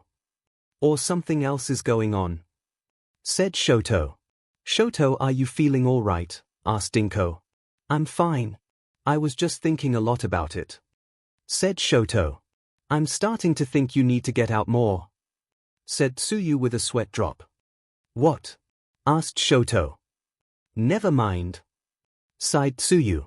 However, it just wasn't bonding going on during the summer, as the girls of the class, including the 2 new girls, had decided to use the school pool to have fun. However, it wasn't just the girls. Though of course the whole planning part of using the school pool was heard by Mineta and Kaminari. However, they had a plan to join in. And unfortunately the plan in hindsight wasn't a good plan. The 2 showed up at the Midoriya apartment one day. What are you doing here? Asked Izuku, being polite. We wanted to invite you to pool training, said Kaminari. That's nice, but I have to decline, said Izuku with a sweat drop. Oh come on. You have so many quirks and I'm sure that you can use the pool to train them, said Mineta. That was when a voice shouted, What the hell are you doing, Mothafs? Both of them jumped as they saw Katsuki, who of course was the one that shouted that, and 𝐒𝐿. What are you doing here? Asked Mineta. I'm already going to the pool with them, said Izuku. What? Yelled Mineta. The girls sees him as one of us due to the bonds, muttered Katsuki. I'll go get my stuff, said Izuku, going to get his pool stuff. What were you planning to use Deku as a patsy so you can spy on us? Asked Katsuki. Neither one of them answered, only sweating. Seriously? Asked 𝐒𝐿. Katsuki looked at 𝐒𝐿, who giggled, getting an idea of what she wanted. All right. I'm ready, said Izuku with a bag. Okay. Let's go, said 𝐒𝐿, cheerfully grabbing her boyfriend's arm. This just made the 2 perverts flinch harder. I dare you to do it by yourselves, because I doubt you'll be able to find another patsy, said Katsuki. She then followed her 2 friends. They looked at each other. They doubted they would find someone else to help them. So they decided to bite the bullet and go ask to use the pool for training. Aizawa was there for their request. You want to use the pool for training? Asked Aizawa suspiciously. Of course, the 2 said nervously. He glared at them. Considering both the class representative and vice representative are using the pool, I believe they can make sure you do training, said Aizawa, glaring at the 2. The 2 had a very bad feeling about it. They got changed into their swim trunks and saw most of the girls, really the ones that were either born or spent most of their life as girls, doing their stretches before using the pool. And they were wearing certain swimsuits. "Oh come on, they're wearing the school swimsuits," muttered Kaminari. "I don't mind," said Mineta. "Seriously," muttered Kaminari with a sweat drop. "Are you two going to do your stretches or not?" asked a voice. The two of them jumped and they saw Tenya and gaped at what she was wearing. She wasn't wearing the school swimsuit but rather a rash guard and a pair of shorts. "What? You're not even wearing a swimsuit?" cried Mineta. "The school uniform law doesn't cover swimsuits," said Shoto, who was wearing the same thing as Tenya. "Oh come on," said Mineta. "Aren't you supposed to be training?" asked Tenya. Both of them froze. "Do you even have a training regimen planned out?" asked Tenya. "This is bad." Both of them thought. Sweating. "Good thinking, class representative is here," said Toru, "or they'd be staring at us the entire time." The other's sweat dropped as she was the one who said it. Izuku also joined them and they started playing with a beach ball. "Remember Midori, what happens if you lose?" said Ashido. Izuku sighed. It became a thing during these pool trips. Being the only guy in body, he had a certain punishment if he lost the games. And unfortunately, due to the fact that almost everyone thought the punishment was cute, especially Ochako, he had no choice to agree. They played at the ball game and unfortunately Izuku lost. Ochako had a big grin on her face as he held up a really small inner tube. Izuku sighed as he turned to his animal form. He had to remain an animal for a while using the inner tube. "Come on Deku. You know how adorable two are doing this," said Ochako. "I know, it's still kind of embarrassing," said Izuku, blushing. That was when both Kaminari and Mineta surfaced, breathing heavily. That was when they saw what Izuku was doing. "Wait, is that one of the reasons why you invited him?" asked Mineta. "Kind of," said Ashido. "I don't know if I should jealous of you anymore or not," said Kaminari. "Aren't you supposed to be training?" asked Gyro. "I mean, you guys are having fun," said Kaminari. "But you asked to use the pool for training, we asked to use the pool for recreation," said Yorozu. Both boys sweated. "So you two really need to get back to training," said Tenya. Mineta and Kaminari nodded and went back to training, which was holding their breath at the moment. "I can't believe you came up with that for a training regimen," said Gyro to Yorozu. "I figured it would be the best idea," said Yorozu. "By the way, you two lovebirds, are you going to spend a day at iExpo alone?" teased Ashido. Izuku and Okako blushed. "I mean, we're both going, it would be a fun date spot," said Izuku, blushing. "You're right," said Ochako, blushing as well. iExpo was an event held TI Island.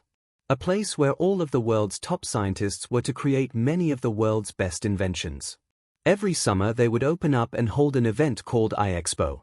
And all of them were going. Yorozu invited all of the girls of the class, including Tenya and Shoto, however they along with Katsuki turned her down because they were going representing their families in Shoto and Tenya's case, and Katsuki, who got her invitation for winning the sports festival. Katsuki was also taking Izuku as her plus. "You two are still awkward around each other?" asked Gyro. "You two have been bonded since school started." "But dating is completely different," cried Izuku. "Stop teasing the awkward dorks," muttered Katsuki. "But it better not be preview day you go on your date," said Ashido. "Mina, stop trying to spy on our dates," sighed Ochako. "You won't know if I will," said Ashido. "Do I have to act as security? Because I will," muttered Katsuki. Ashido pouted. "Still, it's going to be fun," said Toru. That was when suddenly Mineta bobbed up to the surface as if he had drowned. "Oh no!" yelled Tenya. However, Katsuki wanted to see something first, just in case. "Deku, you're the only one that knows CPR," yelled Katsuki. "What?" asked Izuku, confused. However, Katsuki's theory was proven true when Mineta suddenly popped up and yelled out, "I'm alive." The girls all glared at Mineta. "I knew it," yelled Katsuki. "I'm telling Aizawa what you just pulled," said Yorozu. "What? No," yelled Mineta. "It was a joke, I sweat." "Please don't." That was when Kaminari resurfaced. At least you know better, said Shoto, glaring at Kaminari. I have no idea what just happened, said Kaminari. Good, said Gyro, glaring. What did you do? Asked Kaminari. Thankfully the punishment for Minato wasn't that bad. He wasn't allowed to request pool time for the rest of the summer, partially because his plan didn't work. But still, summer vacation had started, with Izuku having a new partner as well. And he didn't know just how important that new partner would be during that summer, because something was going to go wrong soon, and it would be in a place they would least expect. Chapter 35. Welcome to I-Island. Izuku and Katsuki had made it to I-Island for I-Expo. Izuku was really excited as they settled into their hotel room and was ready to explore. They had tickets for the preview day. However, they weren't the only ones. Most of Izuku's partners, well, the student partners, Inko was the only one not attending, but it made sense. However, Toru and Tsuyu didn't have tickets for preview day. As most of the girls in class were guests of Yorozu, however, she only had 2 spare preview day tickets.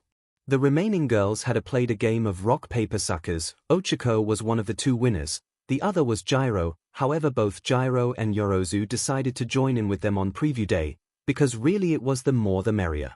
However, due to one reason, Izuku and Katsuki were the first ones ready that day. I can't believe we're already here, said Izuku with his tail wagging like crazy. It's that excitement that we have to wait for everyone, pointed out Katsuki. Izuku's sweat dropped when she said that. They heard a booming laugh nearby.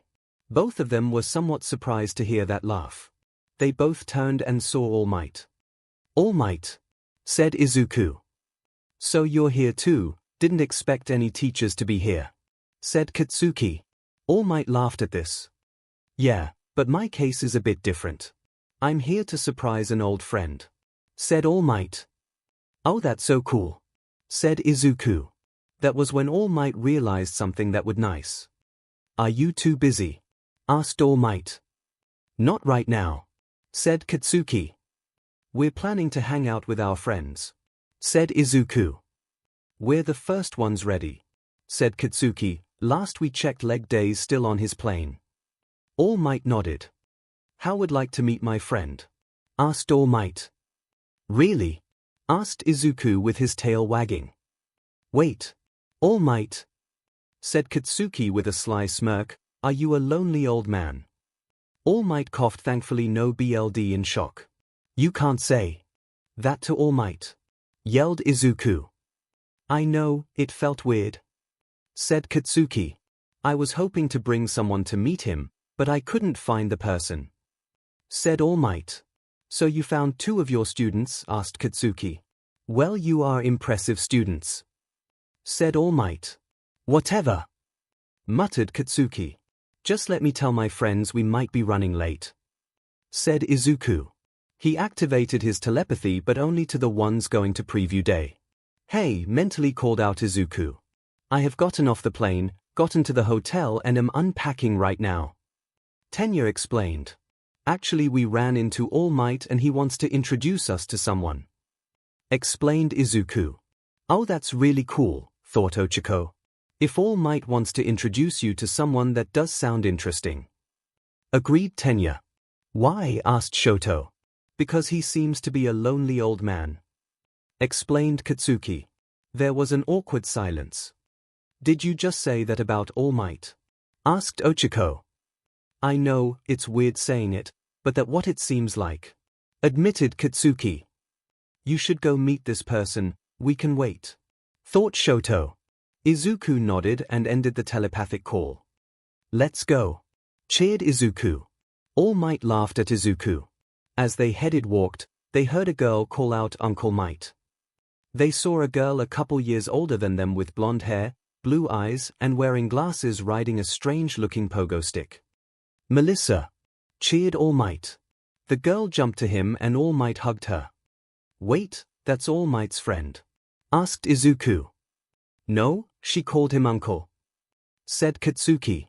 Oh, said Izuku, who didn't notice that she did call him Uncle Might. Oh, Melissa, I want you to meet 2 of my students, said All Might, Izuku Midoriya and Katsuki Bakugo. This is Melissa's shield. Really? You two are learning how to be heroes? Asked the girl named Melissa. We are. Wait, did you say your shield, as in David's shield? Asked Izuku. Yes. He's my father, said Melissa. No way, said Izuku, who began to talk about her father, who was All Might's former partner and even created all of his costumes. Is he okay? Asked Melissa. He does that all the time, said Katsuki, rolling her eyes. That was when Melissa looked at Katsuki's costume. That's so strange, said Melissa. Do you mind? Yelled Katsuki. Sorry, it's just that, there's something off about your costume, said Melissa. I can't put my finger on it though. What? Asked Katsuki. Well, young Bakugo does have a rather interesting costume, said All Might. Really? Asked Melissa. It's none of your business, muttered Katsuki. Kaken. Don't be rude, said Izuku. It's okay, Melissa, I understand if she wants to keep her costume and gear a secret. It sounds like you're following your father's footsteps, laughed All Might. Melissa nodded. Come on. I'm sure Papa will love to see you, said Melissa. She led to the main building of the island and went inside the room to tell her that All Might was there, who entered the room giving his old friend a bear hug. Izuku and Katsuki watched this. Oh Dave, I want you to meet two of my students, said All Might, Izuku Major and Katsuki Bakugo. This is my old friend David. It's such an honor to meet you, said Izuku, blushing while his tail wagged like crazy. Sorry, I just didn't think I'd ever meet you. But you are the one who created his costumes.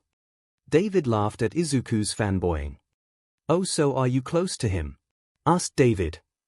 Not really, we ran into him and we had time to kill, said Katsuki. Kaken, cried Izuku. Though I did face off against young Bakugo in her final exam, she actually blew up my costume, laughed All Might. Really? That's quite impressive, said David. Like I care, said Katsuki, blushing a little. All Might chuckled, however he started coughing. Both David and Katsuki noticed a small dribble of boo. Melissa, why don't you show them around the expo? Said David. Of course, said Melissa. I will have to tell my friends, said Izuku. Oh, were you planning to hang out with your friends? Asked Melissa. I'm sure they won't mind, said Izuku. They left the room with Katsuki giving a look to All Might as they left. It should be noted that David's assistant also was in there. Sam, do you think you can leave? Asked David.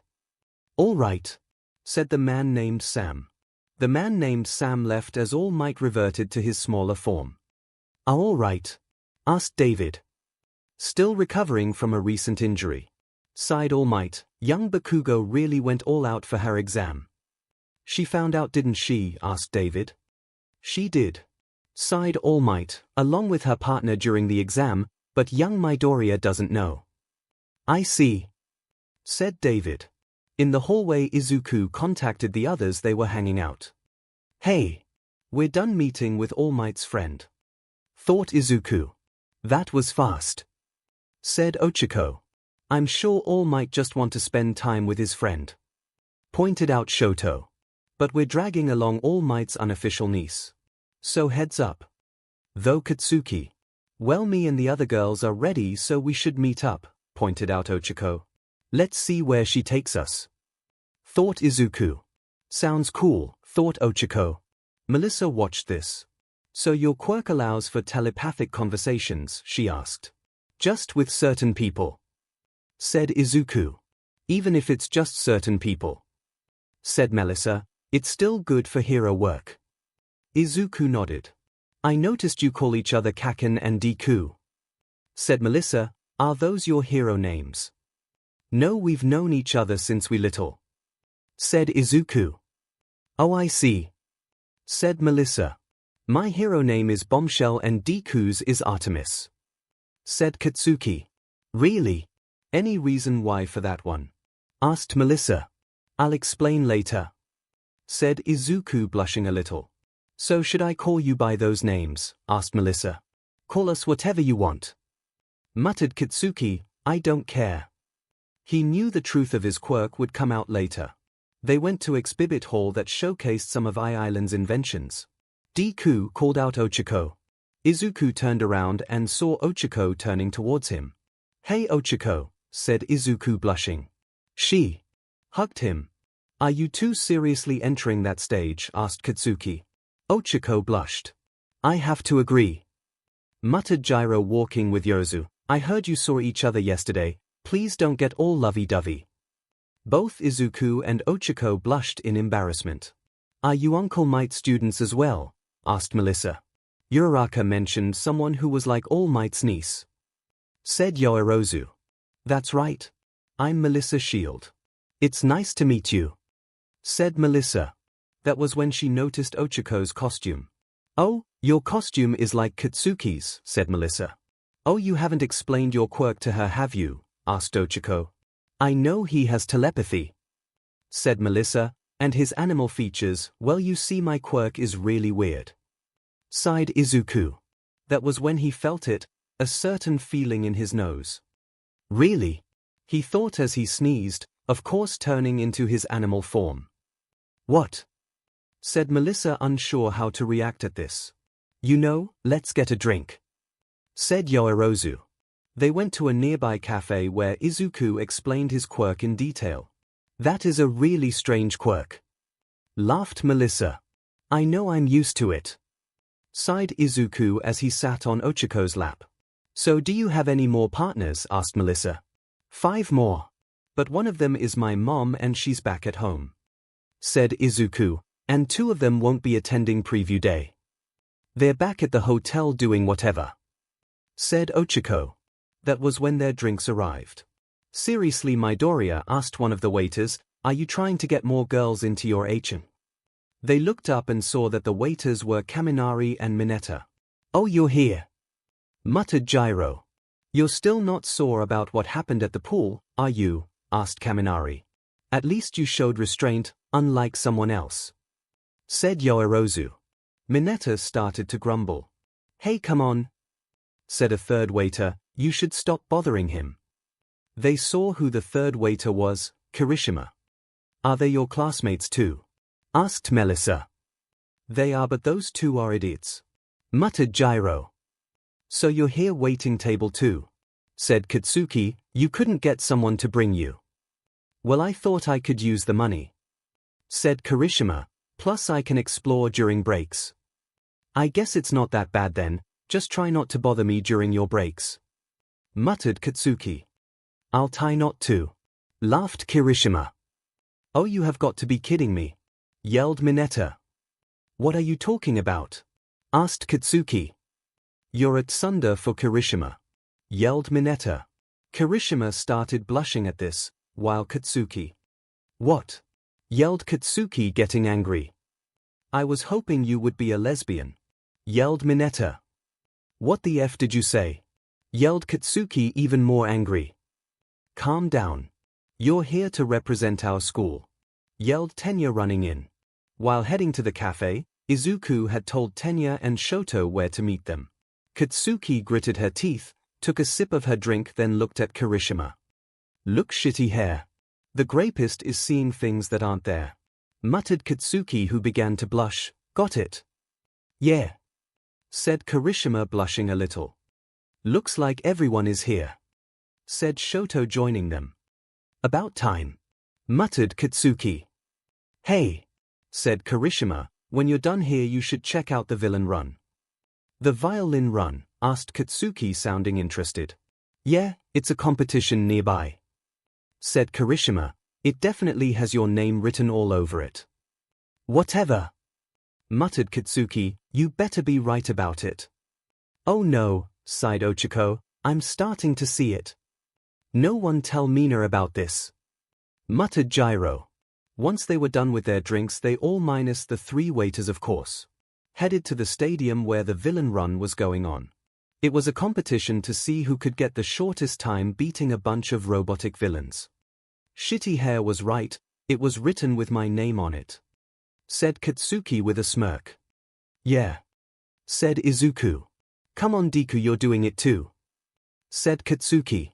Okay, said Izuku with a sweat drop. Soon enough it was Katsuki's turn.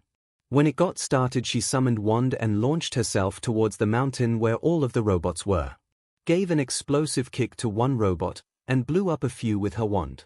She proceeded to give explosive punch to the all but the last, before finishing off the last with her wand. Amazing!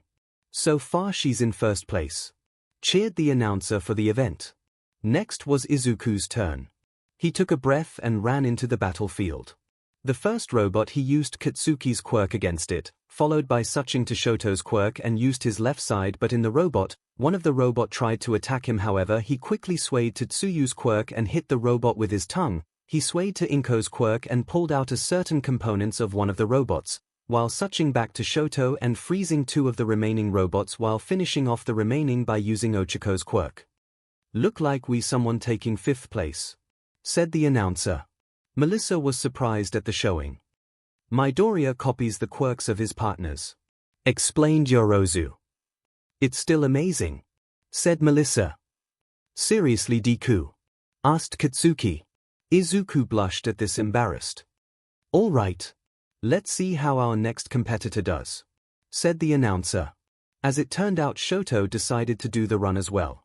The second it began Shoto covered the entire area in ice. We have a new record, cheered the announcer. Oh come on, seriously icy hot, yelled Katsuki. What? I got the job done, said Shoto. You barely put in any effort, yelled Katsuki. Shoto just rolled her eyes. The others just watched with sweat drops. Kaken, please clam down, yelled Izuku. No, yelled Katsuki. Shoto just sighed at Katsuki. After they managed to get Katsuki calmed down, they all explored the expo tougher, having fun. However, there was also special bonus to preview day. Those that attended were also able to attend a gala that night. And since, well, Melissa was the daughter of the man who ran the island, she could also invite anyone she wanted. So once the official preview day was over, they headed to the cafe where the 3 classmates were existed. Hey, called out Melissa.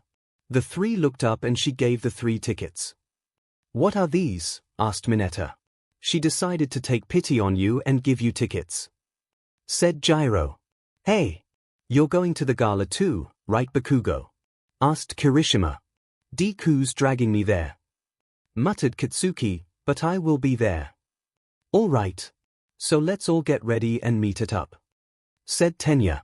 The others all agreed and they all left to get ready for the gala, including Melissa, who was happy to hang out with them during the gala. As they all left to go back there, all of them were unaware of what was going to happen that night, and the chaos that was going to ensue. Chapter 36. Gala hostage. Izuku was waiting for Katsuki to get ready. He had managed to get dressed and was waiting in his mascot form. As he had his phone out just in case he heard it ring, he saw it was Tenya. After all, he was the only one who could activate the telepathy, so everyone else, if they wanted to start a conversation from far away, would have to call him. Hello, answered Izuku. Izuku, what's taking so long? Yelled Tenya on the other end. We were supposed to meet at a certain time and you and Katsuki are late. We'll be there as soon as possible, cried Izuku. Let me guess, leg day is complaining, asked Katsuki, wearing a rather nice red dress. Yeah, said Izuku. I'm ready, so tell him to hold his horses, muttered Katsuki. Kaken is finally ready, we'll be there soon, said Izuku. Fine, sighed Tenya. The call was over. You really ready? Asked Izuku. Yeah, come on, muttered Katsuki. Izuku nodded and jumped onto her shoulder. They got to the skyscraper where Tenya, Shoto, and the 3 waiters were waiting for them. You're seriously wearing your waiter uniform? Asked Katsuki. Yeah, I didn't bring many other clothes since I figured I would be working most of the time, said Kirishima. It figures, muttered Katsuki. I can't not see it, thought Izuku as he watched the 2 interact. However, Izuku noticed something. Mineta was crying. What's wrong with him? Asked Izuku with a sweat drop. I think it's what Ida is wearing, said Kaminari. As it turned out, Tenya had chosen to wear a dark blue breathe suit instead of a dress.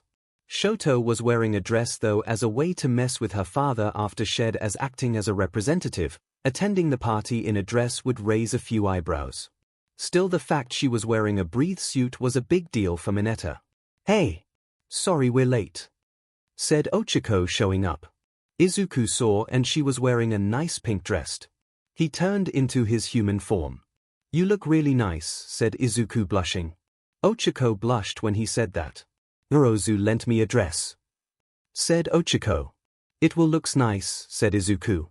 "You look nice too," said Ochako. "You really think so?" said Izuku. Ochako nodded. "You two are still awkward dorks," muttered Katsuki. This just made the two blush even more. "So is everyone here?" asked Gyro as she arrived with Yorozu. "Melissa isn't here yet," said Izuku. "Sorry I'm late," called out Melissa. She was wearing a nice dress and had her hair up and didn't wear her glasses. However, that was when nearby windows and doors were suddenly shuttered. "What just happened?" asked Mineta. Gyro decided to check her phone. As it turned out, there was a bomb threat discovered somewhere on the island, and because of that there was a shelter in place as well as communication being cut off. Though out the island, security robots were making the rounds and getting people to head inside because of the bomb threat. "This is not the protocols for a bomb threat," said Melissa. "Is there any way we can go downstairs?" asked Izuku. "There's a second of stairs over there," said Melissa. "You'll be able to see the ballroom via a skylight." "All right," said Katsuki, taking charge. "Earphones, you're coming with me." Gyro knew why, just in case they would be able to see something who might be able to explain things. The two got to the area that was mentioned and they saw that the pro heroes in the ballroom were all being restrained, including All Might. All Might looked up and saw both Katsuki and Gyro. He nodded and began to explain things to them. About how villains had taken control of the building and had taken both David and Sam in order to get something. Gyro relayed this information to Katsuki and they left. All Might breathed a sigh of relief that the teens were okay, having heard from Melissa that she was going to hang out at the gala with her new friends. He hoped that none of them would get into trouble. "Who am I kidding?" thought All Might with a sigh. "It's Midoriya and his partners, they're probably going to do something." The two made it back upstairs, telling about what was going on. "You're serious?" asked Melissa in shock. "That's what the lonely old man said," said Katsuki. "Please stop calling All Might a lonely old man," sighed Izuku. "We need to stop them for sure," said Katsuki. "You can be serious," said Tenya. "All of the pros are captured and we're the only ones who can," said Izuku. "But," said Tenya. "Tenya," muttered Katsuki, "I get you're still worried about breaking the rules after what happened with Stain, but this isn't like this at all. We're the only ones who can do this." Tenya's eyes widened when she said that. The fact that she referred to Tenya by name was a big deal after all. "Besides, we don't need to fight them for long, just figure out how to free the pros," said Shoto. "He's right," said Kirishima. "He?" asked Melissa. "Long story," said Ochako. "Do you know how to free the heroes?" Izuku asked Melissa. "I do. We have to the top floor and turn off the security," said Melissa. "And you know how to do it?" asked Katsuki. "I do, but there's something you have to know about me," said Melissa. "What's wrong?" asked Izuku. "You have a useless quirk," asked Katsuki. "No," said Melissa, "I have no quirk. I'm quirkless." Everyone was surprised by this. "I won't be of any help if we get into a fight." "I'm sorry," said Melissa. "We can try to avoid fighting," said Yorozu. "It will be difficult though," said Tenya. That was when something hit Izuku with what Yorozu said. "Wait. I just realized something," said Izuku. "A way not only get back up but maybe get some pro heroes." "What?" asked Ochako. "The security robots. Do they track people by heat or sight?" asked Izuku. "They use sight." "Why?" asked Melissa. Izuku's partners and the other girls who had already learned about Toru's magical girl abilities already figured out the plan. "Do you have any idea what they are talking about?" asked Kaminari. I have no idea, said Kirishima. I can't believe we're doing this, cried Mineta. Meanwhile in the hotel room, due to the fact that all communication was down, the three girls were roughing it. As it turned out, Toru had brought along a deck of Uno cards just in case of an emergency or they got bored of the internet. Draw 4, said Tsuyu, placing down said card. Oh come on, yelled Ashido, who was the victim. And it's yellow, said Tsuyu. Don't worry, you will be avenged, said Toru, somewhat. She placed a yellow draw too. Toru, Zu, mentally called out Izuku. Hey, is everything okay with you guys? I'm guessing this bomb threat is making things boring for you too, thought Toru. No, it's not a bomb threat, explained Izuku. This got both of the partners in the hotel room on edge. A bunch of villains took over the main building and is using a fake bomb threat as a diversion, explained Katsuki. Wait, are you serious? Thought Tsuyu. Oh no, thought Toru. Guys, what wrong? Asked Ashido, quickly realizing that they were getting a telepathic call. We'll explain in a minute, sighed Tsuyu. We need backup, thought Izuku. But those robots will do something, pointed out Tsuyu, having seen some of the robots outside. They only use sight to work, explained Izuku. Wait, thought Toru. See if there's any heroes at the hotel, we have to get a girl to the top level, thought Katsuki. What girl? Asked Tsuyu. All Might's niece, thought Ochiko. All Might has a niece, mentally yelled Toru. Honorary, thought Shoto. Oh, that makes sense, thought Tsuyu, having heard about the connection between the founder of the island and All Might. Okay, I'll see if I can get some heroes and back you guys up, thought Toru. Thanks, Toru, thought Izuku. Wait, I just realized something. Avoiding the robots is easy, but I'm sure that building is locked up. How are we going to get into the building? Thought Tsuyu. They could feel the awkward silence from the other members of the partners. She's right, we should have thought of it to come with, thought Tenya, and I don't know if Ashido would be able to help. Maybe the vents, thought Ochiko. Or we can see if any of the heroes here might be able to help, thought Toru. All right, thought Izuku. Leave it open just in case, thought Tsuyu. I will, thought Izuku. It's a good idea to leave it open to everyone but Mom. Are you sure it's a good idea to leave your mom? Asked Tsuyu. She's back home and there's nothing she can do being so far away, thought Izuku. You don't want to get in trouble, thought Toru. Kind of, thought Izuku. Back in the main building, they got back on track with the plan. There's no guarantee they can get into the building, said Tenya. But they should be able to make it to the building, said Izuku. Yoirozu and Gyro nodded. What are you even talking about? Asked Kaminari. Oh, I bonded with Toru at the start of summer vacation, said Izuku, blushing. What? Seriously? Yelled Kaminari. Are you trying to have all the girls to yourself? Yelled Mineta. It's not like that, we bonded so she can have an actual costume, said Izuku, blushing. Oh, said Kirishima, and I take it she can turn other things invisible. She can, including her costume and other people, said Izuku. Now she's not naked anymore, bemoaned Mineta. You couldn't even see anything, said Katsuki, glaring at him. It's the principle of the thing, cried Mineta. She should be able to get to the building, said Izuku. But getting inside is another story, said Melissa. We're going to see what heroes they can get and see if they can get into the building, said Tenya. So we still have to go up, muttered Mineta. Yeah, said Izuku. Do we have to? Asked Mineta. Grapeyest.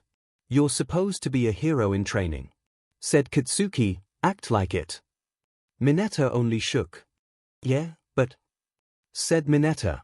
Come on, let's just leave him behind, said Katsuki.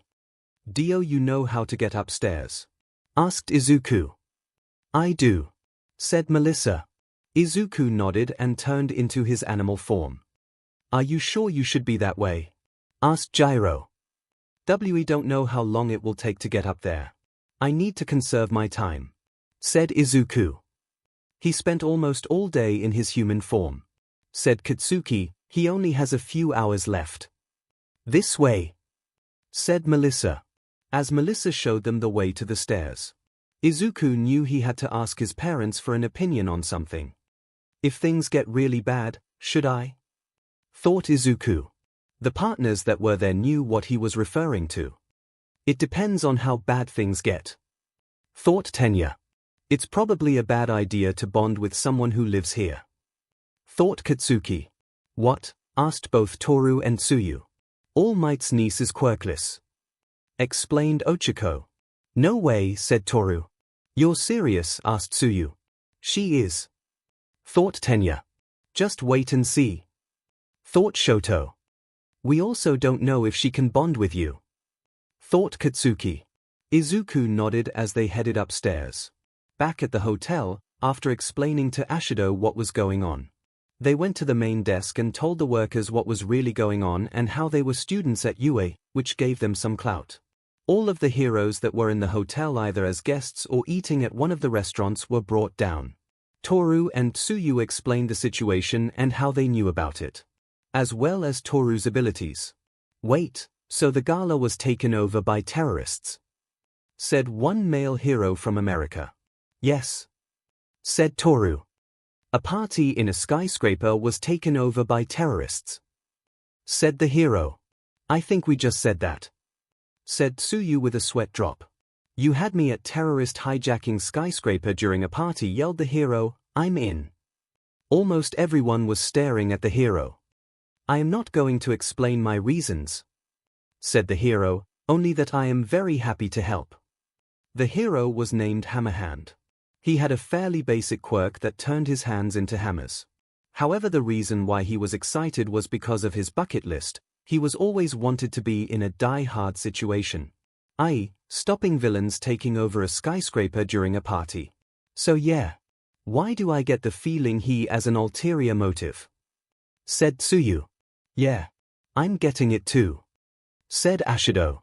I'll help you too, said a female hero who was covered in leaves and vines. I'll probably be able to help get into the building. I'm in, said a hero with Australian accent covered in tattoos. Me too, said a rather tall hero. Thanks so much, said Toru. Hey, you're the one we should be thanks, said the Australian hero. Yeah, you're the one letting us know the truth, said the female hero. And I get to cross something off my bucket list, said Hammerhand. What? Asked Toru. Nothing, yelled Hammerhand. Must be an American thing, said the female hero. Tsuyu nodded in agreement. Things weren't looking good, but hopefully they would be able to get Melissa to fix everything while Toru's group would be able to help as well. They could only hope, but things were going to get messy for sure, and none of knew just how much. Chapter 37, Going up and up. Everyone was going upstairs. And there were a lot of stairs. Ochako decided to be the one to carry Izuku up the stairs. Why are you carrying him? Complained Mineta. Do you have a time limit? Asked Katsuki. No, said Mineta. There you go, said Katsuki. We need to be quiet, scolded Tenya somewhat loudly. Ochako noticed that Melissa was having a hard time. Are you okay? Asked Ochako.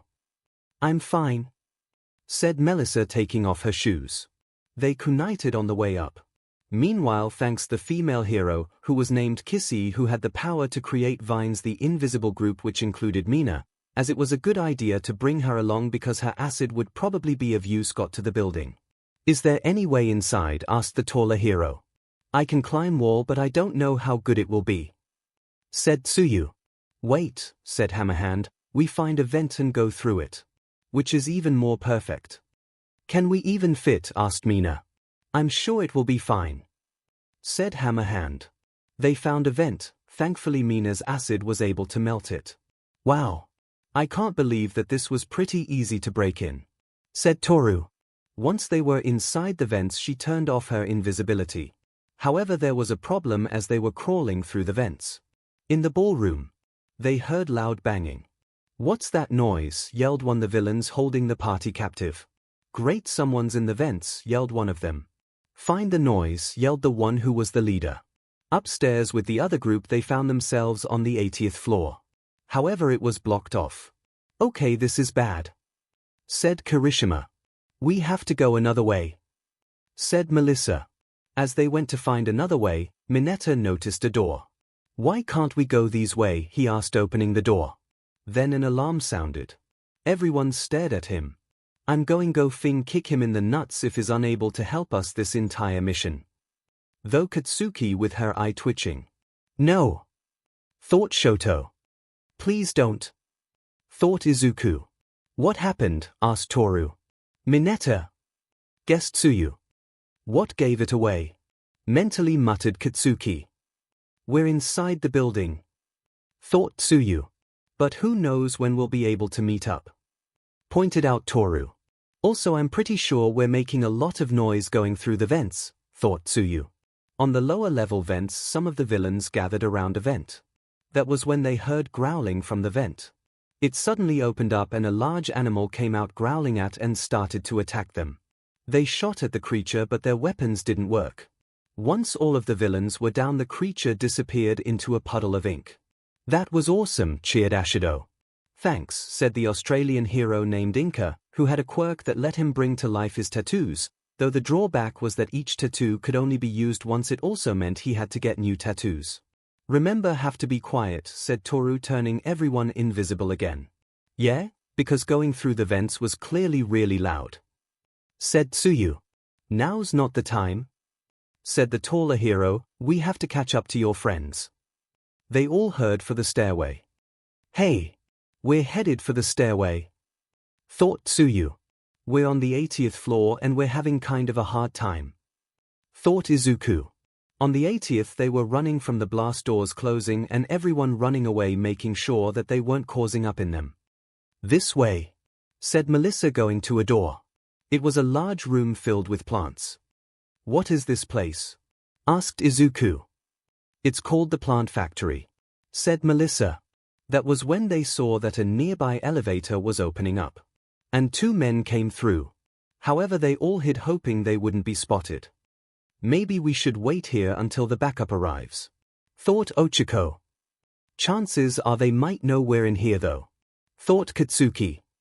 "It's better not to fight," thought Tenya. "He's right," thought Izuku. "I think I see something over there," said one of the two men.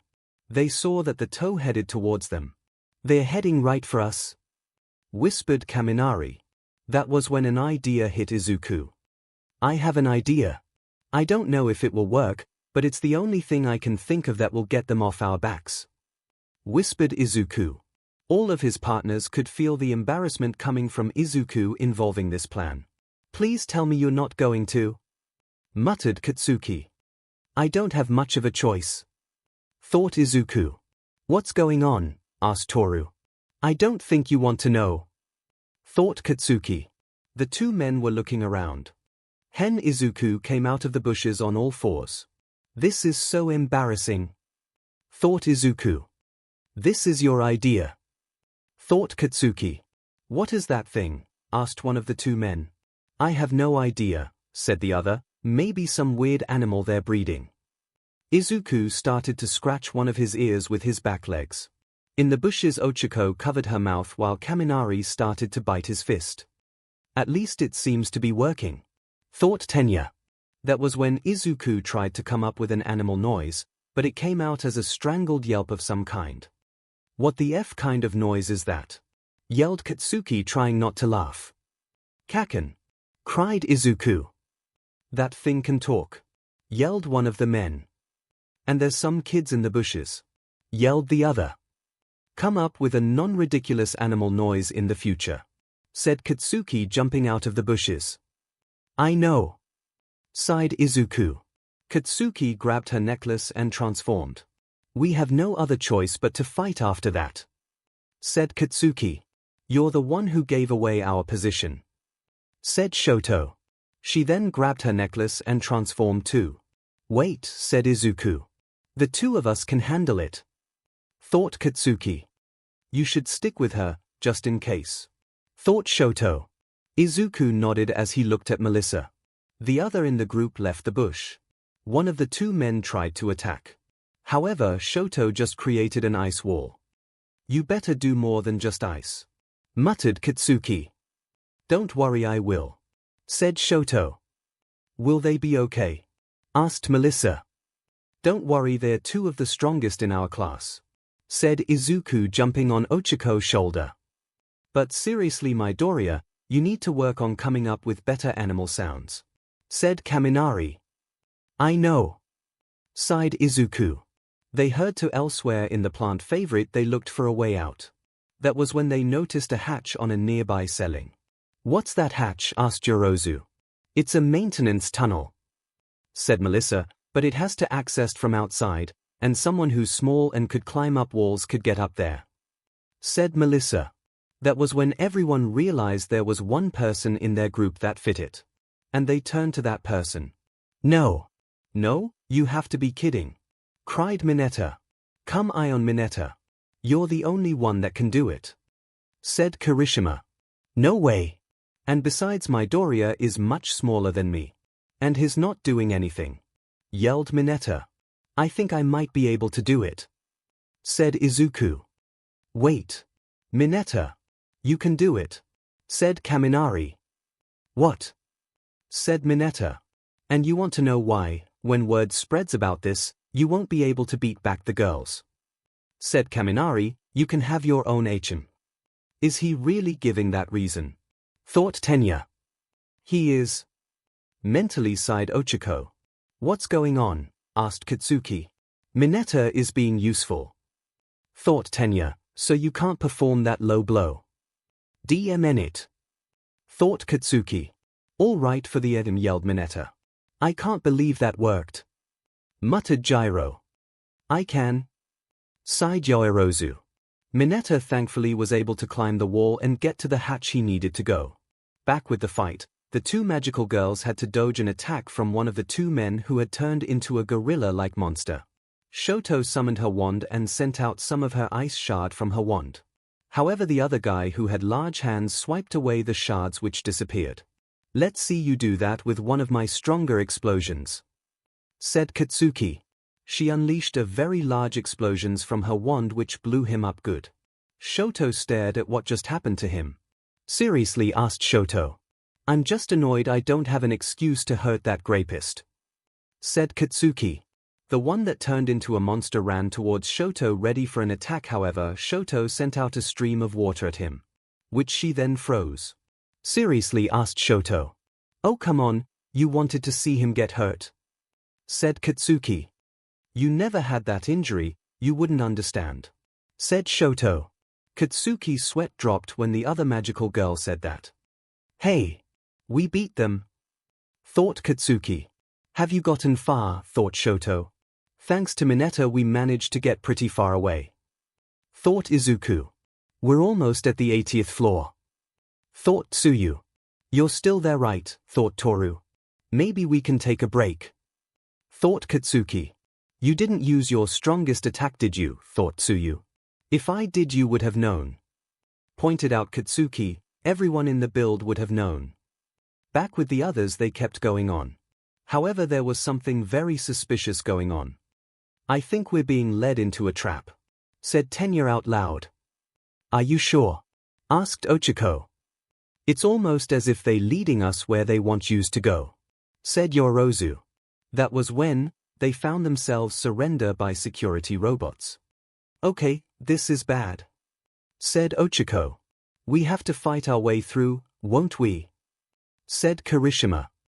It looks that way, said Yorozu. Both Tenya and Ochiko transformed, while the others all got ready to fight. Melissa, said Izuku. Yeah, asked Melissa. I might have a way for you to help in the fighting, said Izuku. What? Asked Melissa. If you bond with me, but I don't know if it's a good idea, said Izuku. You live here, and well, I don't know if we would ever see each other again after this week and well, we'd be telepathic connected for the rest of our lives and, well. Melissa looked at the small animal in front of her, unsure how to respond. She watched Tenya sped towards the robots and 𝐒𝐭𝐻𝐿 took away their gravity. She wasn't sure what to do. But still things were serious. And she knew she had to make a decision on this. Even if it would be forever life-altering, it had to be done. And she made her choice as she looked at the fighting. And she hoped it would be the right one. Chapter 38, Melissa's Choice. Melissa looked at the little animal in front of her. She knew she would be helping right now, but there was nothing she could do. These were all hero students with quirks. And many of them were trying to fight off the robots. They had to take back the system. And she was the only who could do it. But it still felt like she was doing nothing. Not to mention the possible ability to have something like a quirk. Sometimes she did feel lonely that she didn't have a quirk. Not to mention that many of her friends were only friend with her because of who her father is. Granted, these heroes in training didn't care she didn't have a quirk when they found out. But still. This is permanent, isn't it? Asked Melissa. It is, but I can leave you out telepathic conversations. Said Izuku, but there will be times I might end up bringing you in. She took a breath. I'll do it. Said Melissa. Okay. Said Izuku, remember I don't know if it will work. I know. Said Melissa. Izuku produced the light and Melissa looked at it. You can always change your mind. Said Izuku, the light will go away in a minute. I'm sure. Said Melissa, taking the light. There was a flash of blue light. When the light cleared, she was now wearing a blue and white dress. The top half being white while the skirt was blue. Around her ring were light blue ribbons. She had a pair of rather cute blue shoes on her feet and around her neck a light blue choker with the gem on it. She also a light blue visor over her eyes.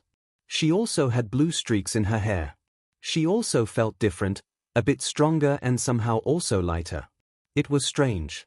At the same time Izuku turned to his human form. While he couldn't feel any quirks or abilities, he was able to tell that he had more time to be in his human form. I have no idea what to do. She thought. It will be fine. Thought Izuku. Melissa was surprised. Group telepathy. Pointed out Izuku. 𝐒𝐿, I am surprised you were able to jump in right away. Maybe you wanted her to join, added Tsuyu. Melissa was confused for a second, then remember he had two partners that weren't there at the moment. You did not have a quirk before, so it would be understandable if you cannot fight right away. Thought Tenya. Who said that? Asked Melissa, confused at why she heard a boy's voice. We should explain in a less stressful situation. Thought Tenya. Either way. We just met up with the heroes. Thought Katsuki. Yep. We'll be there soon. Cheered Toru. However, Melissa looked at the robots and saw something she didn't expect. It was showing her to do something. That was when she felt it. She needed to get close to one. I need to get close to one of them. Called out Melissa. I got it. Said 𝐒𝐿, summoning her wand and erasing the gravity for a few of them. Melissa approached one of the robots and touched it. When she did, the screen of the goggles was showing what to do. As she did, the robot began to act differently. Put that one down. Said Melissa. 𝐒𝐿 did, and the robots began to attack the others. What? Yelled Kaminari. I have some sort of ability to hack by touching electronics. Thought Melissa. Maybe you should tell the ones who aren't part of this conversation. Thought Tsuyu. Oh right. Said Melissa, I think my powers let me hack into something I touch. Wow. Really? Asked Mineta. Do you think you can hack into the system form here? Asked Kaminari. No. I still have to get up to the main computer for that. Said Melissa, but I think I might be able to take over certain systems in certain locations. Something is finally going right, cried Mineta. You might want to hack in more robots though. Said Kirishima, punching one. Don't worry. Backup has arrived. Called out a voice. That was when suddenly something invisible started to strike the robots. When a good chunk of them were down, they saw that the 4 heroes along with the other magical girls and Ashido had arrived. All right. These are a lot of robots, said 𝐭𝐴. Considering everything, it's probably a good idea if you stick around, said 𝐾𝐶. Are you sure? Asked 𝐒𝐿. The place is probably swarming with these things, pointed out the taller hero. Yeah, not a good idea to let you guys fight them off alone, said Hammerhand. But I should get control of more of them, said Melissa. However, the fact that Melissa was able to hack into the robots was getting noticed. In the ballroom. What do you mean something is hacking in some of the robot systems? Asked the leader. I don't know, it's strange, it's like one robot at a time is failing, said the person he was talking to. Looks like I have to push up my plans, said the leader who began to leave. Send someone to the level where it's happening. It seems like we can't use the building's security robots. Meanwhile, most of the robots were either taken out or put under Melissa's control. However, Mineta, Kaminari, and Kirishima were staring at Toru. I guess you don't recognize me like this, laughed Toru. However, the three immediately recognized her voice. Hagakure, said Kirishima, surprised. No way. You're visible, said Kaminari. And totally gorgeous, said Mineta. You want to join the team? Asked Katsuki. Now's not the time, said Izuku. Katsuki just glared at Mineta. Should we continue our original plan or head elsewhere thanks to your new albites? Asked Tenya. Do you think heading to the elevator will work? Asked Yorozu. Possibly. If not, I know where to go from here, said Melissa, but if I can get it under my control, we'll have nothing to worry about. They all headed to the nearest elevator. Should we be in such a large group? Asked Shoto. Probably not a good idea to split up again unless we absolutely have to, said the taller hero. Said Izuku. Ask them about their quirks later, do? Not now, mentally muttered Katsuki. That was when more robots appeared. Thankfully, the robots that Melissa had under their control came to their defense. All right, do this, said the taller hero. He got on a handstand and his legs suddenly extended. He was a hero that was named Spider Legs. Quirk let him extend his legs to deliver harsh kicks. Tenya summoned her wand and slowed down some of the robots. Melissa, said Tenya. On it, said Melissa. Hey, icy hot. Do you think now's a good time for some cover? Asked Katsuki. Shoto nodded and created steam to confuse the robots. Deku called out Katsuki. Right, said Izuku. The two of them were in perfect sync as they both delivered explosion to the robots. Thanks to more robotic backup, this group was taken over much faster. They got to the elevators and Melissa saw that by touching the buttons she could disconnect the elevator to the rest of the systems. How do you even know you can hack into it? Asked Ochako. Oh, this visor acts like a computer screen, said Melissa as they waited for the elevator, so it's not just for glasses. I guess it makes sense since the powers are trying to compensate for something, muttered Katsuki. Wait, does yours do anything? Kaminari asked Tenya. No, they're just replacement glasses, said Tenya. So I guess the goggles do nothing, said Hammerhand. And the elevator doors opened, however the elevator wasn't empty. Someone had come out of it. Oh, look at what we have here, said the villain. He turned his arms to blades.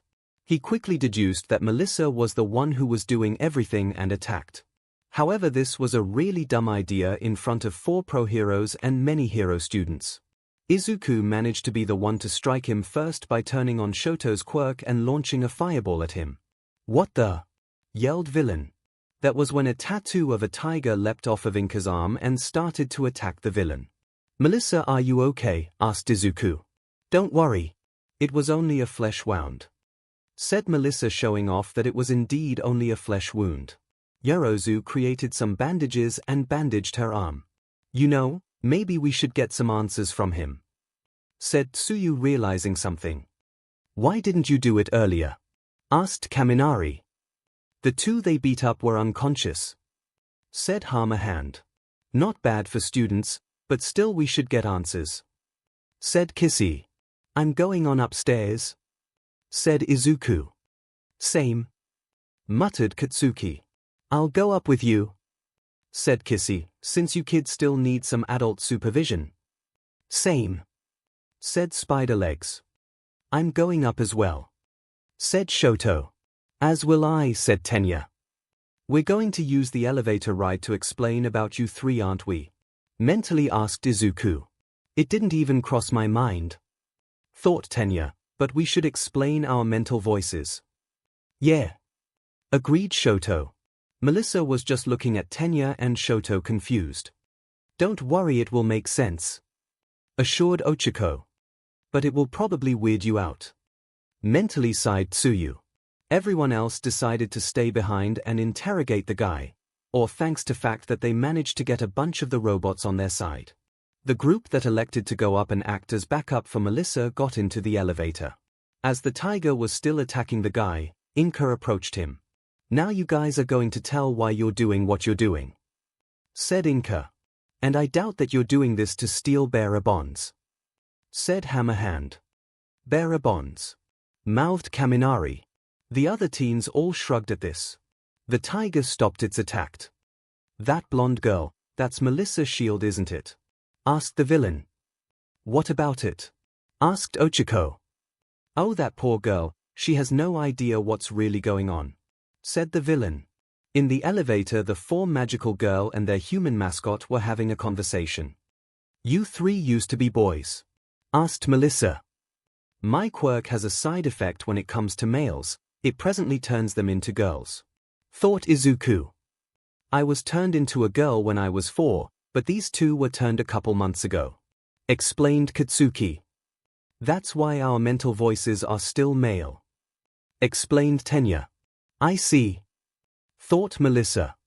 You don't have a problem, do you? Asked Katsuki. No, of course not, you're still my friends, thought Melissa. Thanks, thought Izuku, trying not to cry. Are you okay? Asked Melissa. He cries a lot, thought Katsuki. Even if we're probably not going to see each other often, you better get used to it, you're stuck with us for the rest of your life. I know, thought Melissa. This is weird, said Spider-Legs with a sweat drop. That's what happens when you're with a hive mind, you get left out of conversations, said Kissy. Got the information about who's behind this? Called out Ochako. But, thought Tsuyu. What's going on? Asked Melissa. Gyro confirmed he's not lying when he told us, thought Ochako. That was when they all felt the dread coming from the three magical girls who chose to stay behind. Okay, what's the hell is going on? Mentally muttered Katsuki. Melissa, the one who hired these men to take over everything, is your father, explained Tsuyu. Those part of the team in the elevator all froze. And those words changed everything about that night. And the night would only get more complicated from there.